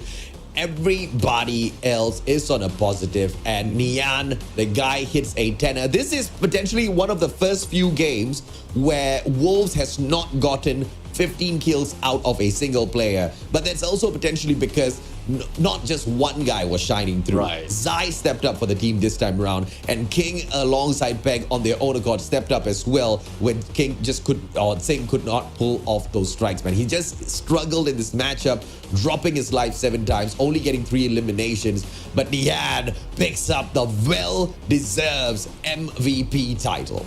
Yeah, 10 kills and 5th MVP for this tournament. 3 streaks from this game and 98.2 on the ADR, and it's more of how you can pull off, especially the sniper, that can give you that MVP title, because you usually start the game with that initial frag and it snowballs for the rest of the team. And that is one reason as well, or as you mentioned, possibly one reason why none of the teams went in above 15 kills. It's because it has been spread out to 4 members, and not surprising, King is in there, really a slayer, but he didn't pull out that much. It's because of how teamwork is needed in Search and Destroy. I mean, looking at the possibility here for Wolves to go ahead and win this whole thing, it's really there, right? Look at how composed they are in each and every single one of these matches, man. I mean, King once again with the melees. The guy's just being cheeky. He's potentially the Irfan J of Wolves here. But let's take a quick peek into their comms as they ran through their NSD matchup.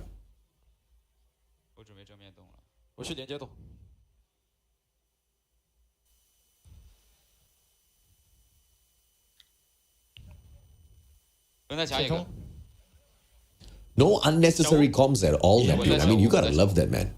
Even in situation wherein you will be surprised with an opponent moving into the different angle, there's they are calm, they just focus on what they need to do, and they just give out all the information, position as well as a takedown. Well, the takedown can be seen on the kill feed, but it's more of the position as well as where they come from, so they can cover all the angles as well as where they scouted already, eliminate the dudes where they haven't checked us yet.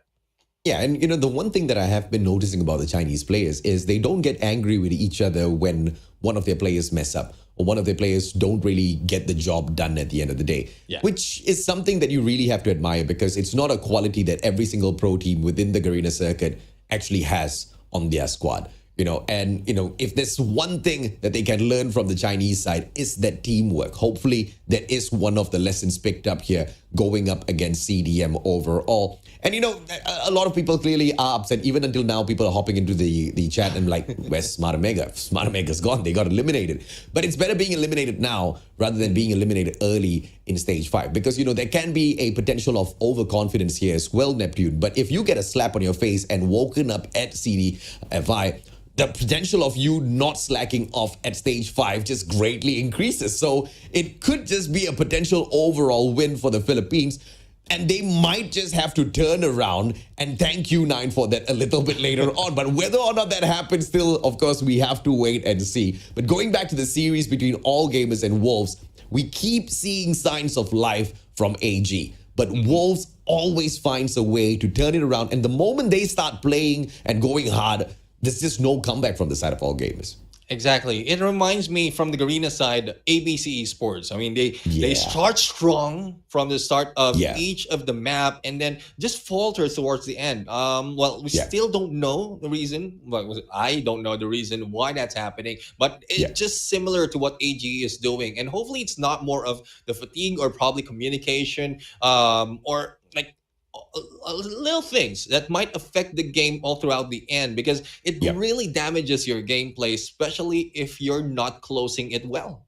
Yes, we kind of saw that. Hacienda SND, yes, there was a change of sides, but you got to just find it in yourselves to just pull out the final 3 rounds or so and just end the game, right? But they just couldn't get the job done. Right. And that's exactly where we saw the supremacy of China once again. When China wakes up, it's really hard to put these hard workers to sleep, man. They really know how to hustle and they just don't pause. They don't slow down. They don't give you an inch. They take a mile instead.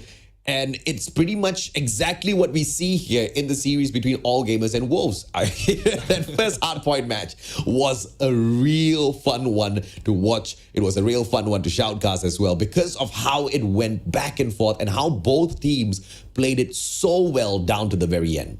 Exactly. I mean, it was back and forth in there, but still AG is taking the lead. Early rotations being done in there. But once the Wolves understood the rotation that's being done, they just triggered the spawn flip and then just take over all those hills with the score streak, especially towards the end. And I think that is why comeback is really feasible for most of the game, especially in the respawns, because you just need to stack up on those score streaks and operator skills. Towards the end, you can pull it out and then bring it to your advantage, snowballing to your favor. And I think one of the biggest reasons why we see Wolves being able to dominate so well is the ability to look at your opponents, look at the strategy that they are playing on the battlefield and call that strategy out to identify, okay, this is what they are doing. Let's play this counter. And they've been able to do that so well all this while against AG. And if this continues just for 2 more rounds, because control, that's what it's all about, right? Right. Find control of the map, find control of your opponents, do it 3 times, that's about it. And it looks like Wolves might just be able to get the job done. If they do get the job done here at control as well, then I just get so much more confident with that 4-0 prediction. At the moment, although we've seen the signs of life from AG, just doesn't seem to be all that too promising, Neptune. Yeah, and then this might be a chance really that we've seen Wolves bringing in an early start of the game, whether it's there in the attack or defense. They're bringing a lot more in this gunfight against AG because they can bring it to a 3-0 early as this and then bring it back to that slump hard point later on. As we expect, it might have been a 4-0, but it's still dependent on how adjustments can be made by either teams, and preferably more of AG, because if they don't make the adjustment, or probably they're taking the lead already and they make the wrong adjustment to their disadvantage, then it will be GG once again for them. As we head on into control, it's going to be played out at Hacienda, which Not my favorite control map, brother. Let me just put that out there first. But taking a quick peek at the guns that they usually bring in, AG loves to play on that right-tech AMR Quick 6 as well as Bison. Bison has very quickly become a fan favorite out here in the current meta for great reasons. That range on the gun is amazing. The damage output, the multiplier is solid as well. You just need 2 shots or 1 shot to the head, 2 shots to the body to potentially take your opponents down. And that's not very difficult at all to hit with the Bison, especially with the fact that it's got that range on its side as well. It just makes the gun such an easy pick for a lot of these players. Yeah, and considering all that, is also have the mag size that can bring in a lot of damage additional to what you just mentioned. But as we start off, it is the attackers who will be AG and defenders on the Wolves, and this might be an advantage of the Wolves, especially this is more of a defending favorable spot or mode. So we'll have to find out Nian in their possible backstab, but that's been taken up by Yang Wan. And in terms of life point, I think the Wolves is losing lives as early as that. Yeah, very quick takeover here by all gamers. That B control point, 1 quadrant smashed already. And Wolves are taking their time. They're waiting for backup before going in for the approach. I don't think that's the smartest of idea, but as they hop on in, Fish just swims to their side and smashes them out. Peg, from the other hand, he's holding on to statues really, really well. 3 kills in a row, or make that 4. Peg's on fire. Yeah, I mean, indeed. I mean, when in terms of life right now, he is not dying just yet. They're spawning right next to him, and I think that is a 5 kills already that is done. I've seen the reaction in his face. He has now been taken down, and he's really excited at that point. I'm a Peg that single-handedly took 7 players out back to back. Can we talk about that? And just like that, he is the sole reason why Wolves is actually in front. He went in for that spawn trap, pulled off that spawn trap phenomenally well, and then streaked himself up, activated the Pretty, ate 2 players with the Pretty as well. Peg, that game changer in this first round. But the question is, can Wolves finish this match up? That B control point almost now pulled away. 2 defenders on the side of Wolves can prevent it, but they allow Fish to get away. Yeah, I mean, this might be a funnel tactic that we are seeing, but we'll have to find out if that will be the case. Bravo right now will be cleaned up, and it is more of how the Wolves will be able to just kill out the enemy at this point. AG is trying to make that rotation, but fails miserably as they are being brought back into the spawns. And this guy in 5, it is King right now, just exchanging between Peg as well as King, just getting all those spawn traps. 25 seconds to go. If Wolves breaks the attack by AG down here in the middle of the map at Mana, that's going to be game over. But they instead head on for that spawn trap to find players and knock them out of the round. First round taken away by Wolves, and Peg's my MVP. Yeah, indeed. I mean, he started off that spawn trap. It was followed by Ching, but he was not successful. King in there, like, did that as well towards the end, and I think that is that really helped the win for the Wolves. But as we switch side right now, we'll have to find out who else will be triggering that spawn trap, and will Wolves understand it's the winning condition of the game and turn it around against AG. It is balanced in terms of life, and Yang Wan will try to clean that up, and there we have it. 2 life deficit in here favoring AJ. Yep, Young One goes to town with all of these players. 2 kills back to back. Couldn't make that 3. Nian was ready for him. Nian is ready for everyone by the looks of it.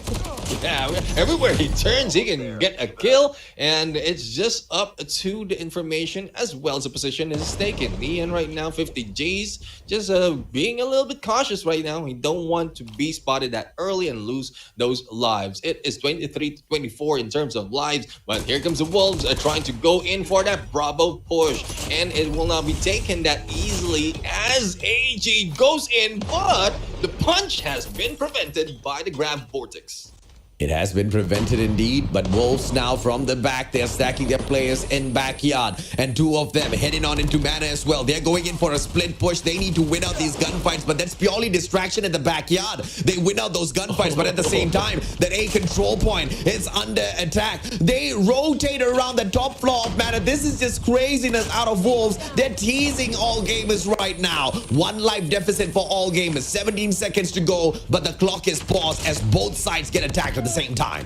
Yeah, they're trying to pull a defensive attack, a defensive approach to this attack, but it will not work. I mean, they might be able to pull that spawn trap, but it will not be working that easily for the side of Wolves. Alpha right now being captured slowly by Peg, and once again goes in for that multiple kills. C1 will not be able to get that, but he takes him down, and Zai right now just takes over. Once one falls down, another one steps in. Zai needs to win this gunfight. If he can win this out, there will be more time added to that timer. And yes, that A point gets captured. 10 lives apiece. All gamers are going down one after the other. C1 already on a 5-kill streak. Mao Chi was about to streak himself up as well, but gets taken out of the equation. 1 life deficit for all gamers, and they all stack that B control point. Wolves, on the other hand, very quickly and smartly flank around from the side of Mana. I love this backstab. If they can execute it, it'll be perfect, but Mao Chi catches their tails and nails one down. Unfortunately for that, Mao Chi will be relaying that information as you can see, that disperse of the rotation being done by the Wolves, but there's still one Mao Chi in there, a little bit too bold in that run, but Nian still goes in for that kill. I mean, they just picked up more time for themselves only to go and spring that spawn trap and pick players off. Wolves has got the strat. Control belongs to them. 25 more seconds. 2 more lives left. King makes that just a single one. And Wolves outplays all gamers. Good rotation, good positioning. I mean, they've set it up so great wherein they can get those angles and just spend all the lives of AG. And they have no chance of spawning outside of the perimeter that has been built by the Wolves. Thus, it's very difficult to break at that game. I mean, come on, bro. Wolves just outplayed all gamers.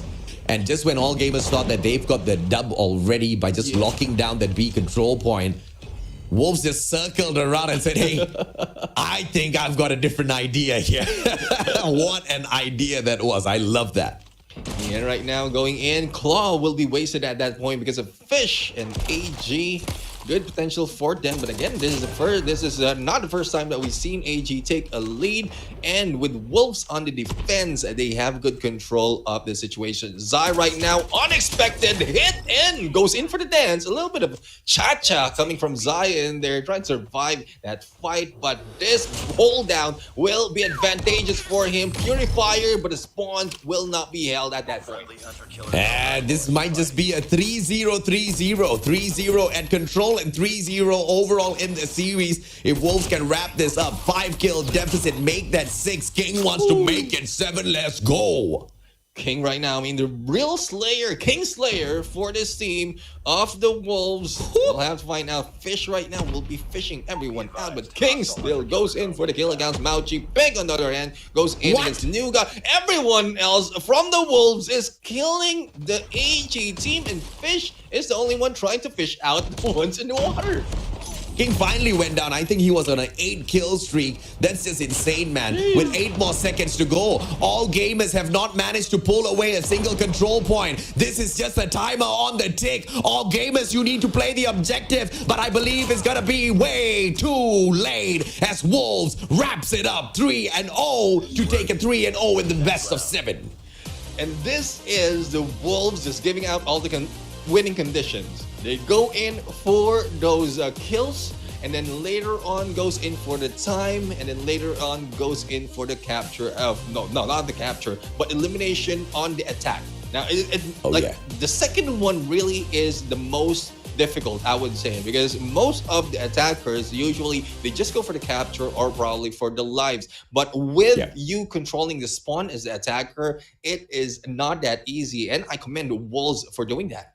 Yeah, dude, Wolves have clearly practiced. Wolf has clearly studied how to master control, and they are true masters of control, man. It's the decision-making for me, not just narrow-sighted, not just, you know, a one-track mind that focuses on either getting the kills or getting the objective. They're constantly thinking on their feet, exactly when do they execute that spawn trap? And we all know at control, spawn trap is one of the strategies that you can execute to really take control of that matchup, especially if you know you've got better mechanical skills as opposed to your opponents. And they use that to their advantage, not once, not twice, 3 times, all were extended defending and getting those crucial kills. And it's not that they finish off the match with those crucial kills. The moment they get ahead in terms of the numbers and they know that the opponents are now going to play it a little bit more carefully, they double back down on a defensive setup and they just wait for the opponents to come running at them. All gamers had nothing on Wolves in that control matchup, and it's just phenomenal to see it come to a 3-0, and Wolves clearly deserved that win. Yeah, I mean,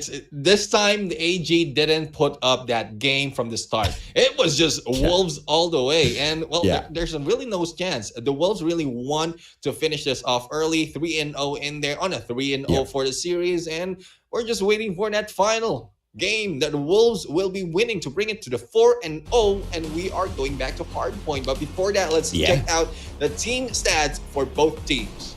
Oh, insane, man. Look at the total number of eliminations here. 81 to the side of Wolves and only 54 to the side of All Gamers. 27 elimination difference between the two teams. Just 2 assists, that doesn't make a world of difference. But when you've got 27 kills being the difference maker on a control match, you know that is huge. Because control in itself, it's not just purely about the objective. It's about managing the number of lives that your team is given every single round. And Wolves just played that to the T, not protecting their own lives. I think they were very daring. I think they were very ballsy every single time they went out there for the approach.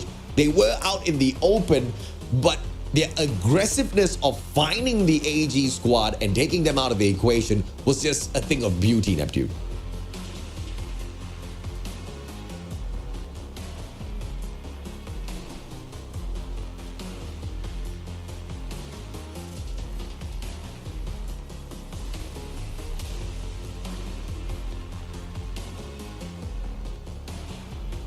And apologies, ladies and gentlemen, boys and girls, a quick short disconnection in terms of technical difficulty. But we will be hopping right back into the matchup here.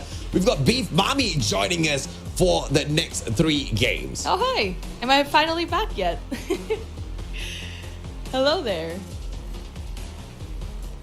Well, I feel like, hello. Oh yeah, sorry about that. There's some audio thing happening, I guess, on my end. But I guess totally speechless with the performance of Wolves. I feel like watching it back now. It was a very close call in Hardpoint. Obviously, we saw it already. Very close games. It was a back and forth, but Search and Destroy was a completely different thing. And especially now for Control, like it's a 3-0. Is actually fully expecting this to go a little bit to the distance here. And it kind of makes me wonder, is it going to be the same thing going in for the next Hardpoint game? Yeah, we do apologize, by the way, ladies and gentlemen, boys and girls, for the awkwardness. It's just that we are switching casters between the series itself so that none of us gets too tired throughout the whole day. So bear with us. We're getting used to this new setup. But of course, this matchup between All Gamers and Wolves was amazing. And I think it is one of the most stellar series that Wolves has hopped on into. And just as anticipated, they're using this series to really show off. Yeah, it just really shows how much of a top team that they are. Really proves that they are #1 here in CDM. And I honestly, though, even though, yes, they are dominating this series at the moment, AG All Gamers actually just also gives them a hard time, especially with that Hardpoint. That's why it kind of gives me a bit of hope that they might take game #4. I'm just hoping that they won't be affected by their loss in the last 3 games for BAJ. Yeah, you know, I hope and pray that AG finds a way to jump back into the series, because they desperately need not 1, not 2, but 3 back-to-back victories over Wolves to stay alive in the series. And I don't know if that is asking for too much against the #1 seeded team in China right now.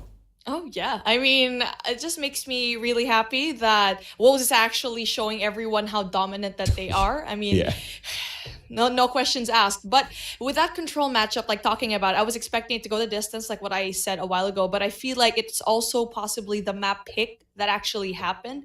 And so for Takeoff a while ago in Hardpoint, they struggled just a little bit. They lost it in the first half of the matchup, but they were able to recover very quickly. And so going now for the next Hardpoint matchup, I feel like for AG, for them to still stay in this competition, to keep that momentum up, it's because when it comes to the gunfights, both of these teams are very equal. You get to see different guns being pulled out. You saw the R9 in a map as big as Takeoff. And I'm really excited to see how the performance is going to be for all Yeah. games, because kind of like what we saw a while ago for OMG, they were able to pull it off until game number 6. So I'm hoping to see the same situation here last until possibly game number 7.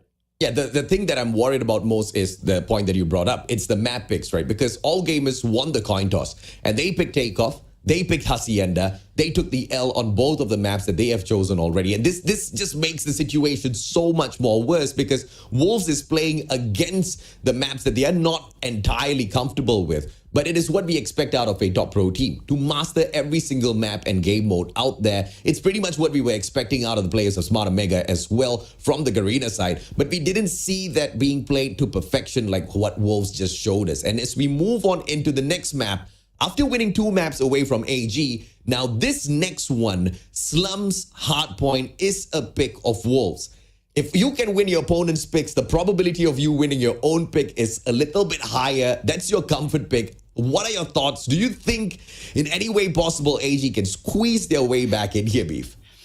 Yes, definitely. I will never ever discount the team that, hasn't played perfectly, but I feel like a comeback can definitely happen. We've seen already many times before. They just need to step it up. I already saw it in that Hardpoint before in the takeoff map that we had for Hardpoint. I think it's still possible now. It's just it needs to be tight. You already had the lead and they dropped it, and now they shouldn't make the same thing here where the rotation, it needs to be precise, because in Slums you already know that the spawn points are going to be all over the place. It's going to be a given in this particularly small map, right? You just need to get the power positions going in there. Especially for me, I think the most essential power position is that when it rotates to P2, because it's so hard to break into that. So if they prioritize P2 and then send players off over to P3, I don't know. It's just a matter of the timing that they have, because obviously all of these players are very mechanically skilled.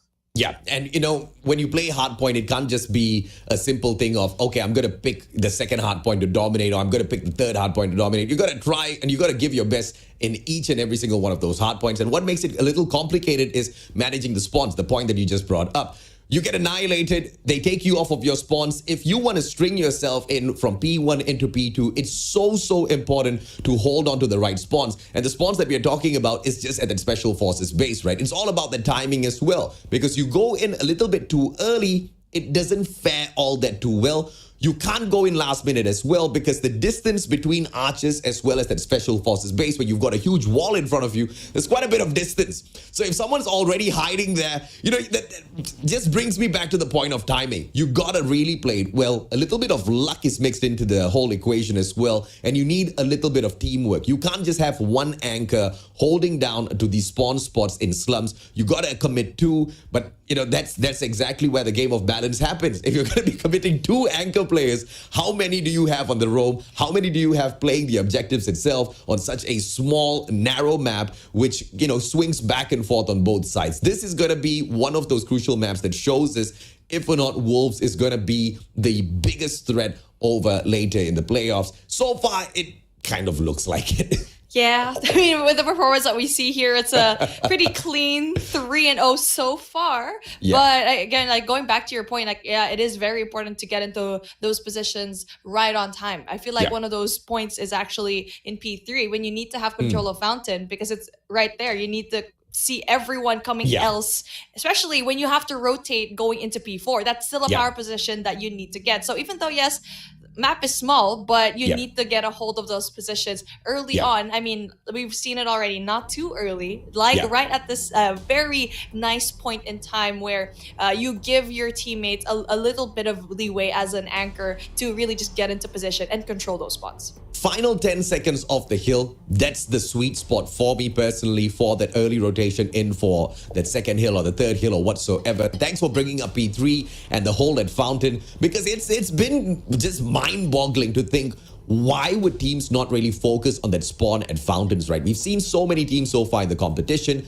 play Hardpoint at Slums, and not just Hardpoint, they also jump on into Control, and they always miss. They always miss that guy that's always holding back the back of Fountains. I mean, it's a given. They are going to be there, especially in Control. They spawn out of there, right? So you got to flank around. You got to use that garage. You got to use all of that cover. You got to find that access, but it has got to be a 2-pronged attack. You can't just flow all of your players into one side of the map. You know, Slums is just like that. You got to keep it equal at all times, just like what Whoopi was playing earlier on when they were on, I believe, the defense, right? Holding on to the mid segment of that map. You need to spread out on Slums. One-sided attack never goes well most of the time.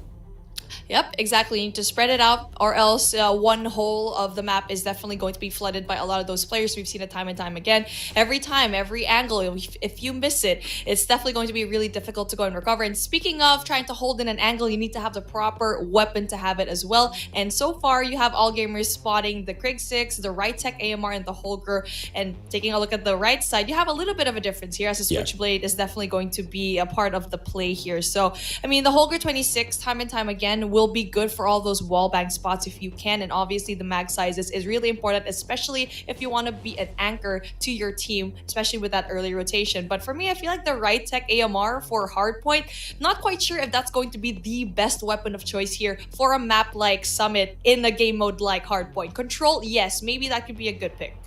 Yeah, I mean, if they are playing it smartly, if just the right tech AMR players is locking down certain angles, making sure the spawns are not something that, you know, the opponents kind of run away with, maybe. It all depends on how you play it, because Slums is just big enough for one of these auto snipers to kind of really dominate at the very end, right? I mean, it's not a full auto sniper, but you've got quite a high rate of fire on that right tech AMR, which makes it a little bit different as compared to the DLQ that's brought out there. We've seen a couple of players do that though. They've proven to us it's not the best of ideas.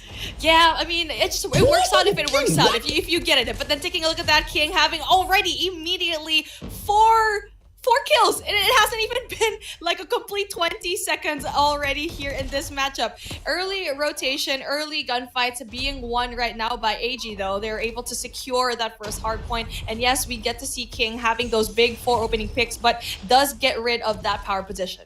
Yeah, this is just a no-chill Wolves squad this time round. We're managing to hit those 4 eliminations, but you saw as quickly as they moved in, all gamers just stole that away as well. But big plays at the back, player number 5 here. C1, he had a big fight. He wanted to take away the anchor spawns away from Wolves, because it's going to be important to string along P1 into P2. And if you do not have the spawns at the Special Forces base, it's just a little bit too late. And that's the final 10 seconds that I was talking about, that Wolves plays to perfection. All gamers still lagging behind at that first hard point. They play for scraps, but they don't understand how crucial it is to hold on to the spawn of P2. They should have kind of put in a little bit more effort to that, I think, Beef. Yeah, I mean, that's what you mentioned before we even started this game, is you have to get that spawn, right, in Special Forces, because you have a really good heady into people going into arches. But then there you go, very big kills coming in from Zai as well. And so it's all blue all across the map, and that is the reason why you need to get a hold of Special Forces base first and just let go of the first hard point, because that rotation is key, especially in these first moments of the game. And I like what player number 2 is doing here, Peg. But Peg just kind of loses the focus just a little bit, because once you take over the spawn at the Special Forces base, your second step has to be going into Broken. The moment you step into Broken, the players are not going to be spawning towards that bottom already. It's going to force them to spawn up at Memorial. Then you've kind of got that focus beam right now, that middle, to make sure the opponents don't really come and try to take away your spawn, nor your hard point. But it doesn't really matter, because Wolves is literally winning out a majority of the gunfights. And now early rotations by all gamers, which is very understandable, holding on to Fountain. One final player holding on to the hard point as well. That's a big one from Young. But Preddy goes in to take out the spawn holder, but no way, Jose, he says. C1 stands alive, only to get taken down by Zai. I mean, they are getting pummeled down by Wolves, who are playing this map to the T.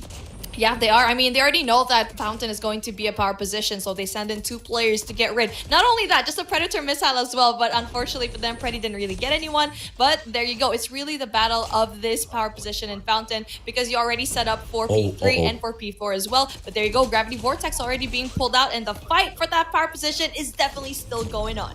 Hunter Killer goes out, but just absolutely misses. King brings out a huge operator. It is the one and only Gravity Vortex, baby. Says hello to the players of all gamers, sucks them in, gives Wolves a little bit of extra time. King continues to beam them down with the Krig 6. Didn't have enough time to pull out the Hunter Killer drone. Could have been the difference maker in that one final moment. Nian, on the other hand, pushing on out all gamers. They take over the hill. Backstab from Wolves, but they don't want to go for the the spawns anymore. They just want to take over this next hard point before it activates, and they are already there getting the job done. Yeah, rotation early already for both of these teams. But taking a look at what All Gamers have, they have a lot of the operators ready and done. Frying, that is going to be Yang with 14 points already to his name, 14 kills, just decimating everyone else, slaying outside of this hardpoint. That helps their team to go and have finally a solid hardpoint, because so far they've been struggling, they've been getting scraps and really just empty points, empty hardpoints, and now finally we get to see a really good usage of their operator skills.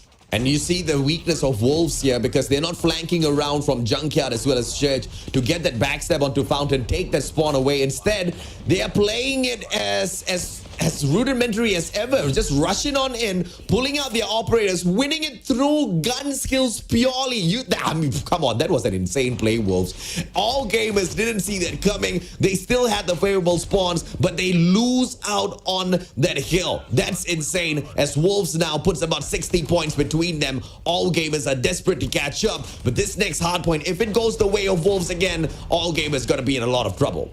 Yeah, I feel like at this point, All Gamers needs to go around and turn the spawns around. And you can see player number 1, that's going to be Mac, that tries to go in there for the containment, especially on the backside. And yes, maybe they could probably give a little bit of points just to have that tiny bit of rotation. And yes, there you go. We like to see it. But they still need to go in there for the contest. P1 is a contest zone where you already expect both of these teams to have a little bit of touch on. But Wolves have a solid chokehold here so far. This is my problem with All Gamers. Remember that early rotation and taking that spawn too early? You take it 40 seconds before hardpoint number 1 is over. Brother, there's no point whatsoever. And now they're being forced to spawn from the backs of Church. This is just an all-out GG for All Gamers, because they are not taking over the map the way we expected them to. It looks like Wolves are running circles around them. All Gamers do not look comfortable on Slum's hardpoint at all. It's almost as if they do not know how to master this map just yet. They are failing in multiple points, and they just choose to hold on to P2. This is going to be a huge problem for me, because Wolves just needs one good push to take this hill away. And I think I know what's up the sleeves of Wolves. They're not going to go in for the spawn. They're going to rush straight to that hard point and try to take this from the back.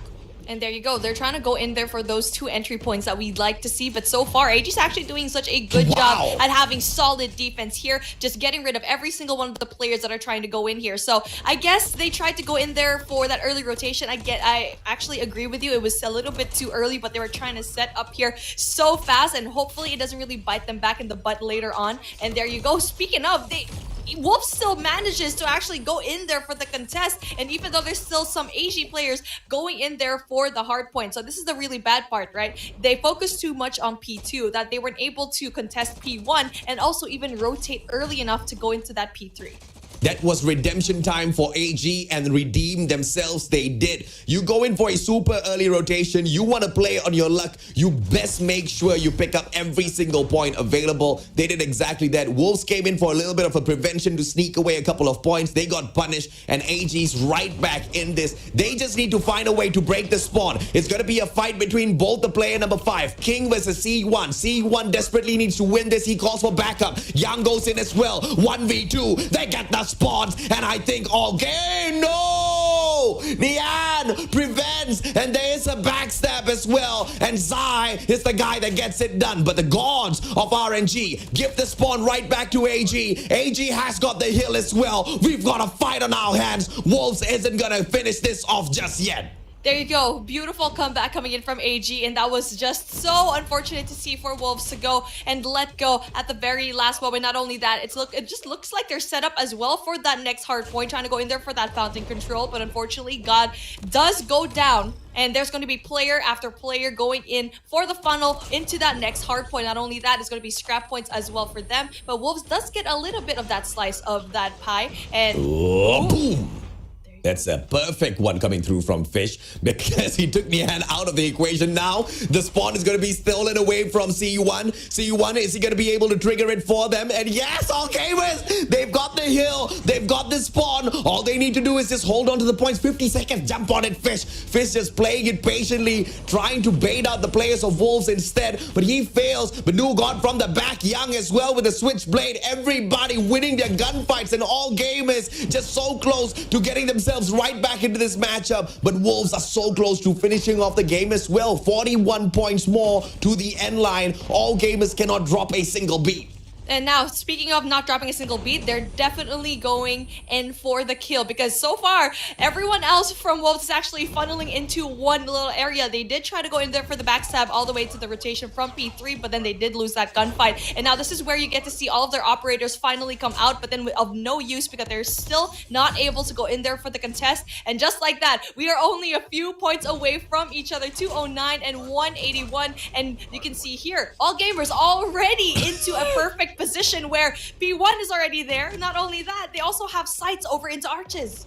Yeah, they've got 3 players here on the standby. They want to play this objective, but there's one too many committed to that objective. Nobody's looking at the perimeter, and the players of AG lose their lives before they pull away a single point. One last survivor, though. Young needs to hold on for his dear life. He wins such a big gunfight, and he makes it happen. All gamers still have that hard point, fighting for their lives. 3 players on the spawn from the dumpster side. They need to hop right back in, but Wolves are playing it as patiently as all gamers. They finally hop onto the point when they've got 4 players on activation, and from the back it's gonna be Peg holding on to this hill. Young, can he get the second one? Desperately needs it, and you got backs him up. All gamers, no matter what, have not allowed Wolves to run away with the matchup just yet, and just a few points more to equalize. 220 more points for AG to get back into this matchup. What a fight we once again have on our hands. Oh my goodness, Yuan actually just won a huge gunfight up against Peg, and that actually just allowed them to have spawns over in control here in P2. That was such an amazing display from AG, and what a comeback that they had, and it was only a few points left. Fish is definitely going to be going off in that R9. Unfortunately, it does go down though, and so we still have control here, and it's still looking forward to AG. 2-1-2. Are we actually gonna see a comeback here from AG? They've also got the spawns for P2, but Wolves just making it happen by hopping on straight into the hill. 2 big gunfights. Nian wins out the first one, second one finally gets taken down by Mao Chi, but the damage has already been done. 231 to 215. All gamers being held back at the hardpoint. Peg with the fight of his life. Young manages to take him down, but the backup from the rest of the Wolves gang is just a little bit too much for them to handle. King now, it has to be a gameplay of the operators, and Peg is the only one with it on standby. He needs to whip it out. He needs to win this game over for the team, and he does exactly that. The R9 still in hand. Peg goes to town with them. 11 more seconds, not enough to finish the game, unfortunately. My goodness, you can see over here, player number 1 on the side of AG, that's Mac, all the way going into P3. He was the only person left in his team that actually spawned all the way there, and unfortunately for him, Peg was actually there to shut him down, and all 4 players is actually going to be there, but Mao is actually going to be there all alone, dealing a lot of damage, and that actually makes and stops the push of Wolves and allows AG to go in there, funneling through. 5 more seconds to go. What will Wolves do? There's one more push that they can go, and finally go and recover, and there you go. AG finally bags their first score in this series up against Wolves. Ooh, Sangala, he made me lose my mind. I mean, if that Freddy had hit the wall and they had lost that hill, I tell you, I would have not forgiven that guy at all. But what a comeback. This is the biggest comeback of AG's lives out there on the battlefield. They almost lost that hard point. So many mistakes made when we were on that first and second rotation of hills. But AG noticed these mistakes. AG made the adjustments. AG made sure, most importantly, they did not mess up the third time round on that P2 hole. That spawn made the world of difference. Taking that spawn away from P3 as well was the world of difference here. The score streaks didn't really play a massive role. It was mainly the players. And what a fight we now once again have on our hands. AG is not going down easy.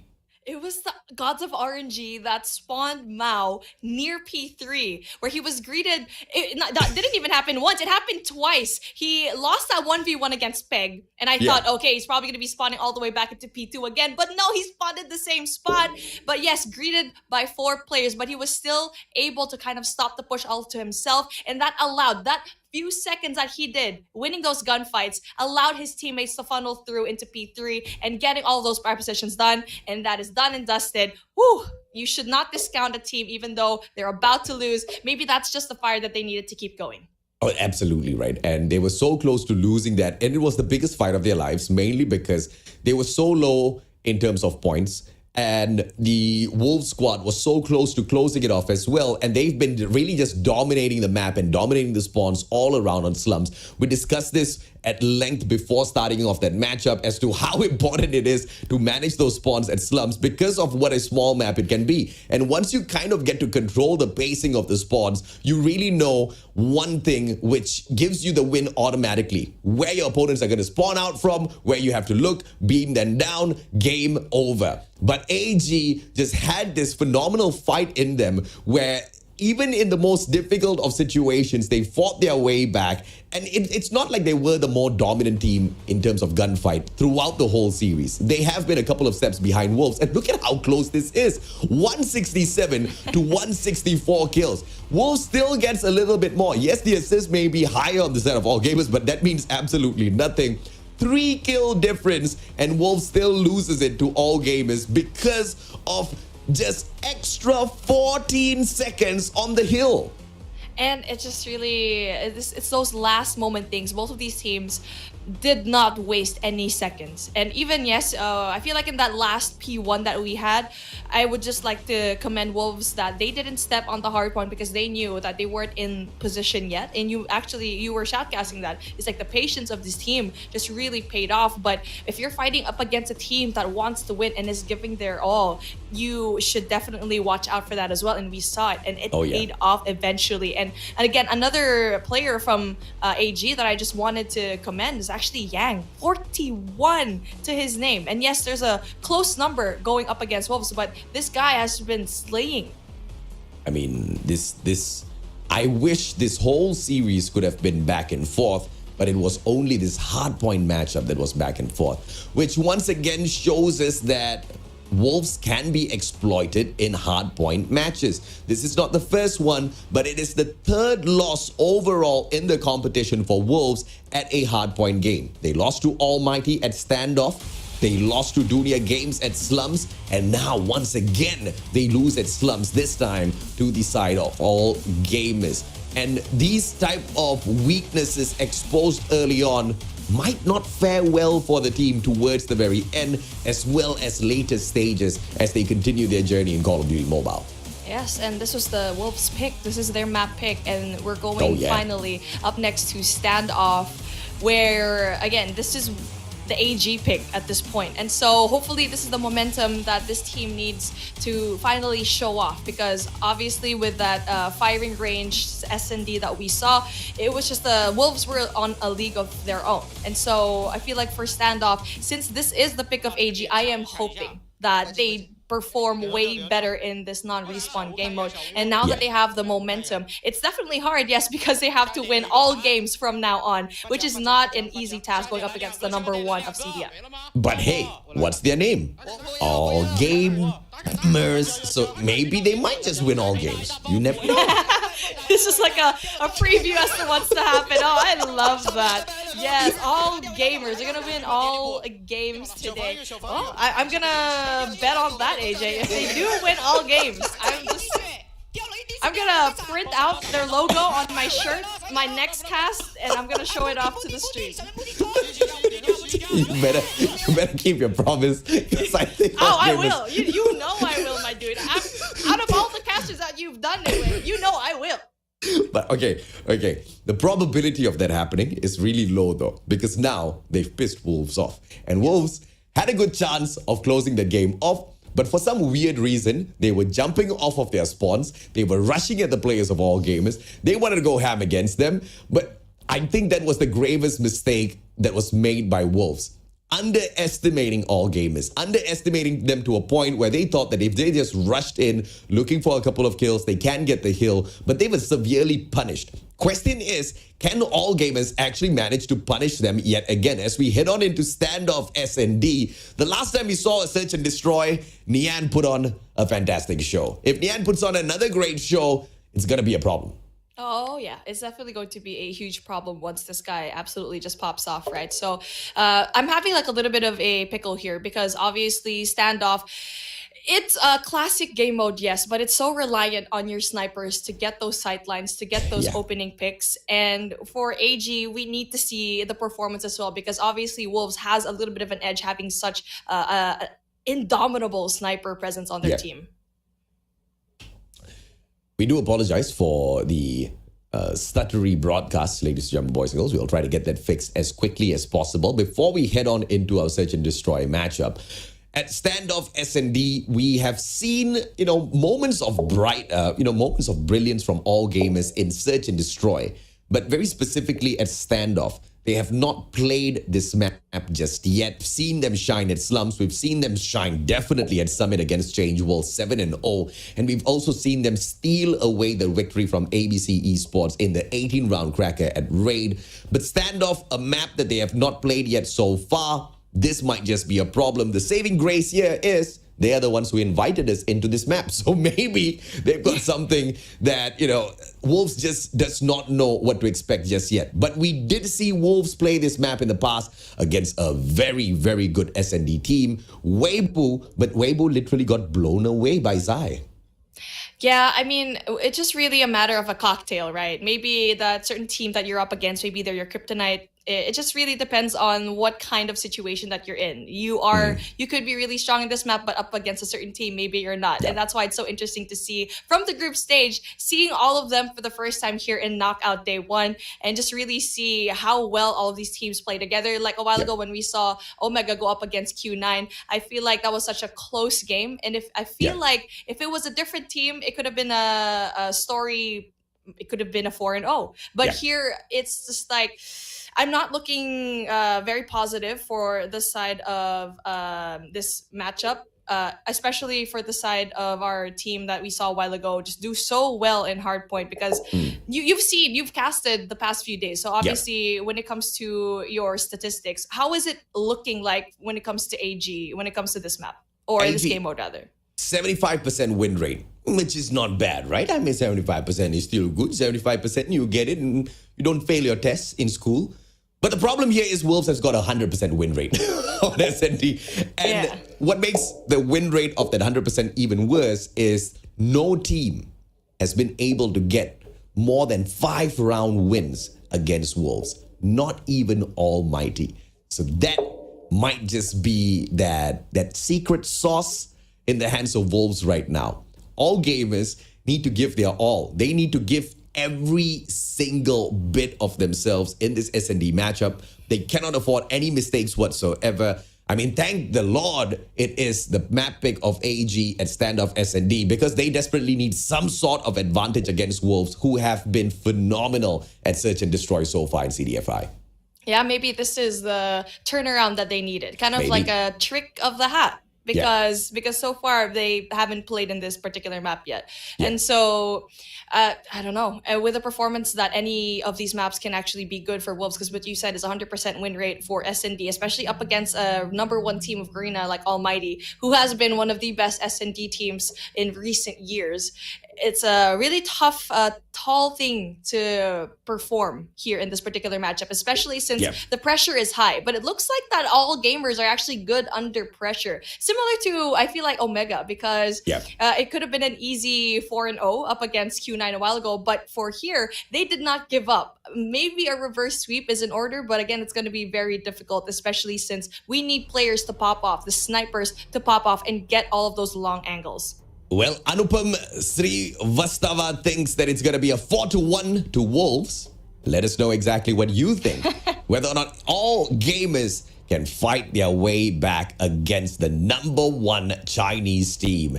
And it just does not seem like it is all impossible, because they have done exactly that. They held Wolves back and they beat them down at Slums Hardpoint. Just when you thought that Wolves was going to end it 4-0, all gamers showed us more than signs of life. They showed us that they can take the dub for themselves. But back to back, can they get it done? And of course, more importantly, can they surpass all other teams, including Almighty, against Wolves in an S&D matchup? We'll still have to wait and see.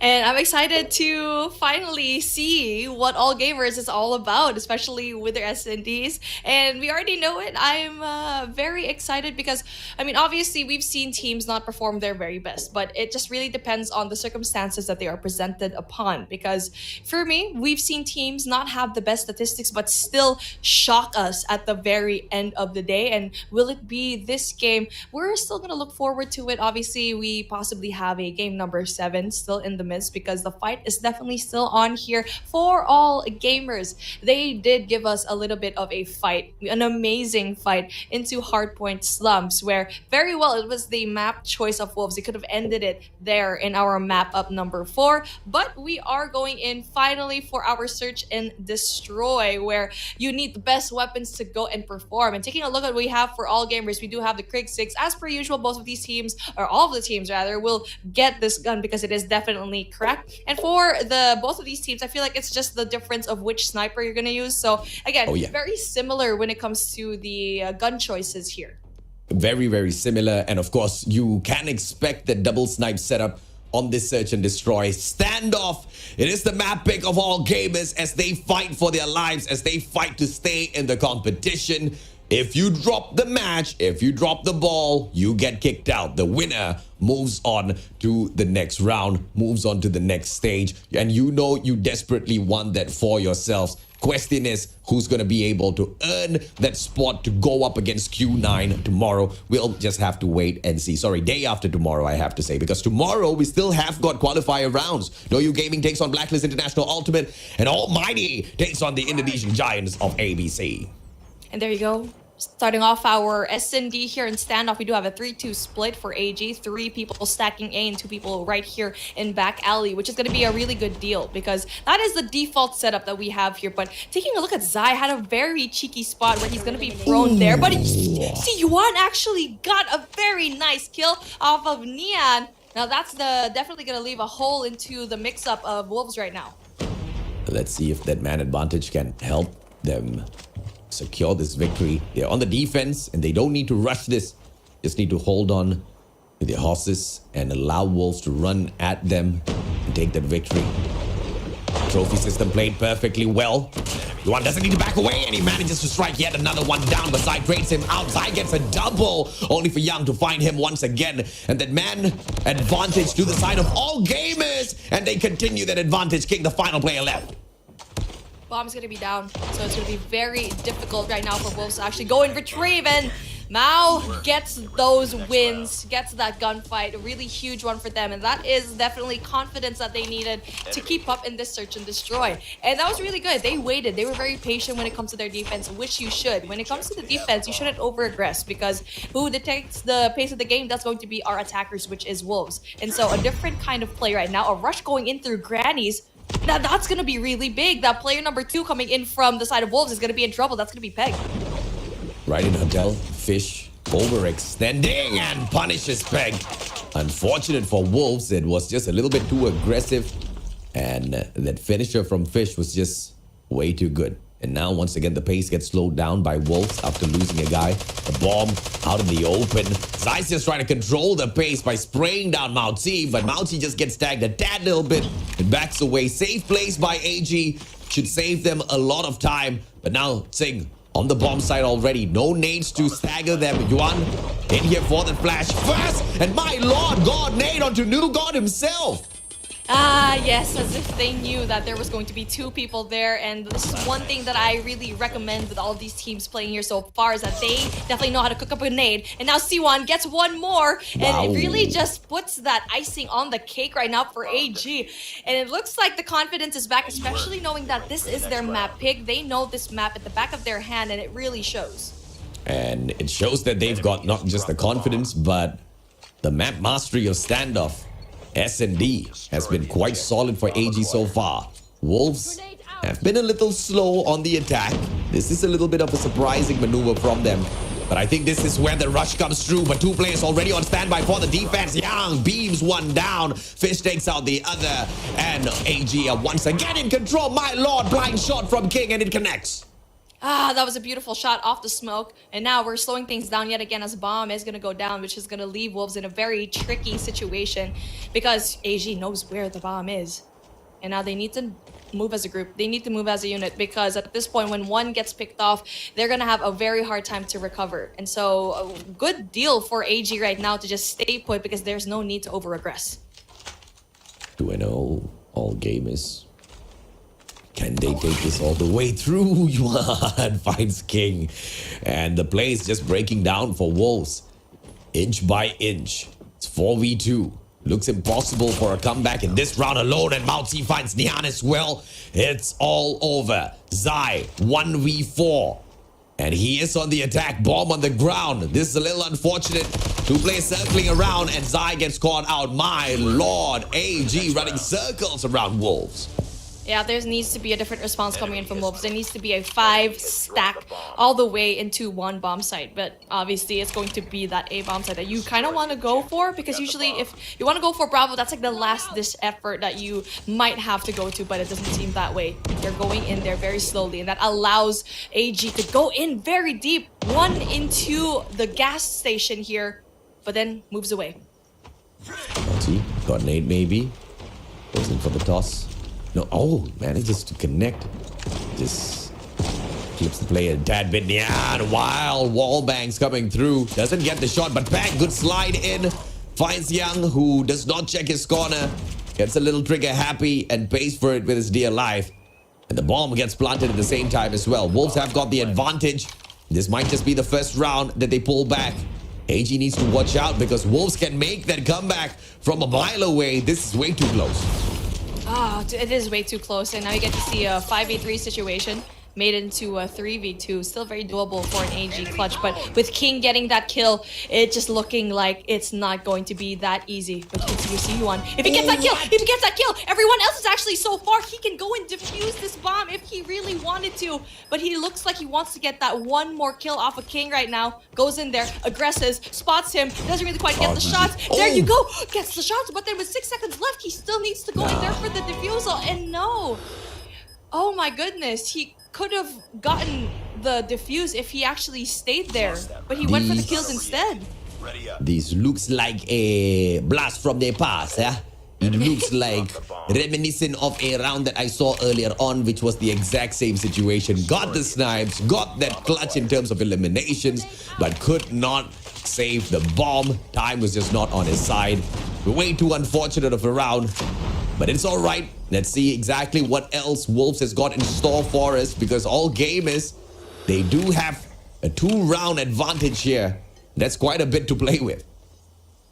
And now, speaking of, King trying to go in there, but Shane doesn't really quite get any information whatsoever. Peg tries to get information off a bakery, but again, no one is making a sound. Everyone is very still, but taking a look at that, there's going to be that nade, that stun, that gives that information though. New God, you need to go and reposition yourself because everyone knows that you're there. Oof, manages to get that M16. It's on burst, bro, and manages to slay down yet another. Xing goes down as well. Zai, opportunity. That frontier in hands. Can he get... And therefore, he stays a little bit more silent, patiently waiting for his timing. He needs that backup from the rest of his players as well. Just 3 more on the side of Wolves left alive and kicking to deal with 5 players of AG. This is not going to be easy. In fact, it's going to be one of the hardest fights for Wolves. And I'm surprised as to how all gamers is just running circles around Wolves in this game.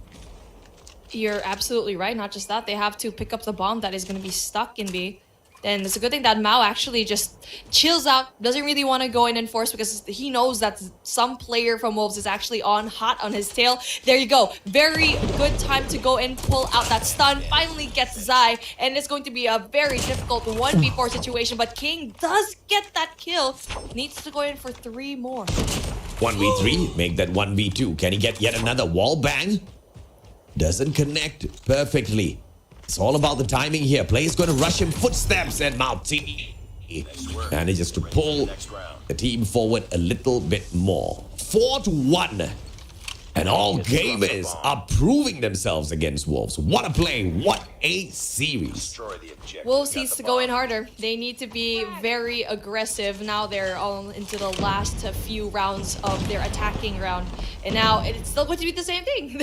They're allowing AG to position themselves in a better way in for that defense. And so that's going to be very precarious if they need to go for another play here in standoff. Those two players right now, they probably need to go and rotate very early on into back alley if they want to do a little bit of a different play. Because so far, it's been readable. It's been read so much and so good by AG so far.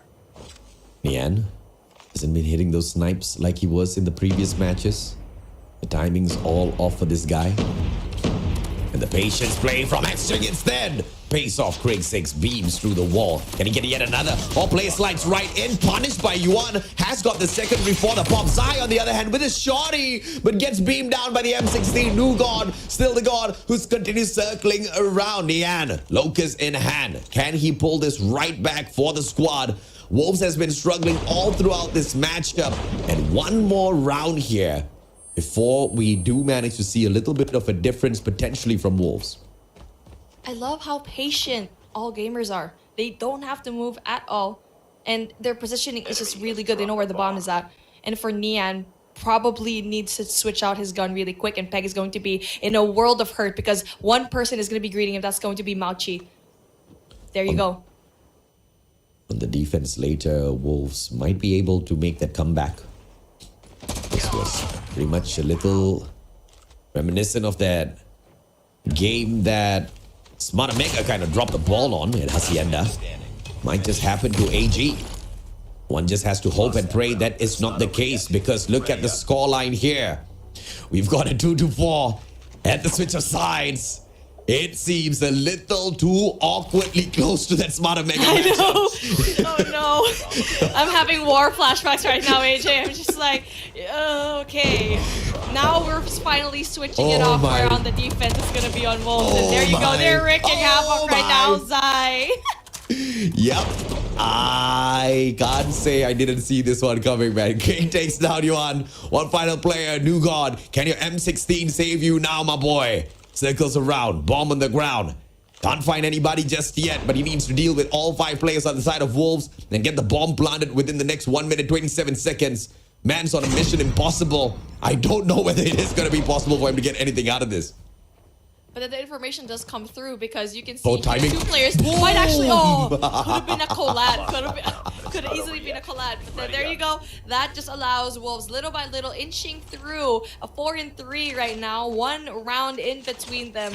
It looks like they're very comfortable going into that attacking, rather defensive side. Yeah. Ooh, all gamers, you got to be kind of nervous right now because you had such a huge margin a while ago for you. I know, right? And all gamers, just when they got a little bit confident, oh, New God, building up the confidence once again. Nian goes down, over aggressive at the gas station and instantaneously punished.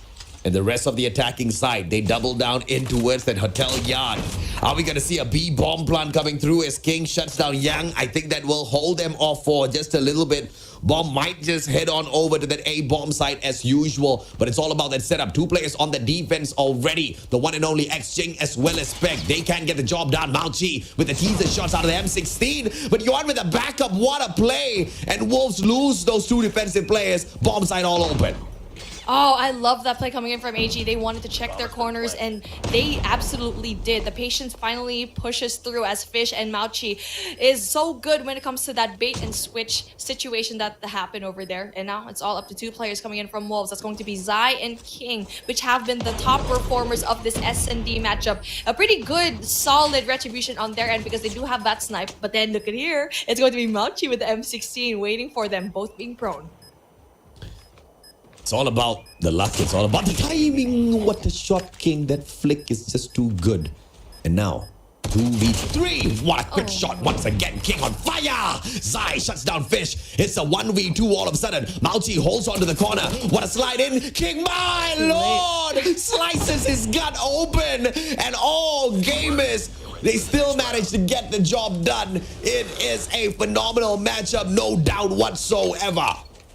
Well, it looks like Wolves also fell into the same pit that AG was at a while ago. But good play for time coming in from all gamers. That's it. Honestly, even though they lost those gunfights, and honestly, the Wolves flicks that we saw, that was amazing. Oh, CU1 almost gets it, spots it, and also gets that information that there's going to be a couple players off of that tank.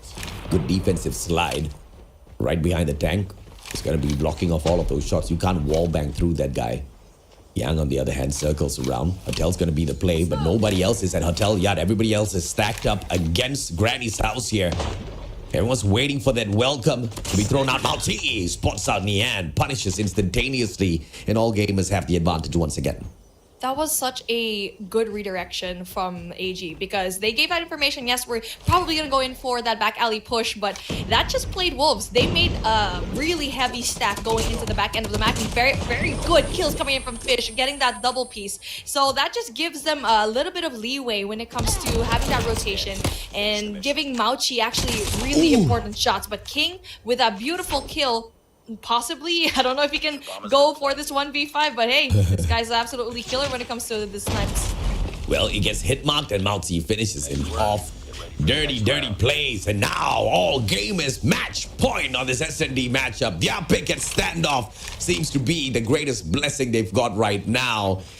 And Wolves, unfortunately, has got nothing on them. A single round isn't too much to ask now from AG. Ooh, here we go. I am about to ready up my shirt for the AG switch up that we have for today because this looks like a different team that we saw in the first 4 rounds of this tournament. And so far, it's going to be a very easy plan going off from A because it's going to be absolutely vacant. And New God wins those gunfights and essentially might actually go in there for the backstab push going into back alley. In this best of 7, it is a AG squad fighting for their lives to get back into the matchup. And just this victory isn't going to be enough. They need to win the next control matchup as well. All gamers finishes it off. And this is 2 out of 3 desperate wins that they need to pull for themselves. But they looking damn good. Oh my goodness. AG, you are just crazy for being able to pull off what you did right now when it comes to standoff. You already know this shows that Wolves, they have this weakness when it comes to this standoff map because you already mentioned it a while ago. S&D is one of their strongest game modes, and now it seems like they were so weak. And yes, the comeback was possible, but AG just had too many plays in their book and they were able to do it and just basically have a whole concert all to themselves. They were the only ones kind of like pulling the strings, being the puppet masters in this S&D. But we are heading off into Raid. Yeah. Oh, Raid Control. Like a while ago, you and Neptune were actually casting that Control matchup in Hacienda, right? It was a clean 3-0. But with the momentum that we saw AG had from that Hardpoint, from that S&D, what are your thoughts when it comes to this Raid Control? I'm worried, but at the same time, we also have to acknowledge that Wolves lost their control matchup against Almighty. Guess where that happened? It was at Raid. We saw an underperforming Zai on that matchup who was on a negative KD, and he was the best player on the side of Wolves. That could just happen in this next matchup. I mean, the probability of it happening is really high. Now that we've got all gamers all heated up, and all gamers, not only have they managed to get the 2 impossible wins, they've managed to do yet another impossible thing, which is get more than 5 rounds away from Wolves, which has not been done so far in the competition. Even Almighty could not go the distance in the S&D, and they proved that they could. So all gamers, the potential of them taking that loss that Wolves face against Almighty, learning from that matchup and doing things right in this upcoming game really is there. They also have to learn from that previous matchup where they got spawn trapped one too many times from Wolves. This time around, they need to look out for those spawn traps and deal with Wolves. In fact, punish them when they do appear on their side of the map to go in there for the spawn traps. If these things can be done, we got a match 7 on our hands. Oh, yay. I'm very excited for that. And honestly, very smart for AG to go and pick Raid as their last control game because obviously they did their homework. They knew that they lost this match mode, and it's really smart for them to choose that in their final pick here. And speaking of, let's take a look back into our stats for that S&D matchup. All gamers having that 42 kills and Wolves having a mere 31. And so it really just goes to show because I feel like for Wolves, they were very heavily reliant on Nian to make a performance, but unfortunately for him, it just wasn't his game. And I feel like at a certain point, he probably should have changed his weapon already. This is what Coach Jay actually mentioned before, is that if a weapon doesn't work out for you in the first 3-4 rounds, just make sure to go and switch it up because you're just having a weight on your team at that point.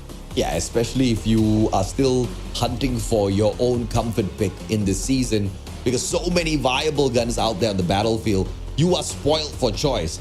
But it might not always be the best of situations to get stuck in. It's like going to a restaurant, opening up the menu and seeing just an endless list of food. You don't know what to eat. That's just exactly how it is like picking guns this current season. You don't know what to use. You're absolutely right. There's so many choices that I'm just confused and dizzy because there's so many combinations when it comes to your team comp that is so impressive in this season, that is so different with the past ones, that you can have this really beautiful concoction of different weapons that I'm so happy to see finally in this game, because that's always the complaint. It's always like a 4 or 5-man CBR or a 5-man DLQ. I'm just kidding. But yeah, at this point, right? And speaking of sniper, let's see, it's C1 actually just doing that MVP things, having that 14 kills to his name and having his first MVP so far. I mean, finally, right? Thank the Lord, because they finally get to acknowledge this guy after they get the victory, because C1 was also the game changer in the S&D matchup at firing range, but he was the unfortunate one who was getting clutch rounds, but not enough time to defuse the bomb. But this time around, the tables kind of got turned, and he managed to pick up the MVP title for himself as AG smashes Wolves down to the ground. And one more game, one more match will decide if or not we go into a tiebreaker search and destroy. This next one is going to be control at Raid. And, you know, this game is going to be 50-50 once again, mainly because Wolves has already gotten a control victory, a dominant one over the players of All Gamers. But at the very same time, Wolves has lost Raid control to Almighty, and a lot of their weaknesses were exposed on that matchup. It's all going to be dependent on how good is AG at punishing their opponents.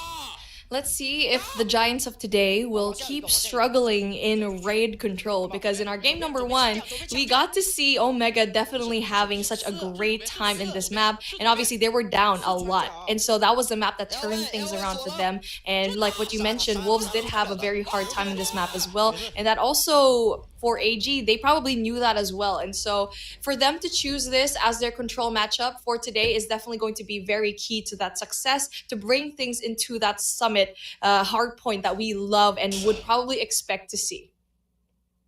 I don't know. I hate Summit Hardpoint. Summit Search and Destroy. It's such an annoying map to play. And unless you've got a Whoopi on your side, you know. Whoopi is one of the best early fraggers, one of the best guys to have on your team to get all of those first bloods, which usually snowballs into a victory at the end of the day. Do we have amazing snipers on the side of Wolves? Hell yeah. We've got Nian, who annihilates player after player. But you don't really see all of those early opening frags. It's usually towards the mid segment of that map where you allow your opponents to push on in towards that mid segment of the map as a whole at Summit, which kind of allows your gameplay or your defensive side to get broken down a little bit too easily. It's going to be dependent on how they play that out. But before we get that far, let's see if All Gamers can survive yet another test. If they win raid control, we move on. If they lose, they get kicked out of the competition and Wolves moves on to the next stage. Ooh, this is the decider, and I'm so nervous right now for All Gamers and, well, even Wolves, because you had such a comfortable lead. All you needed to do was one game, win one more matchup, and there you go. That's the reason why they're already at game number 6. But let's take a look at our weapon stats at the moment. AG having that right tech, Krig 6 and R9. And for the Wolves, you have the Krig 6 Locust and Right Tech AMR. So a little bit different here. And when it comes to playing that shotgun, the R9, they were able to get a lot of kills, right? A while ago into that Hardpoint matchup in Takeoff. But again, they didn't win it. So you need to have that length. You need to have the length of that sniper. And so far, let's see if they're going to be able to sport that double sniper setup that we saw a while ago. Raid at a position where you cannot afford to lose this match. Control. All gamers got annihilated earlier.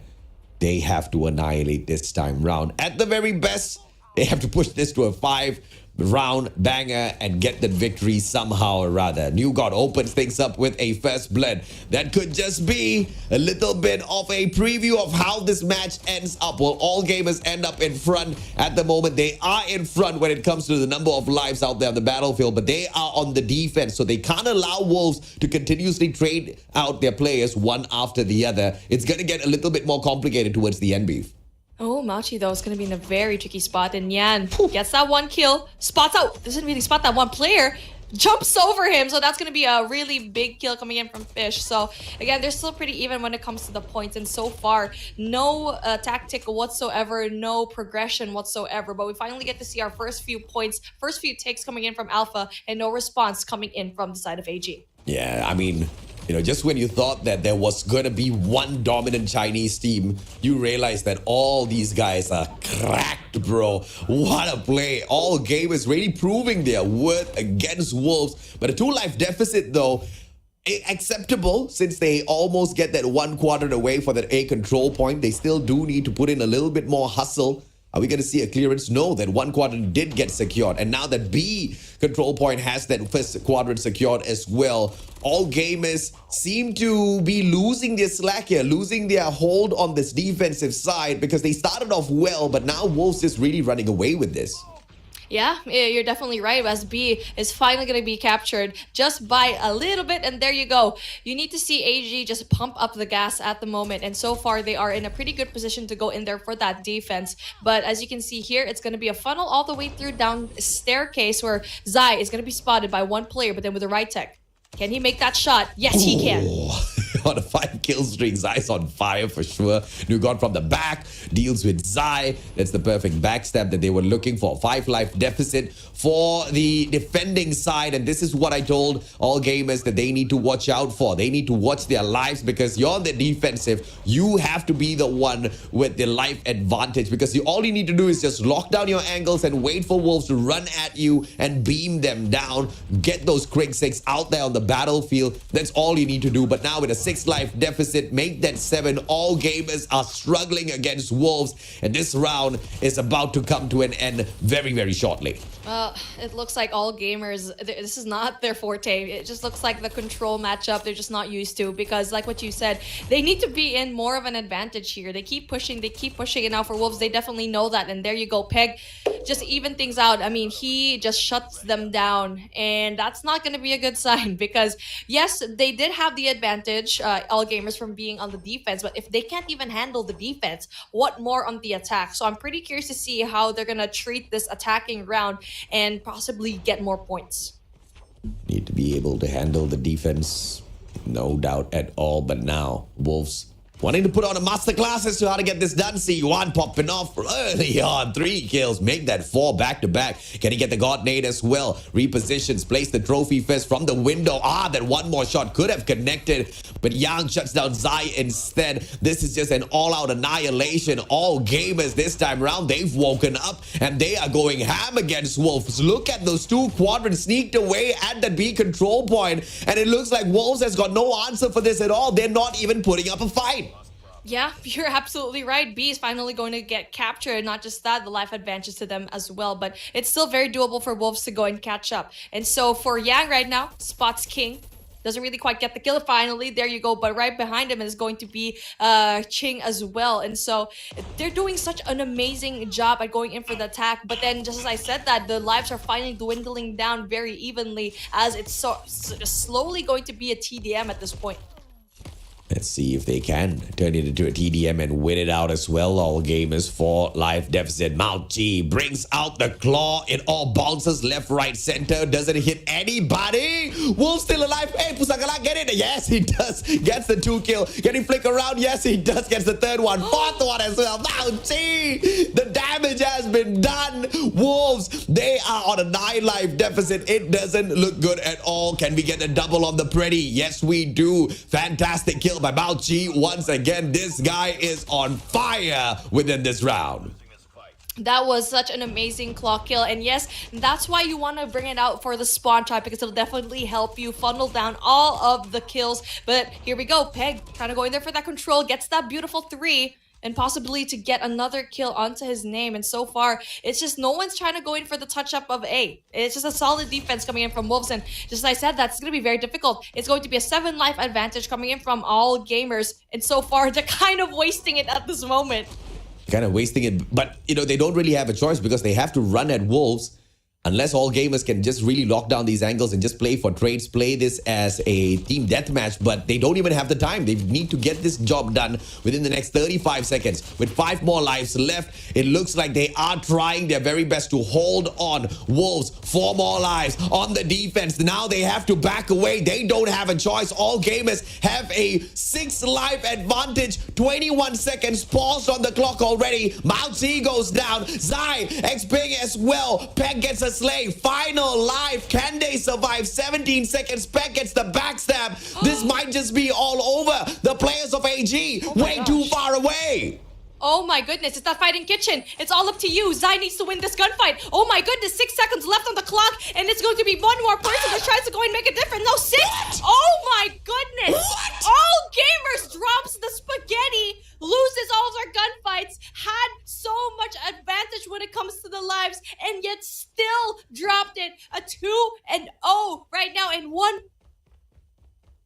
That's just crazy, man. All gamers, they had the lead. This is like that Hardpoint matchup at Takeoff where they had the lead the whole game, and then Wolves just stole it away. What a blunder by all gamers. And now 2-0 up. Wolves pretty much on their final round here. If they can get the win, they get the series win as well. The first one to reach 4 match victories in this best of 7 gets the dub. And it looks like Wolves is just a few steps away. I still can't believe that happened. My goodness. It just proves that Wolves are on a different league of their own. And now we get to see it. Wolves tries to go in the capture for Bravo. Gets that second tick very slowly. No answer whatsoever for AG. There's only that one person that allows them to capture all of those points. And now for Zai, it's just slowly dwindling, 19 and 27. You can already see that AG slowly losing that hope in winning this control.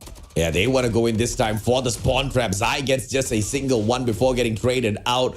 But there's a 9 life deficit here for all gamers, and Wolves on a speed run to finish this off. They might just be able to do exactly that. Young pulls out the claw. Can he get 1? Yes, he does. Gets 2 as a matter of fact. Gets the collateral out of that as well. Peg gets nailed down, and it looks like nobody can sustain their lives against the claw. Nian with the backstab manages to eat up a double. But an 8 life deficit for all gamers makes sure that they need to slow their pace down, and they can't rush in towards the Wolves all back to back. But the problem here is AG is on defense. They need to get to the side. The spawn trap is stopping them from getting there, and that's the secret sauce of Wolves. They're getting the job done right.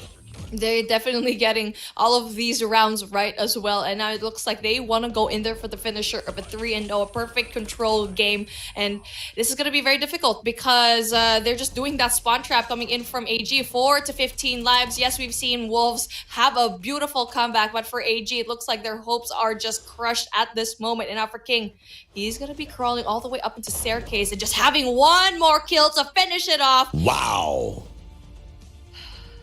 I mean, that's about it, right? Wolves gets that final nail in the coffin. They get the 3-0 victory for an overall 4-2 victory over all gamers in this best of 7 series. All gamers, they drop out, and Wolves, they move on 4th. It's gonna be a CDM showdown in 2 days as Q9, the 2nd seed, takes on the number 1 seed in CDM, the one and only Wolves. They just got this 4-2 scoreline victory. I mean, it was, at the end of the day, unexpected for all gamers to make such a huge stand towards the very end, Beef.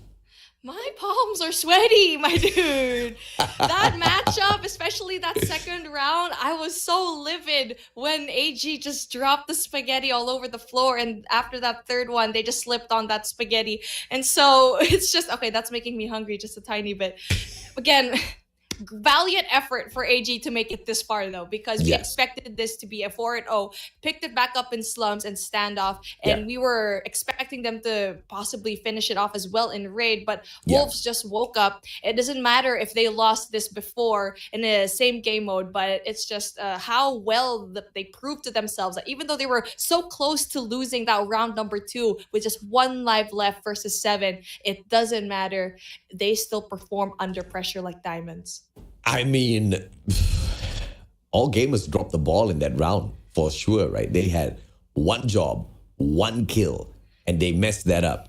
They sent their entire squad in, and everybody got picked off, even though they were backing each other up. There was some good, there was some bad with that, and a lot of the bad got exposed. They just lined themselves up, and the players of Wolves just beamed them down with the Krieg 6. That was just phenomenal in terms of survivability, but it was a little too unfortunate because that win should have gone to all gamers. But Wolves kind of sneaked that away from their noses. And once again, it's reminiscent of the takeoff matchup where all gamers had the lead pretty much throughout the whole game. And then Wolves, in just the final few rotations, make their comeback. But throughout the whole game, they were keeping up with them. So props to Wolves for doing that, making sure AG doesn't really run away all that too far. But apart from that game, not a lot of these other matches were as close, right? Slums Hardpoint, once again, kind of got a little bit close, but we did see all gamers make their comeback in there. It was Wolves that was punished. That's where we started seeing signs of life from them. And I thought they were going to be able to take this all the way.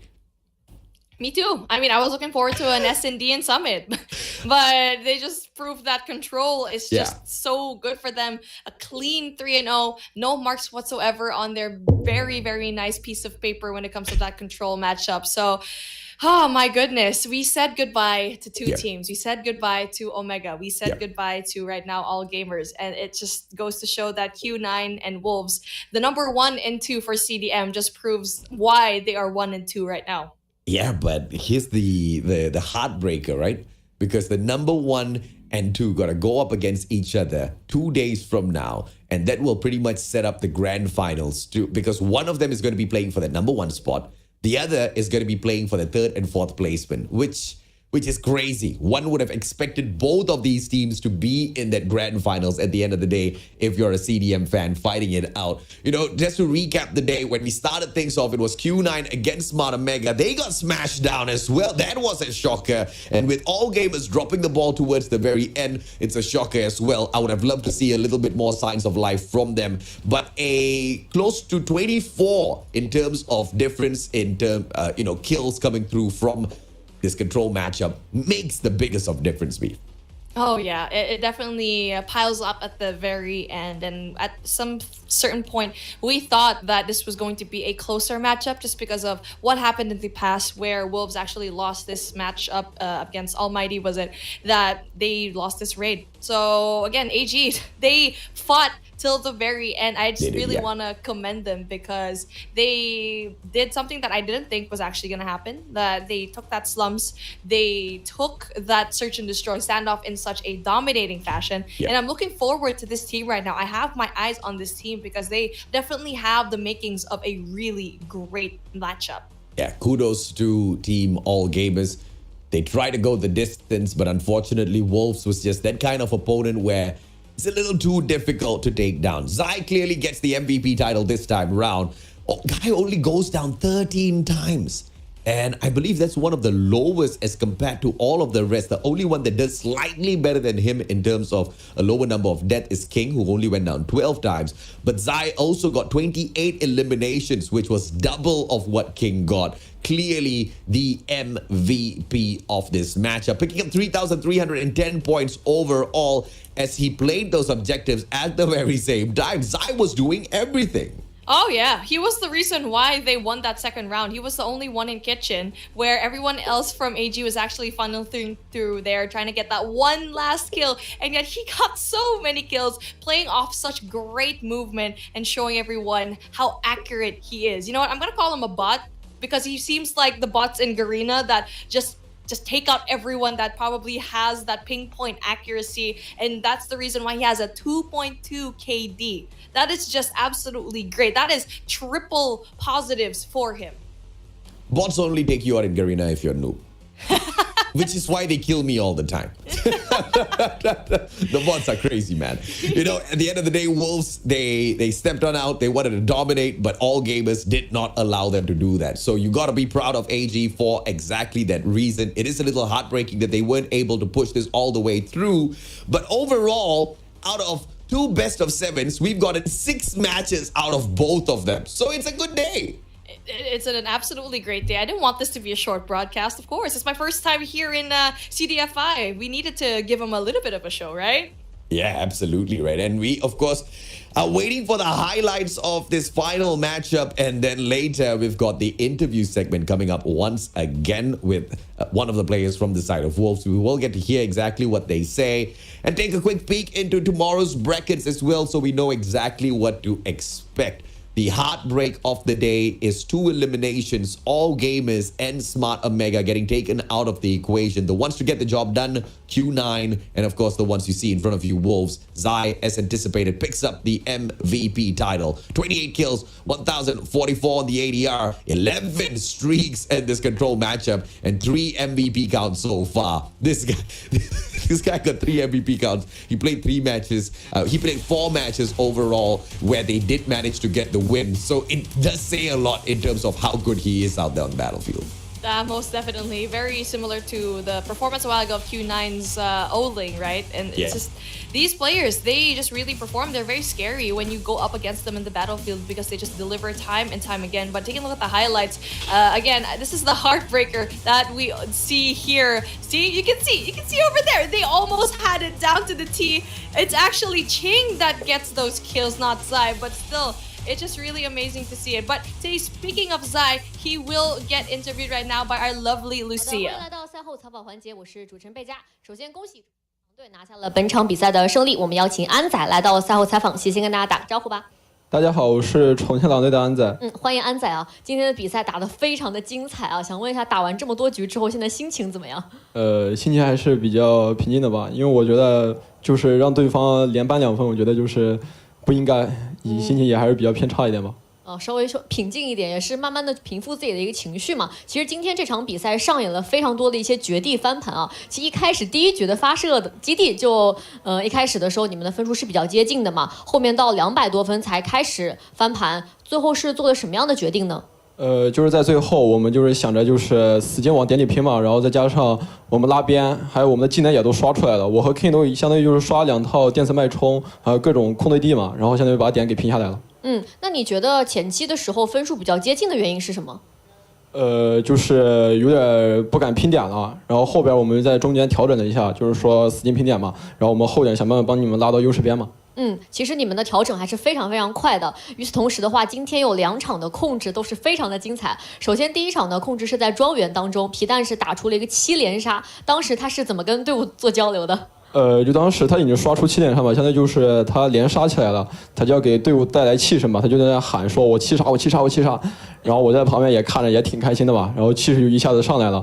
队伍一下子气氛也都上来了。对，其实打控制啊、热点这样的模式，就是需要队内的气氛起来嘛。那刚刚结束的这一场山景别墅的控制，最后应该有一局你们是以8条命数换了对方18条命数，请问这是怎么做到的？在当时开局的时候，相当于就是在中段开局，我们第一波打差了，然后第2波他们直接来我们家刷复活点了嘛。然后当时队友也都是说被刷了，然后我就说没事，你们翻他。当时其实说实话，我觉得还是比较艰难的吧，但是队里都是一口气嘛，就直接拼嘛，觉得都是觉得可以翻的嘛都。然后到最后就是西芹也最后也喊出来赢了，然后他一下子就双杀了嘛。其实就是在最后的时候去调整自己的一些状态，然后也去吃透对方的一些战术，那这样就可以等对方来落到自己的陷阱当中嘛。那么其实也是下一个问题，也是我们所有粉丝朋友都比较好奇的。目前的话，有跟哪些队伍打过训练赛，然后结果怎么样呢？我们现在就是在约国外的队伍嘛，然后我们就是约的是就是 Garena 赛区的 AMT 跟 Black 这2支队伍吧。打下来感觉怎么样？哪些模式可能大家胜率会比较大一些呢？相当于就是我们跟他们打热点的话，就是偏稍微难一点吧，然后打控制和爆破的话，就是稍微会好一点。那也是期待你们之后的一个交战啊。那今天其实面对到成都 AG，前期的时候可能是你们先是领先的嘛，但是后面被 AG 追了2分。你觉得 AG 这支队伍是一个什么样的队伍呢？我觉得这支队伍的韧性也很强嘛，因为我们当时拿到3-0的赛点了，然后当时他们也没有放弃嘛，就是努力追分嘛，然后追了2分，我觉得韧性很足。AG 确实是一支韧性比较足的一支队伍啊。那么下一支队伍你们可能就要碰到就是秦9了，也是你们的老对手了。那赛前会做什么样的准备呢？就是以平常心去打吧，自信一点都。自信一点。那有什么话想对秦9说吗？我觉得就是想跟秦9说，我们只要把 CDFI 奖杯留在国服赛区就够了。我觉得这说的特别好啊，把这一次 CDFI 的奖杯留在我们国服赛区，也是所有粉丝们想看到的东西嘛。那也是再次恭喜重庆狼队拿下了本场比赛的胜利，也是感谢安仔接受我的采访，让我们把时间交还给解说席。